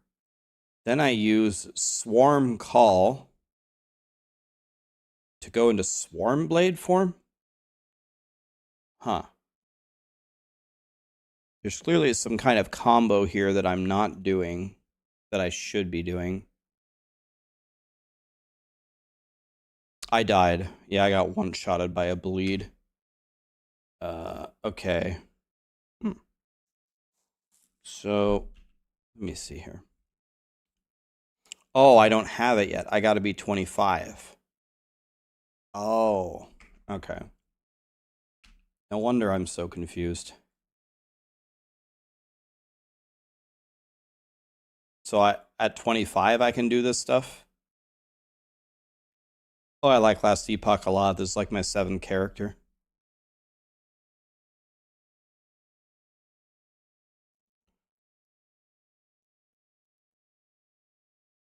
It's fun. I don't have any idea what I'm doing. I wouldn't say I'm a beginner. I have a pretty good idea of what's going on. I know how to get through the campaign. I know how to work my way through the monoliths. I know how to get to the empowered monolith and build corruption. I know how to target farm. I ran some of the dungeons, and you spend gold for the rewards at the end, or the mega rewards. I've done a little bit of quote-unquote endgame crafting and the slamming, I made a really godly Void Knight weapon, for example. So I wouldn't say I'm new, I'm alright. Yeah, the axe that I have is pretty crazy. What's it called? Apathy's Maw? I'm lagging really bad here.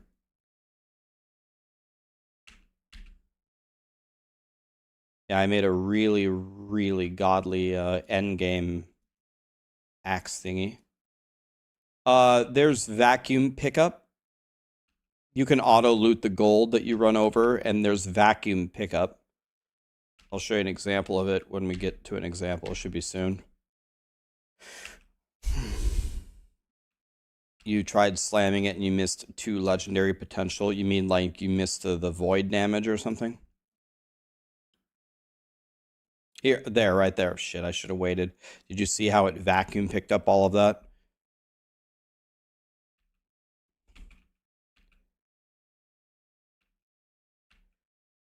Yeah, I hit the 1 legendary potential Apathy's Maw. I hit it with the T7 crit chance or T7 void damage, whatever's the GOATest thing. I got it in 1 try because I'm an unethical player.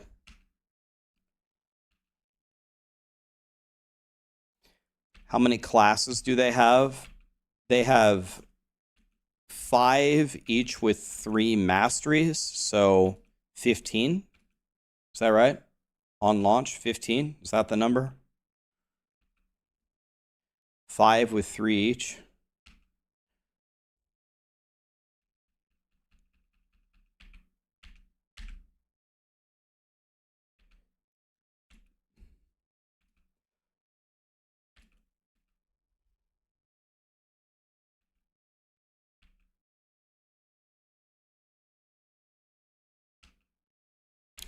Rune was the very first character I ever made.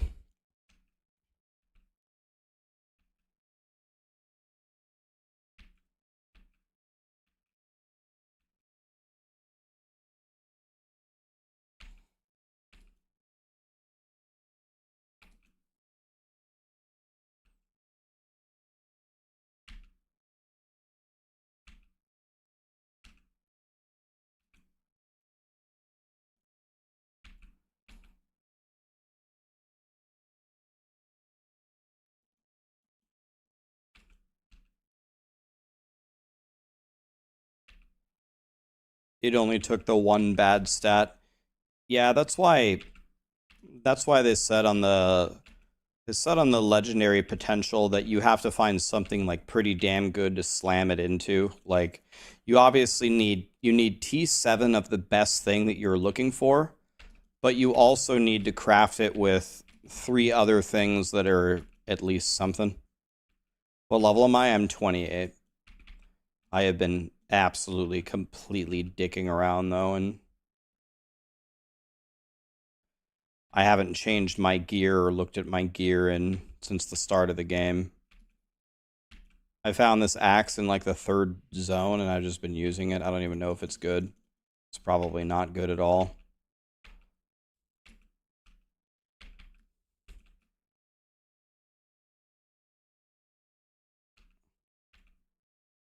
Haven't died so far though, still alive.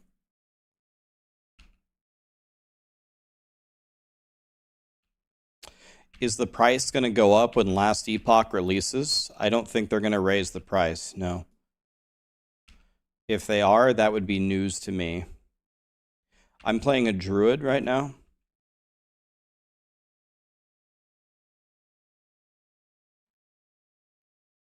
I am playing a druid.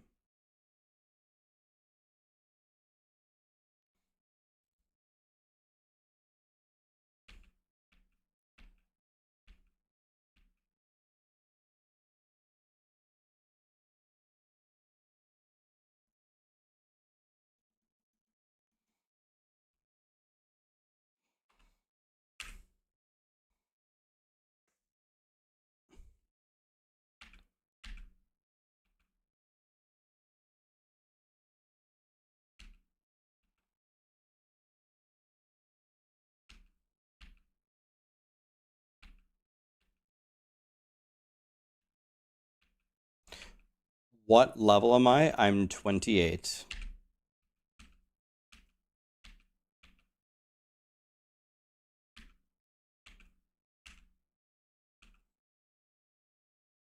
Yep. I'm 28.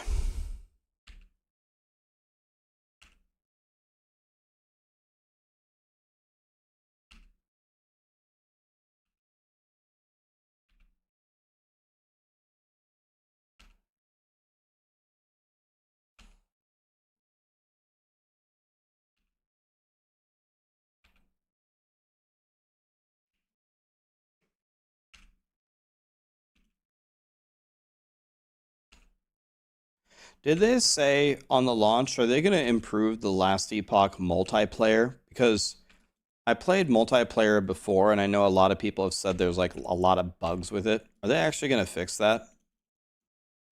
Is that like a priority for them?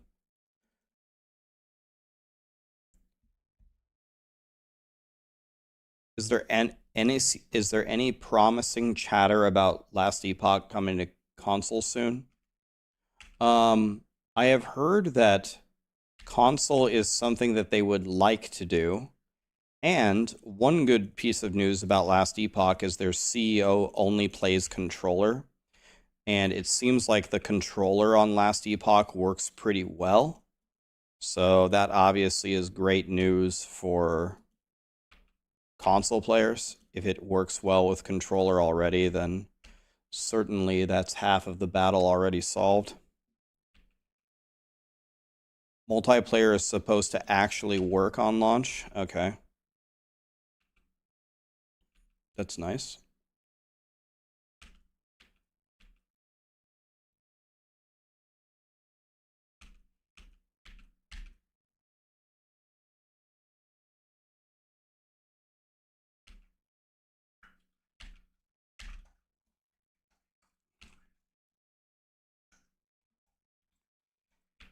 The only bug you got playing multiplayer was the loading screen zone.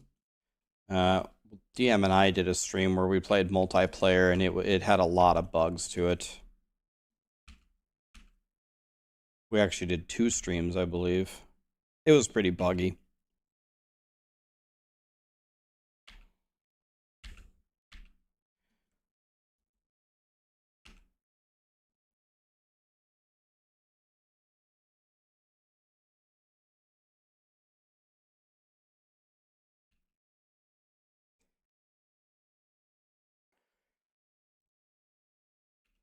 They originally said that multiplayer was going to be sorted out after release, but then they took a lot of time to release it before release. It caused an awful lot of hate. Yeah, I actually, I was talking to 2 of my friends about a month ago. They like ARPGs. I asked them, are you guys going to play Last Epoch? And they said, so they always play multiplayer, they never play solo. And they said they would love to play Last Epoch if the multiplayer wasn't so buggy. I would say the multiplayer for it is probably the most buggy thing that I've seen in Last Epoch. I'd say it's probably the most unfinished thing.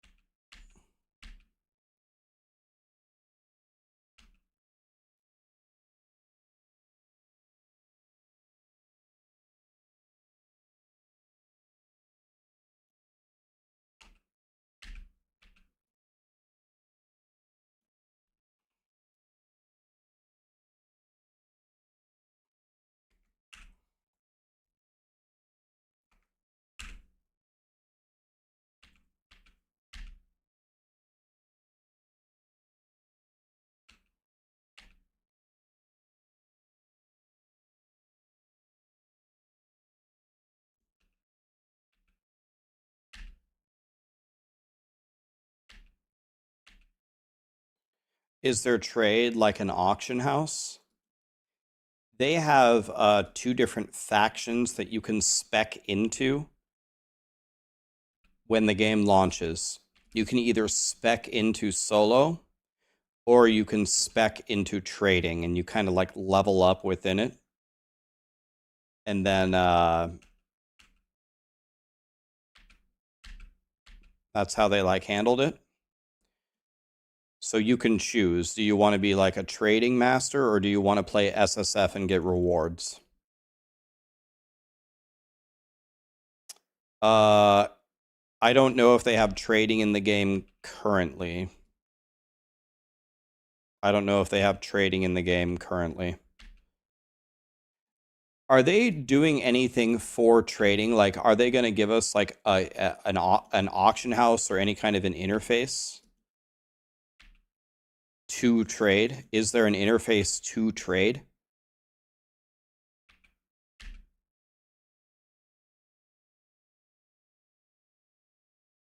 They do have an interface. They have an auction house. Are you saying they're going to give us an auction house and a website to trade with? Both?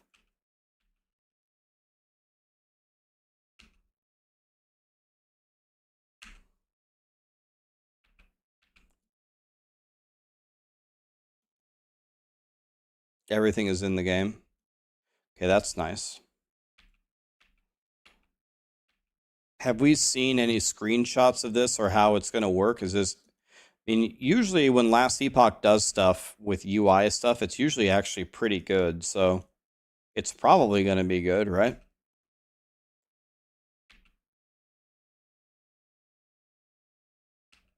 There's a video from EHG, and how does it look? Does it look pretty good? That's what I would expect. Is this guy for real? Fuck it, I'm skipping him. That guy's a piece of shit.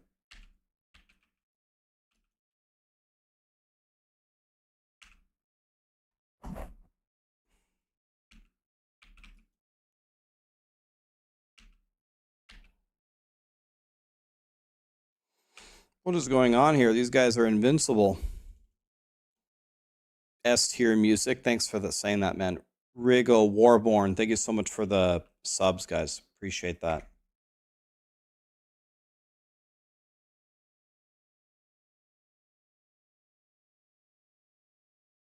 React. Dude, are you guys trying to turn me into Asmongold? Asmongold is the React god, not me.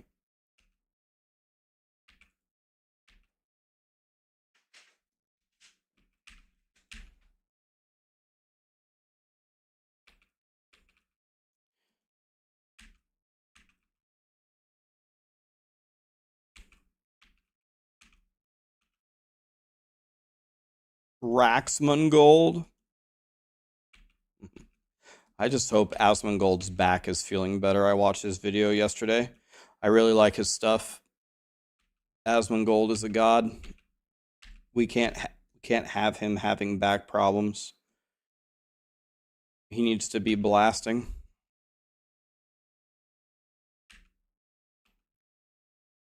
I could be the #2 React god. No, that's Moist Critical, right? That's not me either. But Rack, you could be the #3 React god. I don't think I have enough, I don't know what the word is, charisma for it. Like, I listen to what they say and then I just kind of dully and dryly, objectively respond.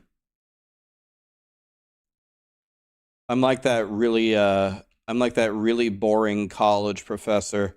Okay, guys. A squared plus B squared equals C squared. SOHCAHTOA test on Friday.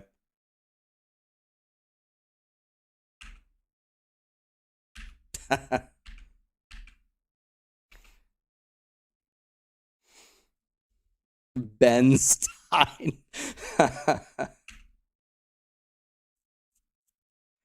The #1 objective React god, that could be it, maybe.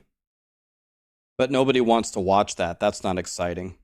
People like the hot takes and the well, I'm really glad I didn't say what I was going to say. That would have got me canceled instantly. People with the let's say flamboyant personalities.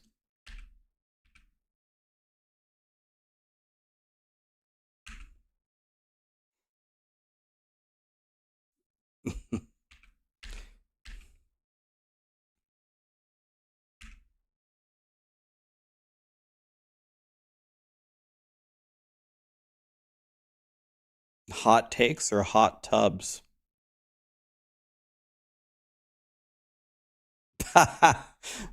Number one 3-hour lecture monotone god. Seba Hawks, thanks for the 100 bits, man.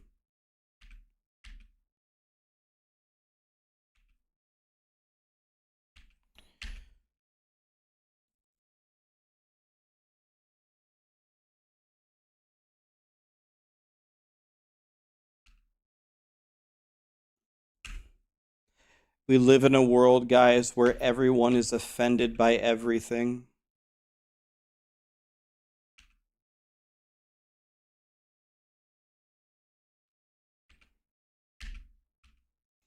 Everything you say gets you instantly canceled.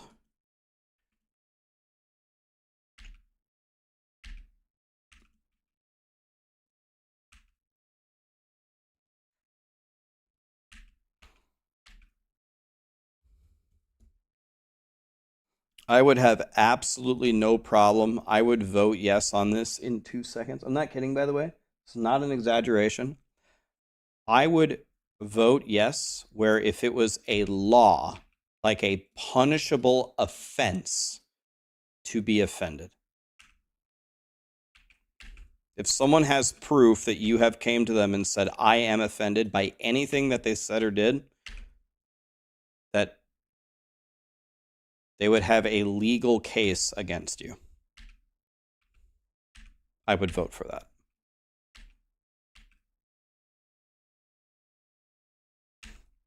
And I'd try to get everyone to vote for it.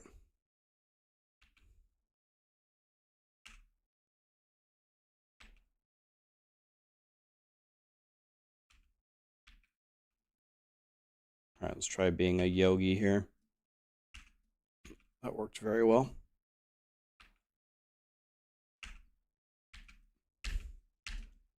I would vote in favor for it to be illegal to be offended by anything. If someone came up to me and said, Rax, you're fat, I would legally not be allowed to be offended. If I would voice that what he said hurt my feelings, I would go to jail. I would vote for that. I'm not an exaggeration.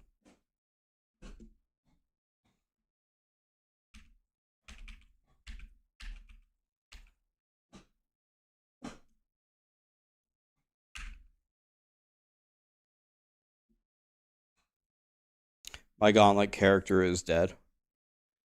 They applied a bleed to me and I died.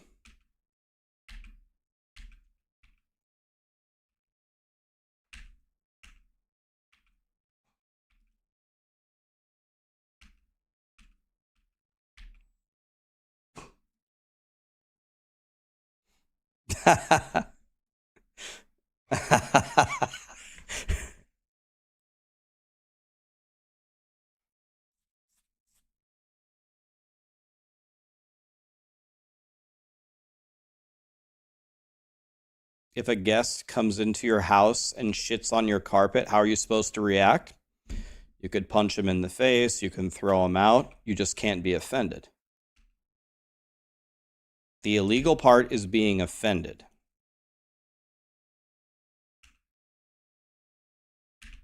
I never said you can't take action against it, you just can't be offended by it.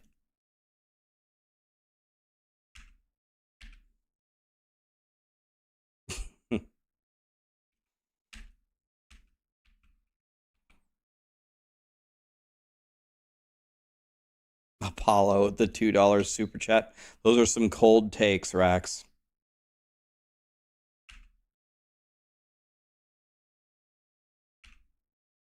If you're not offended, why take action? You don't have to take action if you don't want to. You can let them shit on your carpet.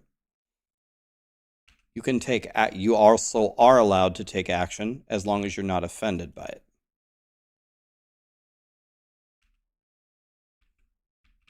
Savor the aroma. Jesus.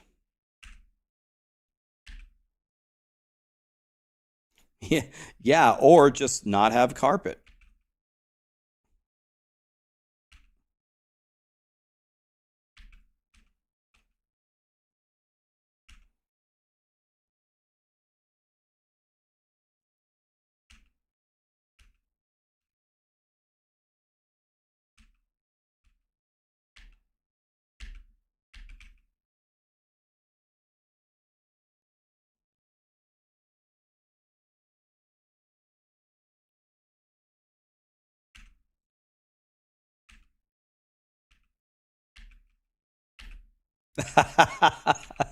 You could be offended, you just can't write about it or do a tweet longer. Yeah, I mean, we can't like rip open your soul and your feelings and measure if you're offended that way, right? So if you are offended, as long as you hide it well, then that's fine.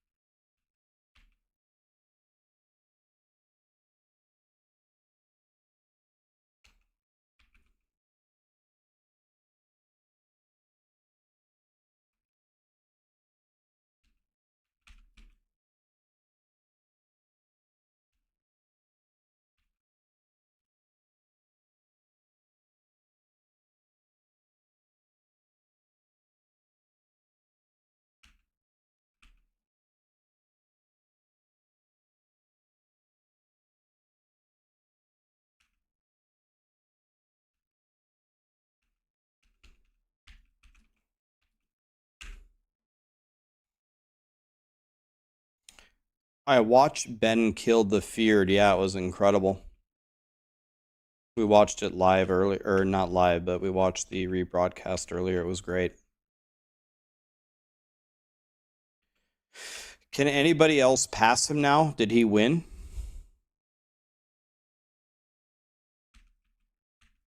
Or is that it?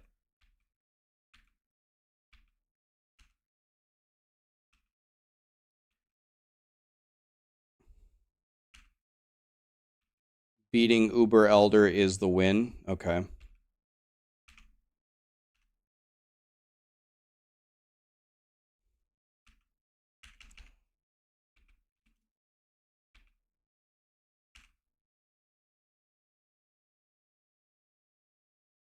Does this thing ever stop? Okay.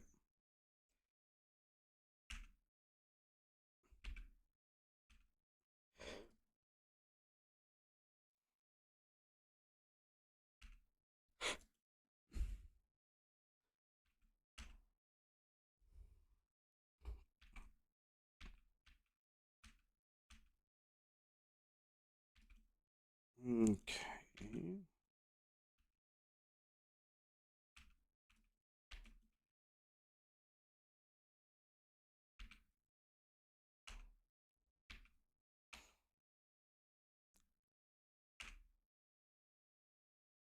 Absolutely dicked. Wait, another boss? Spoke too soon.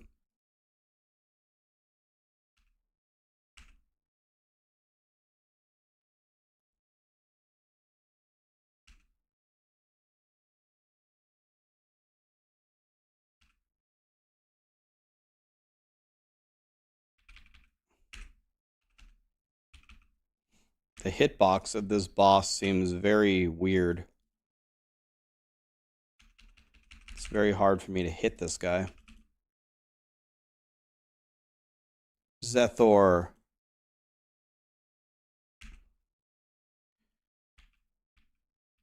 We should... Okay. I'll have to check it out then, the trading video. Maybe we'll watch it on stream tomorrow.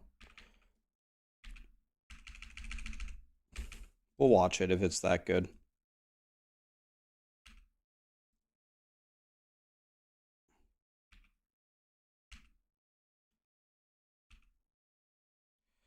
We can.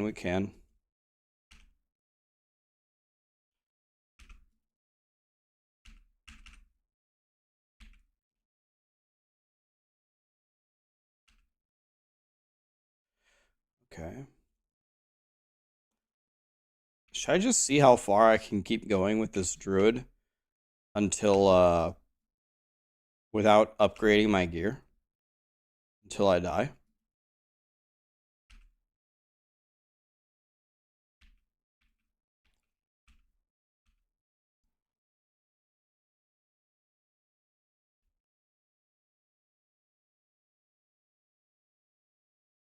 I'm not on hardcore. Could have made it on hardcore for fun.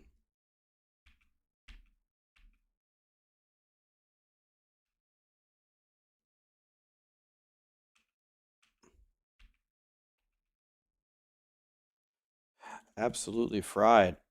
It's not fit in inventory. Wah.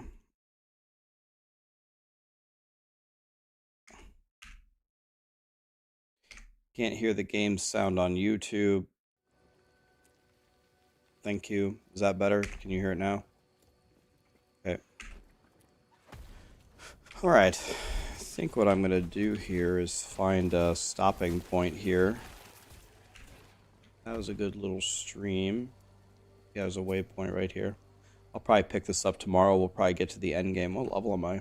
29, about to be 30. This game's fun, man.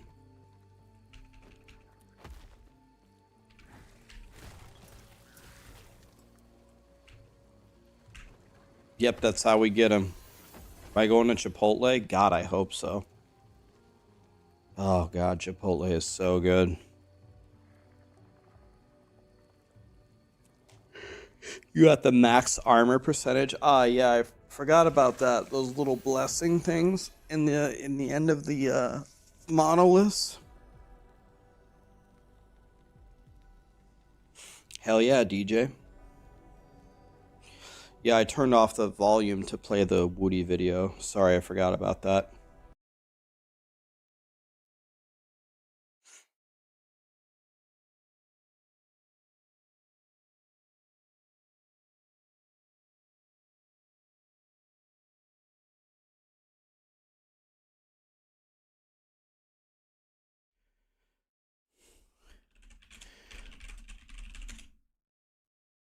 Okay.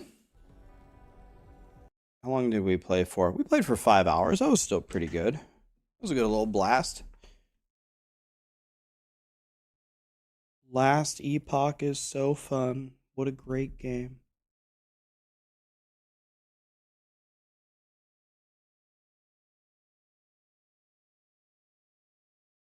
Okay.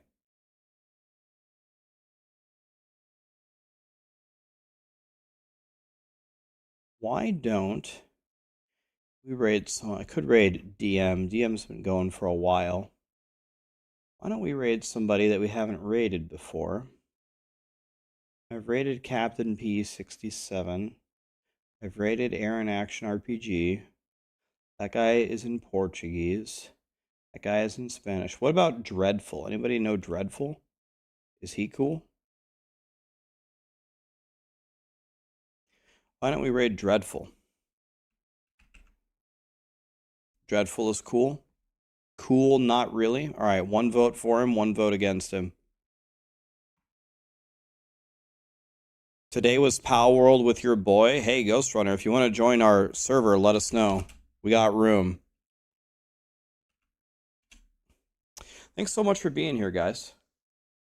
We're learning more about Last Epoch here. Actually, I just picked up the starter loot and just killed. I'm still using the stuff I picked up in the first zone.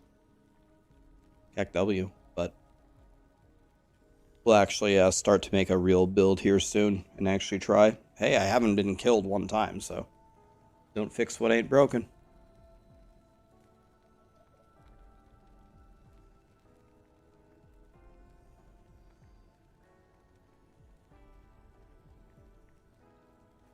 What are the ways to avoid the way that I died in PoE?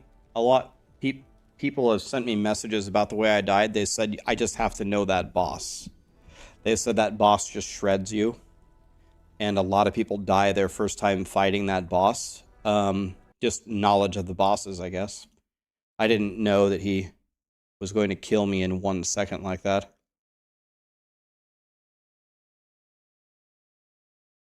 Knowledge will take you very far in Path of Exile. Now I know to be terrified of the big bad wolf. It was the wolf at the end of the Talisman League or something that killed me.